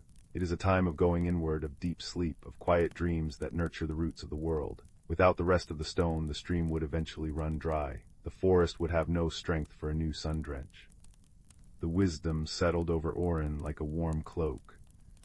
The closing feeling was not something to fear, but something to embrace. It was the forest taking a long, deep, restorative breath. "But what do we do?" Orin asked. "How do we help?" A kind of gentle, twinkling laughter seemed to ripple through the clearing, though it made no sound. From behind a glowing ghost flower, a small, sleek fox with fur the color of rust and shadows emerged. Her eyes were bright with intelligence, and her steps were so light they made no impression on the deep moss. This was Alara, the keeper of the forest's rhythms. "We follow the old ways, little owl," she said, her voice a soft rustle. "We help the forest to sleep. Would you like to see?" Orin nodded, his earlier unease completely replaced by a swelling curiosity. Alara led them to a stand of birch trees, their white bark gleaming in the moonlight. She lifted her nose to the wind, which was now stirring the leaves into a soft, shushing chorus, a sound that begged for quiet and dreams. She began a slow, deliberate dance around the base of the largest birch, her brush tracing intricate patterns in the moss. As she did, she hummed a low, resonant note that seemed to encourage the tree's leaves to shiver just a little more brightly, as if storing the last of the summer's light within their very veins. "We sing the lullaby of letting go," Alara explained, pausing for a moment. "It tells the trees it is safe to release their leaves, that their work for this cycle is done, and that they can dream of the green they will wear when the wheel turns again." Orin watched, enchanted. He saw other nocturnal creatures joining in this gentle work. A family of badgers, their movements slow and deliberate, were gathering fallen acorns and carefully tucking them into the soft earth, whispering promises of new life to come.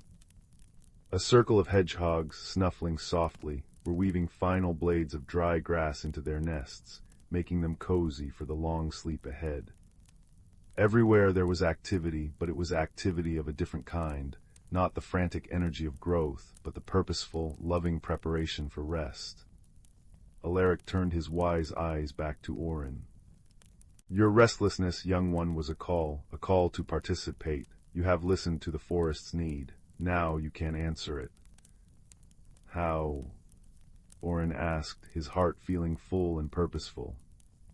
Your wings are silent, your eyes are sharp, fly high. Fly to the highest canopy and listen for the whispers of the leaves that are ready to fall but are held by a last thread of fear. Your presence, your gentle understanding, can be the final reassurance they need. Your silent flight is a balm to their worries. And so, Orin took to the wing once more. But this flight was different. There was no tremor of unease, only the steady, powerful beat of a heart aligned with a greater purpose. He soared above the canopy, where the air was cold and clean, and the stars felt close enough to touch. Below him, the forest was a vast, dark tapestry, embroidered with the glowing threads of bioluminescent plants and shimmering streams. He focused his hearing, tuning out the general rustle and listening for the specific, tiny sighs.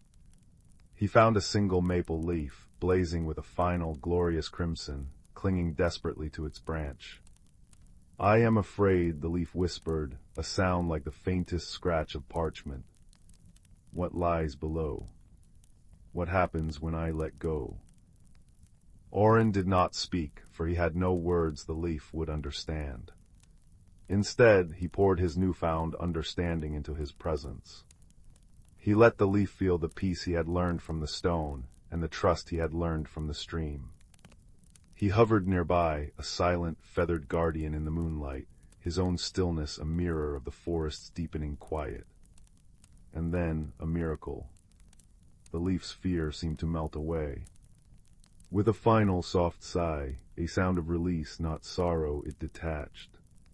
It didn't fall so much as it drifted, spinning and dancing on a gentle updraft, a final, beautiful dance in the silver moonlight before settling silently onto the soft, waiting earth below. One by one, Orin visited the trembling leaves.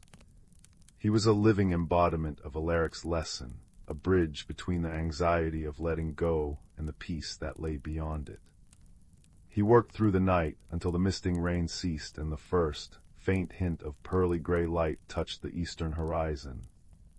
Exhausted but filled with a deep, profound joy, he returned to the starlit clearing. The scene had transformed. The bioluminescent glow of the mushrooms and flowers was fading, their light retreating as the sky began to brighten. The clearing was now carpeted not just in moss, but in a breathtaking mosaic of freshly fallen leaves, crimson, gold, amber, and bronze. Alaric and Alara were waiting for him. You see, Alaric said, his voice soft as the pre-dawn hush. The stillness you feared has become your greatest strength. You have helped the forest embrace its rest. Alara nuzzled his wing in a gesture of friendship. The great wheel turns, the stream of summer has flowed into the stone of autumn. Now the deep, quiet magic begins, the magic of roots dreaming beneath the earth, of seeds sleeping in their dark cradles, of the whole world gathering its strength for the wonder yet to come. Orin looked out at the transformed forest. The air was still, but it was a fertile, peaceful stillness, thick with potential. The gentle dripping from the trees had slowed. The wind was but a memory. The only sound was the eternal, soft whisper of the stream, now telling a new story, a story of quiet and waiting. He understood now. The magic of Lumenwood was not just in the vibrant, glowing life of summer, but also in this beautiful, necessary surrender. It was in the cycle itself, the endless, gentle dance between the stream and the stone, between the sun and the moon, between activity and rest. As the first true rays of the sun painted the tops of the tallest trees in gold, Orin found a cozy hollow in the roots of the great silverwood, tucked away from the growing light. He curled into it, the scent of damp earth and decaying leaves a comforting perfume. His restlessness was gone, replaced by a contentment as deep and ancient as the forest itself. He closed his eyes, and as he drifted into his own well-earned sleep, he listened to the final, gentle sounds of the forest at rest. The last drip of rainwater, the distant, soothing babble of the eternal stream, and the profound, loving silence of the stones, holding the entire sleeping world in their patient, timeless embrace. In the quiet village of Starlight Hollow, nestled between whispering pines and a babbling brook, there existed a peculiar sort of magic. It wasn't the flashy kind that shot sparks or turned pumpkins into carriages, but something softer, woven into the very fabric of daily life. Wind chimes made of seashells and silver tinkled from every cottage eave, their melodies carried on the breeze. The village clock tower, ancient and wise, chimed not just the hours, but also the seasons, its deep bronze bells ringing differently for autumn's crispness or spring's first blush. And every evening, as dusk settled, the villagers would light their lanterns, casting a warm, golden glow that rivaled the stars beginning to pepper the twilight sky. Our story begins with a young baker named Rowan, whose kind heart was as warm as the ovens in which he baked his honey oat bread and lavender shortbread. Rowan noticed things others often overlooked, the way the morning dew clung to spiderwebs like tiny diamonds, the particular scent of rain before it fell, the secret language of birdsong at dawn. He lived above his bakery, the gilded crust, and every night before bed he would open his window to count the stars, a ritual that brought him immense peace. But one evening, as Rowan leaned on his windowsill, a steaming cup of chamomile tea in hand, he noticed something odd. The constellation known as the Weaver's Spool, a cluster of 7 bright stars that formed a delicate thread across the northern sky, was missing one of its gems. He blinked, thinking perhaps a wisp of cloud had drifted past. But no, the sky was clear, and the Weaver's Spool now had only 6 stars. Rowan felt a gentle tug of curiosity, not fear, but a sense that something in the harmonious order of Starlight Hollow had shifted. The next morning the village buzzed with other strange happenings. Old maps carefully preserved in the library seemed to have redrawn their streams and footpaths overnight. Flowers in Alara Meadow, which normally bloomed in soft pastels, had changed to vibrant, jewel-like hues overnight, ruby reds, sapphire blues, and emerald greens. And most peculiar of all, the village clock tower had begun chiming backwards, its bells ringing 9 times at 3 o'clock and 3 times at 9. The villagers gathered in the square, their faces lit with wonder and mild confusion. "It's the work of the Glimmer folk," declared Mr. Thistlewick, the clockmaker, adjusting his spectacles. "They've always been mischievous." Others whispered about forgotten spells or the shifting of ancient ley lines. But Rowan simply listened, his empathy sensing no malice, only a strange sort of longing behind these peculiar events. That afternoon, while delivering a basket of cinnamon buns to the village library, Rowan found the elderly librarian, Miss Juniper, humming an old nursery rhyme as she dusted the shelves. The tune was familiar, one every child in Starlight Hollow learned at their grandmother's knee. When the spool loses a thread, and the clock counts time in reverse, seek the key the stars have shed, in the map's forgotten verse. Rowan's ears perked up. "Miss Juniper," he said gently, "that rhyme, do you think it could be connected to what's happening?" She smiled, her eyes twinkling. "All old rhymes hold a kernel of truth, dear boy, but which kernel is the right one to plant?" She gestured to a wall of ancient, leather-bound books. "Somewhere in these pages lies the answer, if one has the patience to look." Rowan spent the rest of the day poring over books of folklore and star charts. He discovered that the Weaver's Spool constellation was tied to an old legend about a celestial weaver who mended the fabric of the night sky. If a star went missing, it was said, the weaver had dropped a thread that could be found somewhere on Earth, disguised as something ordinary. Meanwhile, the village continued to experience delightful oddities. Thinking the backwards chiming of the clock tower was a clue, Mr. Thistlewick spent a day taking the clock apart, only to discover a family of songbirds had built a nest inside the mechanism, their sweet chirping somehow affecting the gears. It wasn't the solution to the mystery, but it was a joyful discovery, and the whole village came to admire the brave little birds. Another red herring emerged when the vibrant flowers in Alara Meadow were thought to be the key.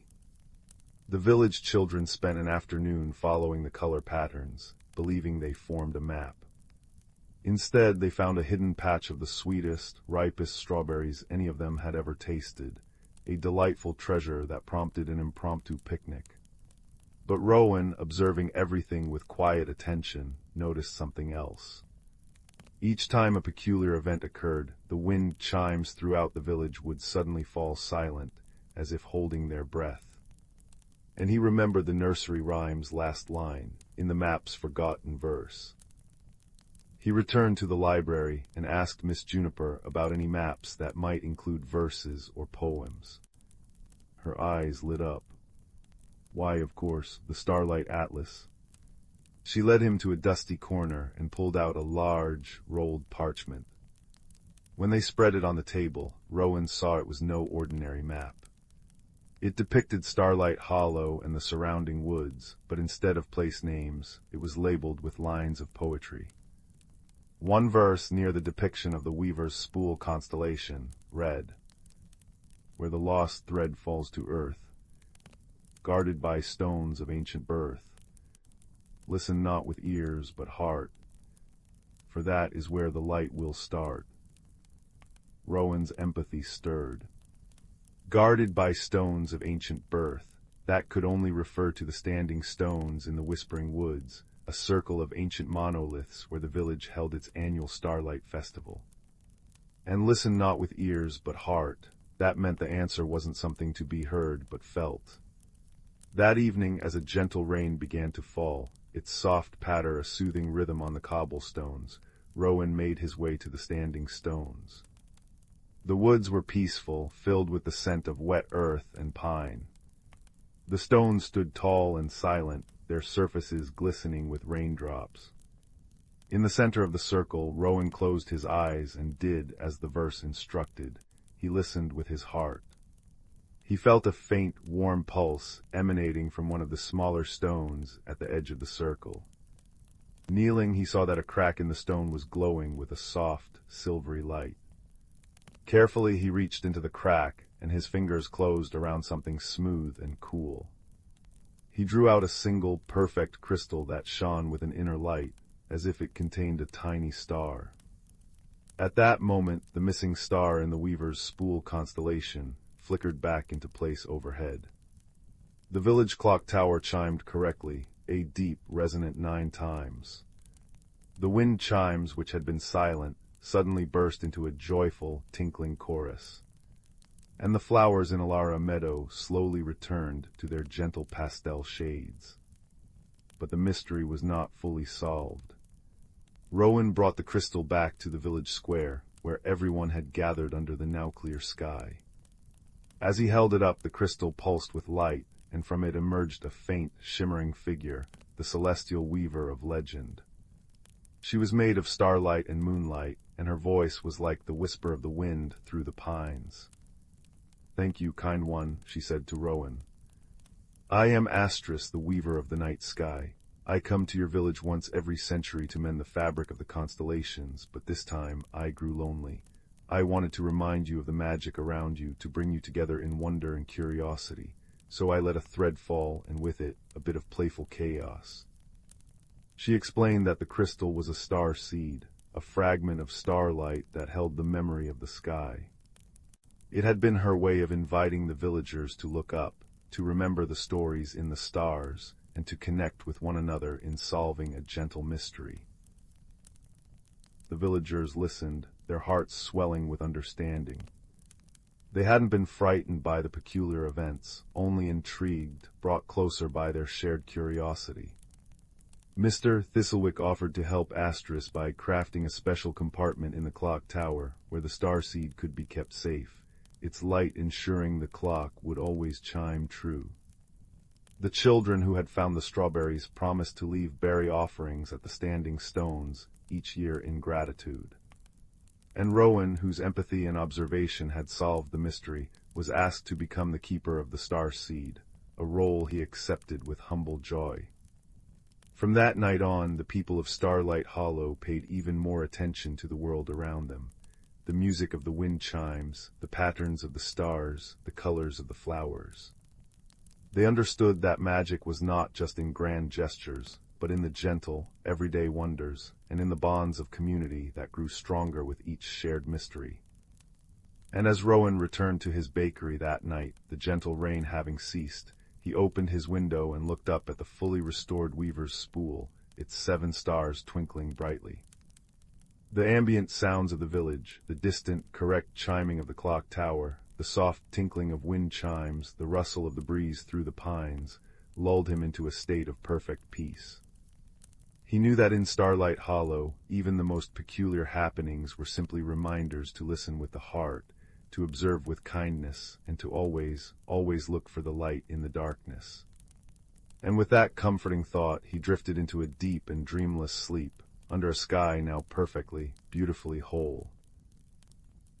In the quiet corner of a spiraling galaxy, where stardust settled like sugar upon the velvet darkness, there lived 2 beings who were as different as night and day, and yet they found in one another the kind of friendship that makes the universe feel a little less vast.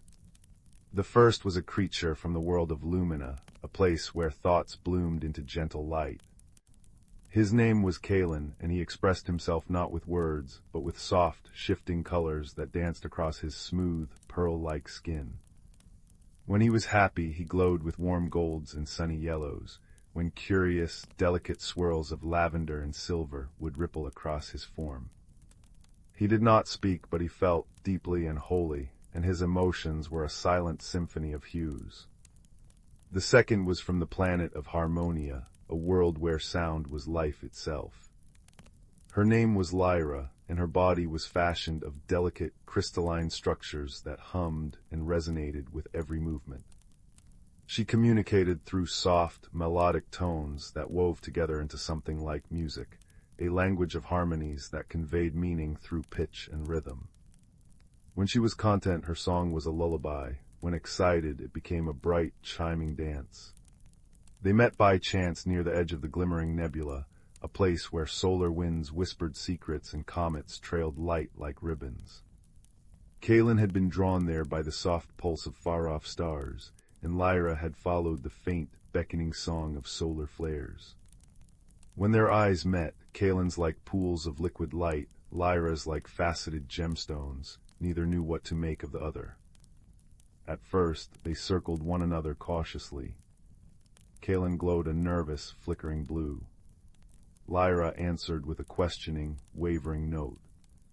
They had no common language, no shared customs, no way to explain who they were or where they came from. But there was something in the way Kaelen's light softened when Lyra's music trembled, and something in the way Lyra's song gentled when Kaelen's colors dimmed, that told them both, here was a friend waiting to be found. Slowly, tentatively, they began to explore ways to bridge the silence between them. Kaelen would pulse a soft rose pink, and Lyra would answer with a chime like raindrops. Lyra would hum a low, comforting tone, and Kaelen would respond with a warm, buttery yellow. They learned to read the subtleties of one another's presence, the way Kaelen's light shimmered when he was amused, the way Lyra's notes lifted when she was curious. One day, as they drifted together through the star-dusted void, they came upon a small, abandoned observatory, a place built long ago by stargazers now forgotten. It was a dome of crystalline panels that caught and fractured the light of distant suns, and at its heart was a garden where strange, luminous plants reached softly toward the heavens. It was overgrown and silent, but beautiful in its solitude. With a shared glance, Kaelen glowing a hopeful green, Lyra singing a note of agreement, they decided to make it their own. They spent cycles tidying and tending to the space. Kaelen, with his gentle light, encouraged the shy star blossoms to open wider, and they responded by glowing in harmony with his colors. Lyra, with her resonant tones, caused the crystalline walls to hum in sympathetic vibration, filling the observatory with a soft, ever-present music. Together they created a sanctuary, a place where light and sound wove together into something new and wonderful. But not everything was smooth in their shared home. There were misunderstandings, born of the vast differences between their natures. Once Kaelen noticed that Lyra seemed quieter than usual, her music subdued. Thinking to cheer her, he gathered the brightest, most joyful light he could muster, and shone it full upon her. To him, it was an offering of happiness. But to Lyra, whose people communicated vulnerability through softer, quieter songs, such a brilliant display felt overwhelming, even intrusive. She recoiled, her notes sharp with surprise. Kaelen dimmed immediately, his light fading to a confused and worried gray. Lyra, seeing his dismay, realized the mistake. She chimed softly, a melody of apology and explanation, and slowly Kaelen understood. He pulsed a gentle blue, forgiveness and regret, and Lyra answered with a ripple of grateful harmony. Another time, Lyra tried to share a traditional harmonian greeting, a complex, cascading sequence of notes that signified deep respect and affection. But to Kaelen, who was used to simpler, more gradual shifts in color, the rapid-fire melody was bewildering. He stood utterly still, his light flickering in confusion. Lyra paused, then tried again, slower this time, letting each note linger like a question. Kaelen responded with a soft pulse of understanding, and then, daringly, attempted to mimic the melody with shifts in his hue. It wasn't perfect, his notes were visual, not auditory, but Lyra understood the effort, and her answering song was full of warmth and delight. They laughed, in their own ways, at these misunderstandings. Kaelen's light would dance in merry spirals, and Lyra's music would bubble like a stream over smooth stones. Each mistake became a lesson, each confusion a chance to learn more about one another. Their favorite moments were the quiet ones, when they sat together in their crystalline garden, watching the stars bloom and fade in the great dark beyond the dome.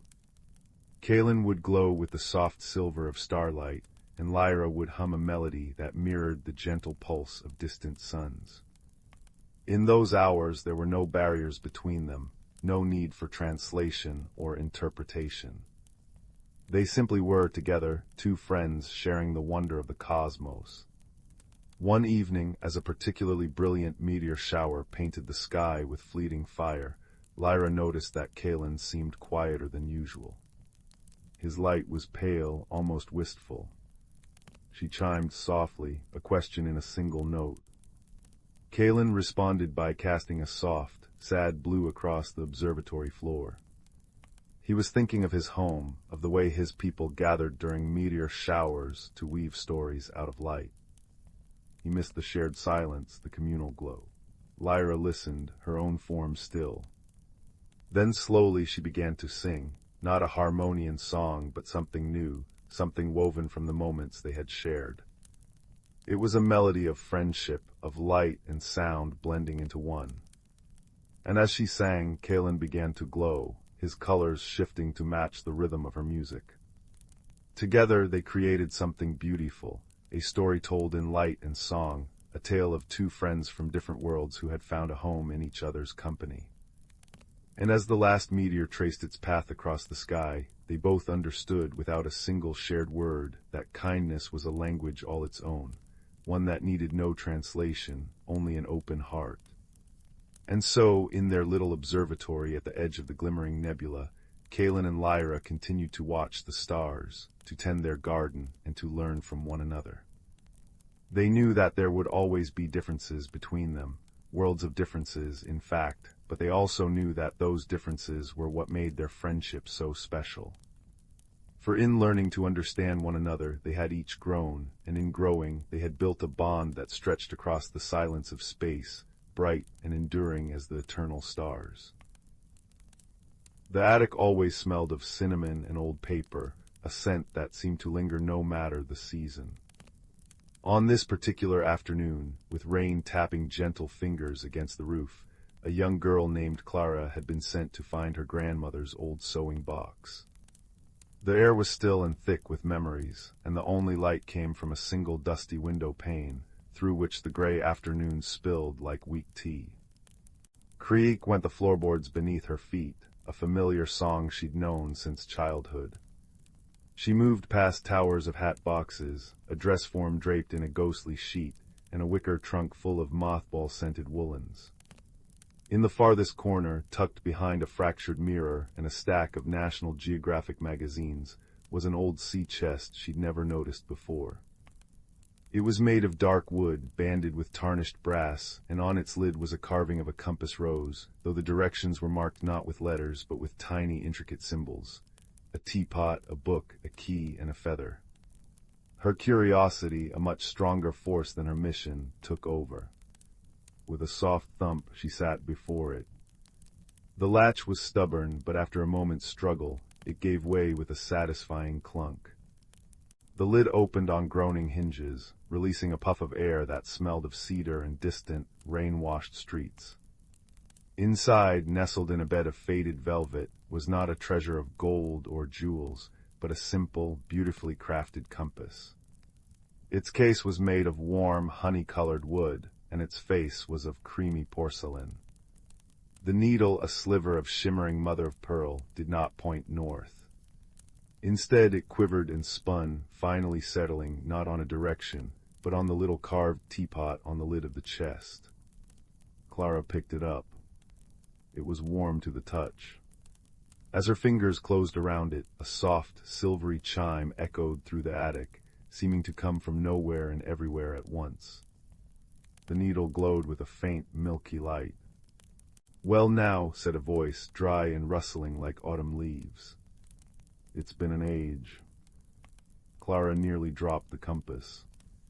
Peering from behind a stack of books was a ginger cat of impressive size and dignified bearing. He had one eye of gold and one of green, and his tail twitched with an air of mild impatience. You can talk." Clara whispered, her heart thrumming like a hummingbird's wings. "Everyone can talk," the cat replied, meticulously washing a paw. "Most simply choose to say very dull things. I am Alistair, and you have awakened the Hearthstone compass. It doesn't do that for just anyone, you know. It requires a certain quality of quiet." "What does it do?" Clara asked, her voice full of wonder. "It doesn't point to where you are," Alistair explained, leaping gracefully onto the sea chest with a soft thud. "It points to where you need to be, a much more complicated business. Currently, it seems you are in dire need of a cup of tea." The needle, indeed, was steadfastly aimed at the teapot symbol. "But how do I follow it?" Clara asked. "You hold the intention in your heart, take a step, and listen," said a new voice, small and quick as a mouse's heartbeat. From a hole in the wainscoting, a tiny mouse with spectacles perched on the end of her nose emerged. She clutched a minute, leather-bound notebook. "The compass measures journeys of the spirit, not the stride. I am Pip, the cartographer of inner realms, delighted to make your acquaintance." And so, with the Hearthstone compass glowing in her hand, Clara took a step forward in the dusty attic. The world did not blur or spin, but shifted. The rain-tapped window seemed to stretch, the shadows deepened, and the air grew stiller. With another step, the towers of boxes and trunks rearranged themselves into a corridor of towering, cloth-bound cliffs. The familiar attic had become an unknown landscape. "The first challenge is always the veil of whispers," Pip chirped from Clara's shoulder, making notes in her book. "Don't listen too closely."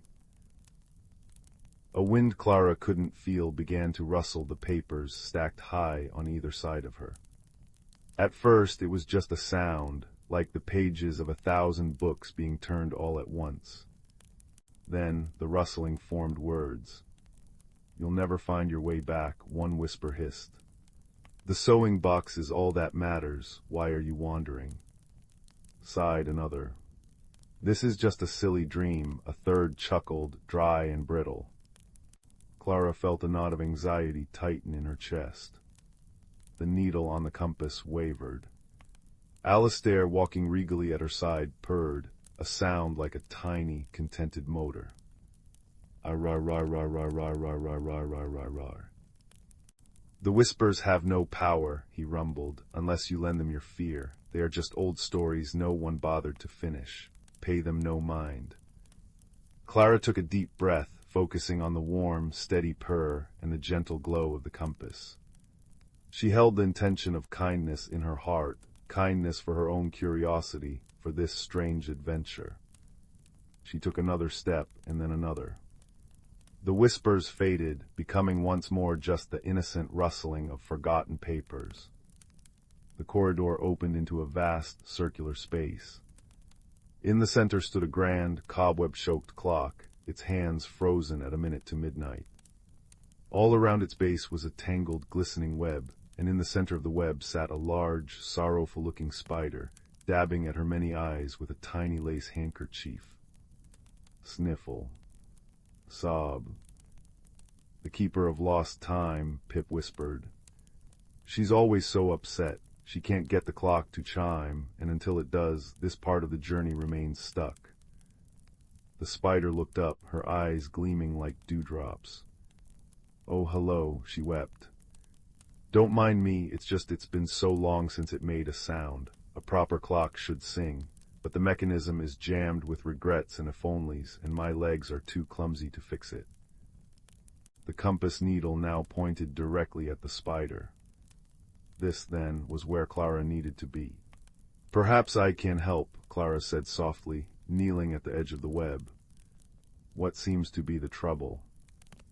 The spider, whose name was Arabella, gestured with a delicate leg to the clock's interior, visible through a glass panel.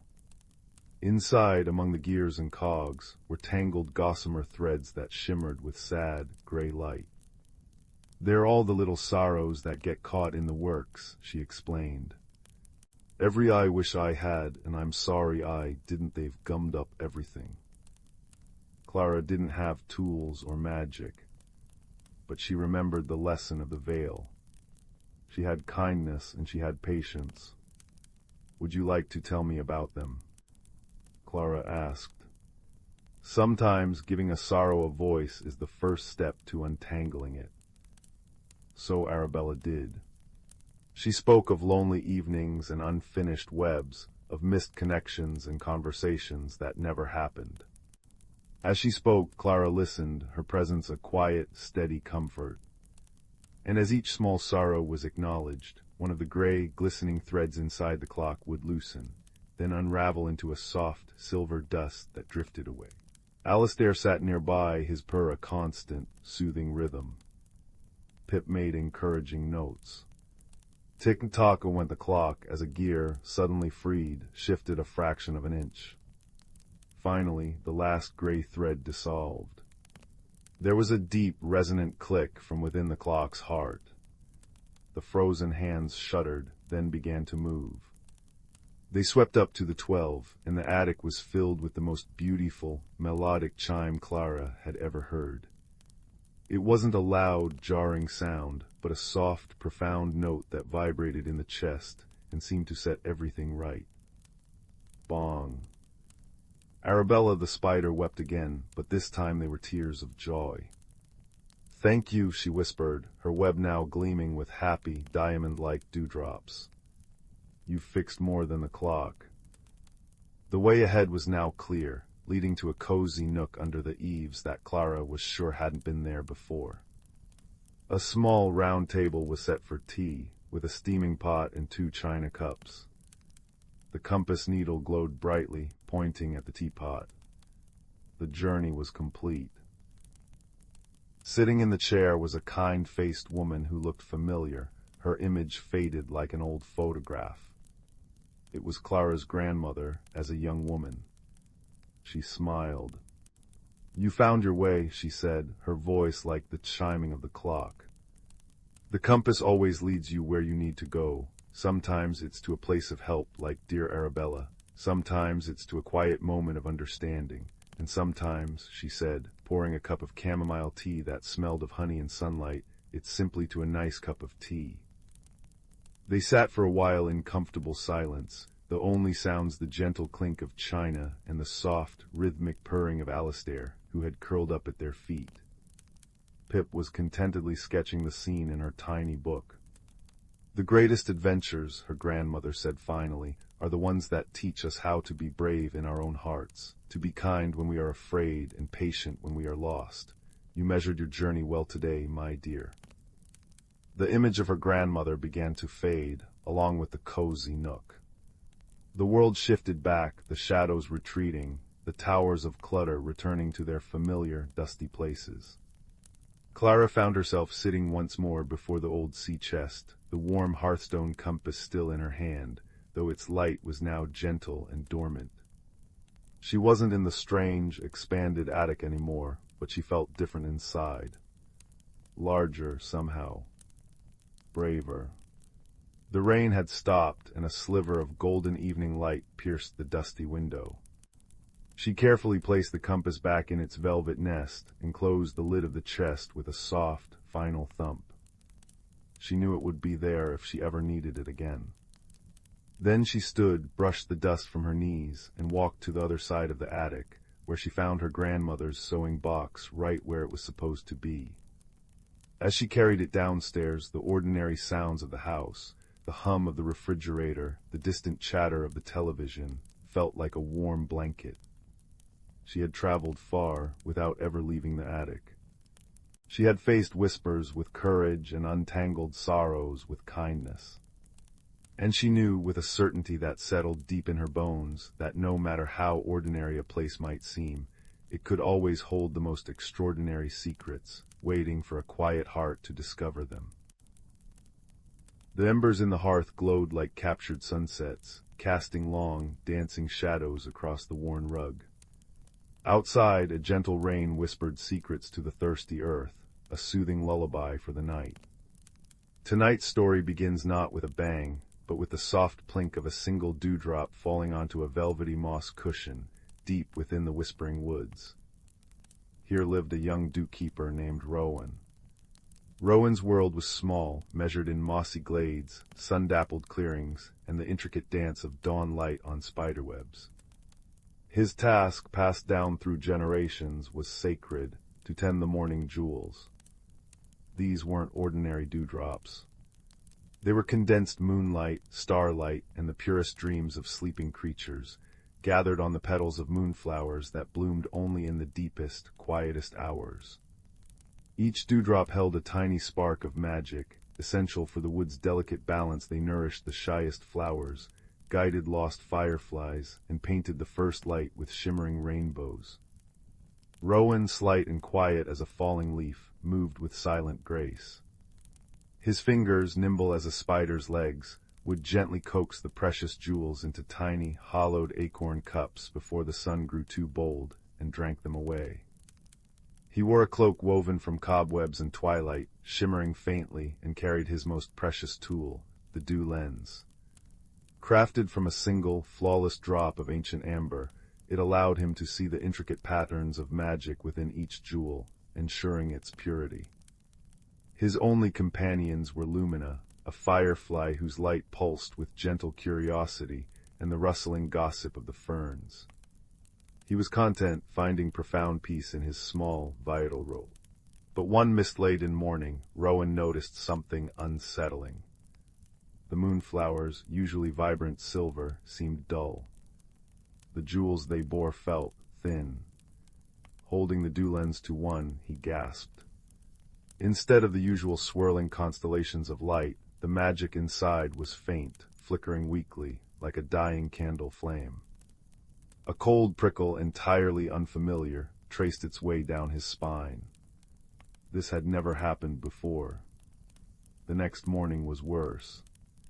Whole patches of moonflowers bore no jewels at all. Where they should have been, Rowan found only a faint, greasy residue that smelled faintly of burnt sugar and sorrow. Fear, cold and heavy, settled in Rowan's chest.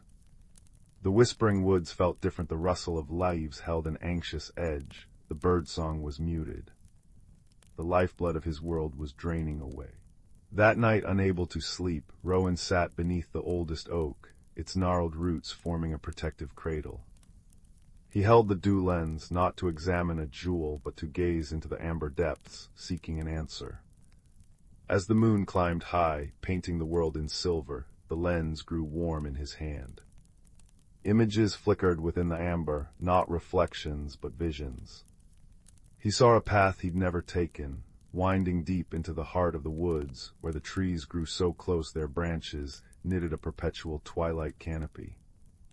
He saw a shimmering, almost invisible barrier, like heat haze over stone. And he felt a pull, an undeniable summons. The lens was showing him the way to the source of the blight. Terror warred with duty within Rowan. His world was the open glades, the familiar paths. The heart of the woods was a place of rumor and shadow, spoken of in hushed tones by the wind. But the fading jewels, the woods growing unease, he couldn't ignore it. With trembling hands he packed a small pouch, a few precious, still bright jewels, some dried moonflower petals for strength, a flask of crystal-clear spring water, and the dew lens, now cool against his skin but humming with latent power. Lumina, sensing his resolve, settled on his shoulder, her light a tiny, brave beacon. "Stay close, little light," Rowan whispered, his voice barely stirring the air. "We journey where the sun fears to tread." The path the lens had shown was treacherous. Thorny vines snagged at his cloak, roots twisted unexpectedly underfoot, and the air grew thick and still, smelling of damp earth and ancient secrets. The perpetual twilight beneath the canopy was disorienting. Strange, phosphorescent fungi glowed eerily on tree trunks, casting long, shifting shadows that seemed to move with a life of their own. Whispers not of wind, but like the murmur of hidden voices, brushed against his ears, indistinct yet unsettling. Lumina's light seemed smaller, swallowed by the oppressive gloom. After what felt like hours, Rowan stumbled into a small, utterly dark clearing. The air hummed with a low, resonant vibration. Before him stood the barrier from his vision, a shimmering curtain of energy, like distorted glass, stretching from the mossy floor up into the impenetrable canopy. It pulsed faintly, and where it touched the ground, the moss was blackened and dead. This was the source of the greasy residue, the drain on the magic. This barrier was consuming the life force of the woods, siphoning the magic meant for the morning jewels. Heart pounding, Rowan lifted the dew lens. Peering through it at the barrier was like looking into a storm. Chaotic, dark energies swirled within it, lashing out like hungry tendrils. It was ancient, powerful, and deeply wrong. He sensed a profound hunger emanating from it, a hunger for light, for magic, for life itself. How could he, a mere dew-keeper, stand against such a thing? Despair threatened to engulf him. He sank to his knees, the cold, dead moss chilling him through his clothes. Lumina landed on his hand, her light dimming in sympathy. Just then a sharp twang echoed through the silence, followed by a soft curse in a voice like dry leaves skittering on stone. Rowan froze. From the shadows near the base of a colossal, decaying cedar, a figure emerged. It was large, easily twice Rowan's height, with 8 long, jointed legs moving with unnerving grace. Multiple eyes, like polished obsidian beads, gleamed in Lumina's faint glow. A weaver spider. Rowan's breath hitched. Spiders were creatures of cautionary tales, spinners of traps, inhabitants of dark corners. Instinct screamed at him to flee. The spider paused, its gaze fixed on Rowan. It raised one long leg, pointing not at him, but at the shimmering barrier. Then it gestured towards the cedar tree. Rowan saw it then the most magnificent, intricate web he could ever imagine, spanning the entire width of the massive trunk. It was woven not just of silk, but of captured moonlight and starlight, threads shimmering with soft silver and blue. But parts of it were torn, sagging, the luminous threads frayed and dull.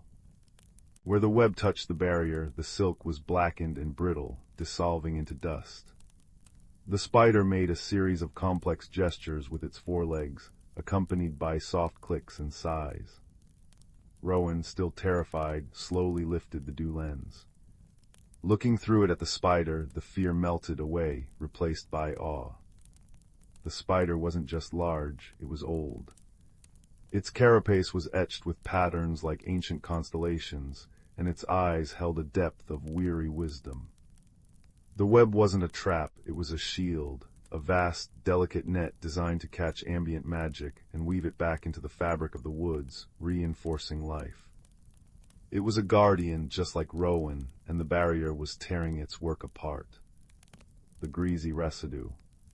It was the corrupted remnants of the magic the barrier consumed, and the web tried to protect.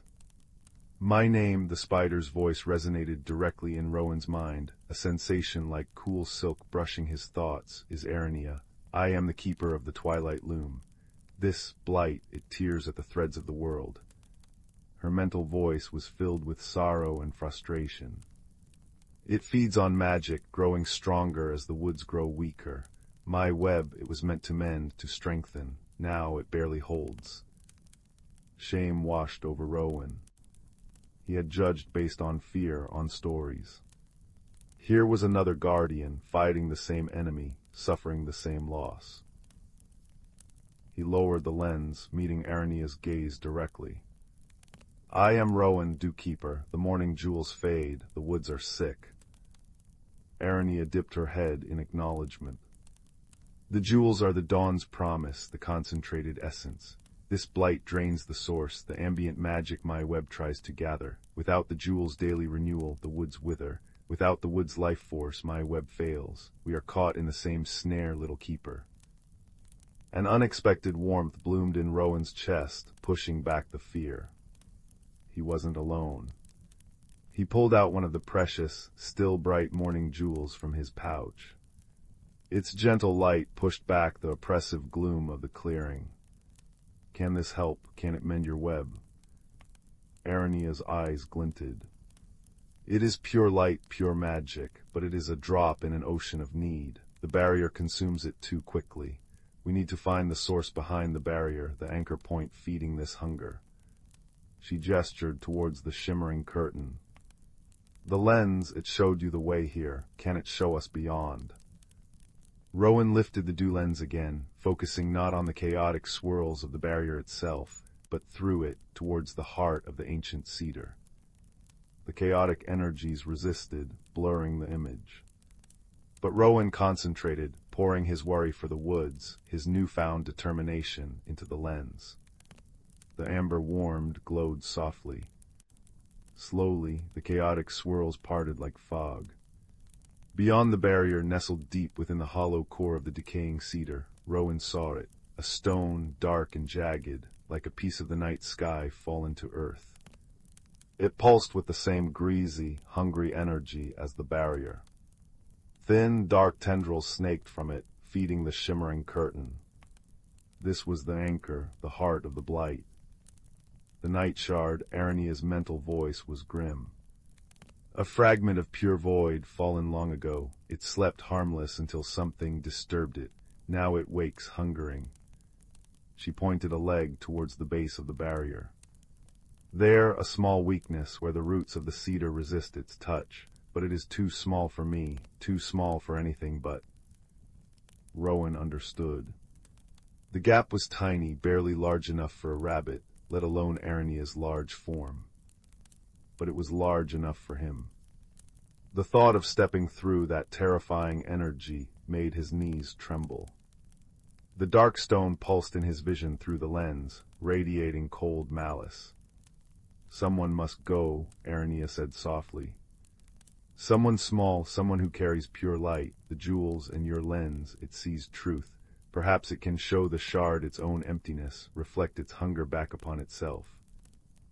Rowan looked at the fading morning jewel in his hand, then at Lumina on his shoulder, then at the ancient, weary spider whose web was a shield for the world he loved.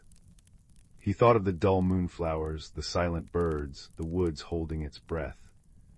His small world needed him to be brave. He took a deep breath, the scent of decay and ozone sharp in his nostrils. I will go, he said, his voice firmer than he felt. Tell me what to do. Arania instructed him carefully.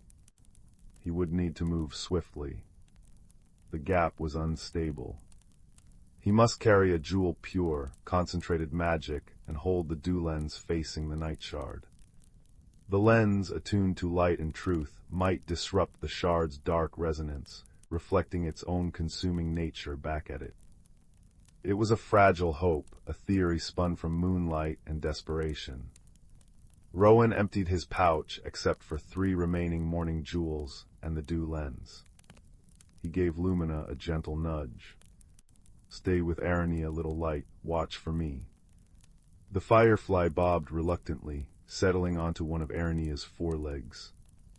Crouching low, Rowan approached the weak point near the cedar roots.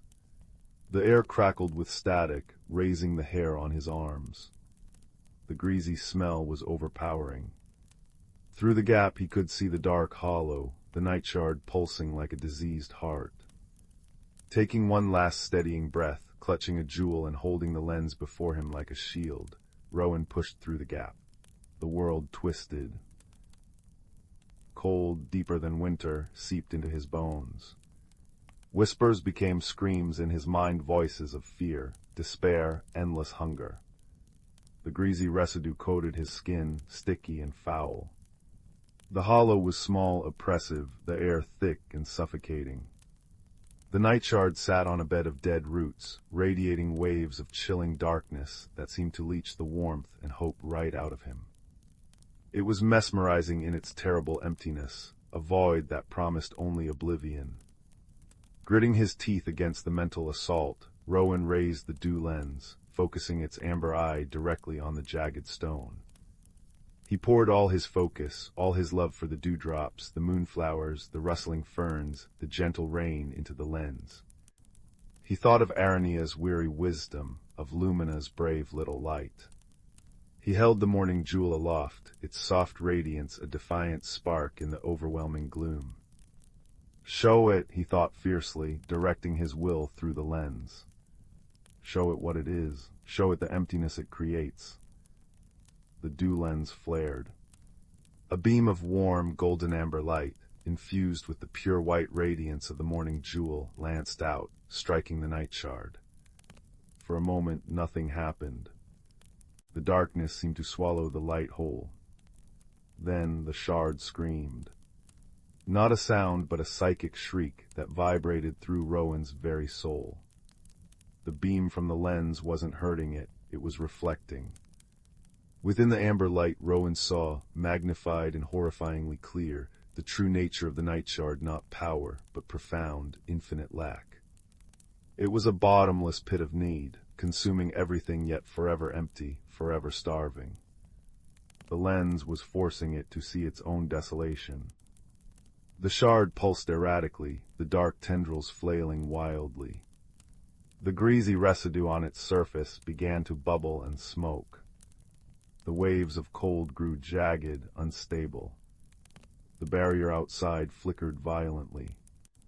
Rowan could feel the resistance weakening, the oppressive hunger momentarily stunned by the shock of its own reflection.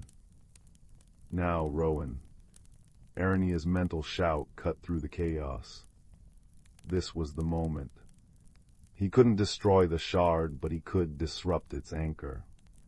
Summoning every ounce of courage, Rowan lunged forward, not at the shard, but at the dead roots beneath it. He jammed the glowing morning jewel deep into the crumbling, decayed wood, right where the darkest tendrils emerged. He pushed it in with all his strength, then scrambled back, holding the lens steady, the beam unwavering. The pure, concentrated magic of the jewel, embedded at the source of the corruption, was like throwing water onto hot oil. A violent hiss filled the hollow. The night shard shuddered, its pulsing light stuttering. The dark tendrils connected to the barrier recoiled, snapping back towards the stone with a sound like cracking ice. The barrier outside flickered wildly, then with a sound like a sigh of release, it dissolved. Not vanished, but flowed back, retreating into the night shard like ink sucked into a bottle. The greasy residue on the stone solidified into a dull, inert crust. The pulsing stopped. The hunger ceased. The shard didn't vanish, but it became still, dormant once more, encased in a shell of its own corrupted residue and the spent magic of the jewel. The crushing cold lifted, replaced by the damp, earthy smell of the hollow, now just a hollow, not a prison. Rowan slumped against the mossy inner wall of the tree, gasping, trembling with exhaustion and relief. The dew lens was cool in his hand, its light dimmed. He had done it. Through the gap where the barrier had been, weak dawn light began to filter into the clearing. Arania's large form filled the opening. She gently helped Rowan out. Lumina zipped to his shoulder, her light pulsing rapidly with excitement and concern. The clearing felt different. The oppressive hum was gone. The air, while still cool and damp, felt clean, alive. The blackened moss near where the barrier had stood was already showing faint signs of green regrowth. "You were brave, little keeper," Arania's voice resonated warmly in his mind. "Braveler than the tallest oak, you faced the void and showed it a mirror." "The jewel," Rowan whispered, looking at the hollow tree. "Is it enough?" "The immediate drain is broken," Arania said, examining the dormant shard with several eyes. "The barrier is down, but the shard is wounded, not gone. The pure magic you embedded, it has created a seal, a counterweight to its hunger. It will sleep again deeply, but the woods, they need time and care, more than before." She turned her gaze to her magnificent, damaged web. "My loom is weakened. It will take seasons to reweave what was lost." Rowan looked at the two remaining morning jewels in his pouch, then at the dew lens. An idea sparked, fragile but hopeful. The jewels, they are concentrated magic, pure light. Could they help mend your threads? Could the lens help you see how to weave them stronger? Arania tilted her head, considering. She extended a delicate spinneret, touching the luminous silk of her web. "The magic is similar, pure, undiluted. Yes, yes, I believe it could." She looked at the dew lens. "And the lens, it sees the patterns, the flows of magic. It could guide my work, show me where the fabric is thin." A sense of profound understanding passed between them, dew-keeper and weaver, guardians of light and pattern. Rowan didn't hesitate. He offered Arania the two remaining jewels. For the loom, for the woods. Arania accepted them with surprising gentleness, cradling them in her palps. "And I offer my threads," she resonated. "When the moonflowers bloom, I will spin threads of captured moonlight to protect them, to help gather the dreams more safely. My web will shield the sources, as it was always meant to do." She gestured towards the path leading out. "Go, Rowan Dewkeeper, tend your jewels, the dawn needs them. We will mend the woods together, you and I, from the glade and from the twilight." The journey back was different. The heart of the woods no longer felt oppressive, just deep and ancient and peaceful. Sunlight, real, warm sunlight, began to filter through the high canopy in places it hadn't reached in years. Birdsong, tentative but clear, echoed through the trees. As Rowan emerged from the dense growth into a familiar sun-dappled glade, the change was immediate. The air tasted sweeter, lighter. The leaves seemed greener, the moss springier underfoot. He reached his moonflower patch just as the first rays of true dawn painted the eastern sky. The flowers glowed with renewed vigor, their silver luminescence almost blinding. And on their petals, sparkling like diamonds strewn by a joyful giant, rested perfect morning jewels. Fat, radiant, brimming with swirling constellations of magic visible, even without the lens. Rowan knelt, tears of relief stinging his eyes. His fingers trembled as he began his work, collecting the jewels with a reverence deepened by the night's trial. Life returned to the whispering woods with a sigh of profound relief. Rainbows arched brighter over the dewy meadows. Fireflies danced in larger, more exuberant swarms. Flowers bloomed with colors unseen in seasons. The birds sang symphonies at dawn. Rowan's routine changed. Each dusk, before tending the moonflowers, he would journey to the edge of the twilight canopy. Sometimes Arania would be waiting, sometimes not. But always woven into the lower branches near the path, he would find a small, perfect gift, a tiny pouch of the strongest, most luminous spider silk, designed to hold the jewels safely, a dewdrop caught mid-fall, perfectly preserved in a filament of moonlight thread, or a small charm woven from fern fronds and stardust that seemed to whisper reassurance. He left offerings in return, a particularly bright jewel placed on a specific leaf, a vial of the clearest spring water, sometimes just sitting quietly, sharing the peace of the evening through their unique bond. He used the dew lens differently now. Not just to examine jewels, but sometimes to gaze towards the heart of the woods, seeing the faint, strengthening pulse of Arania's twilight loom, a vast, shimmering net of silver and blue light woven through the ancient trees, gathering and redistributing magic, reinforcing the seal around the dormant night shard. It was a shield, a healer, a silent partner in the dance of light and life. Rowan was still quiet. He still cherished the small glades and the soft plink of dewdrops. But his world had grown vast. He had journeyed into darkness and found not just fear, but an unexpected friend. He had faced the void with a mirror of light and a heart full of care for his small world. He understood now that even the smallest guardian, tending the tiniest drops of magic, held a thread in the vast tapestry of life.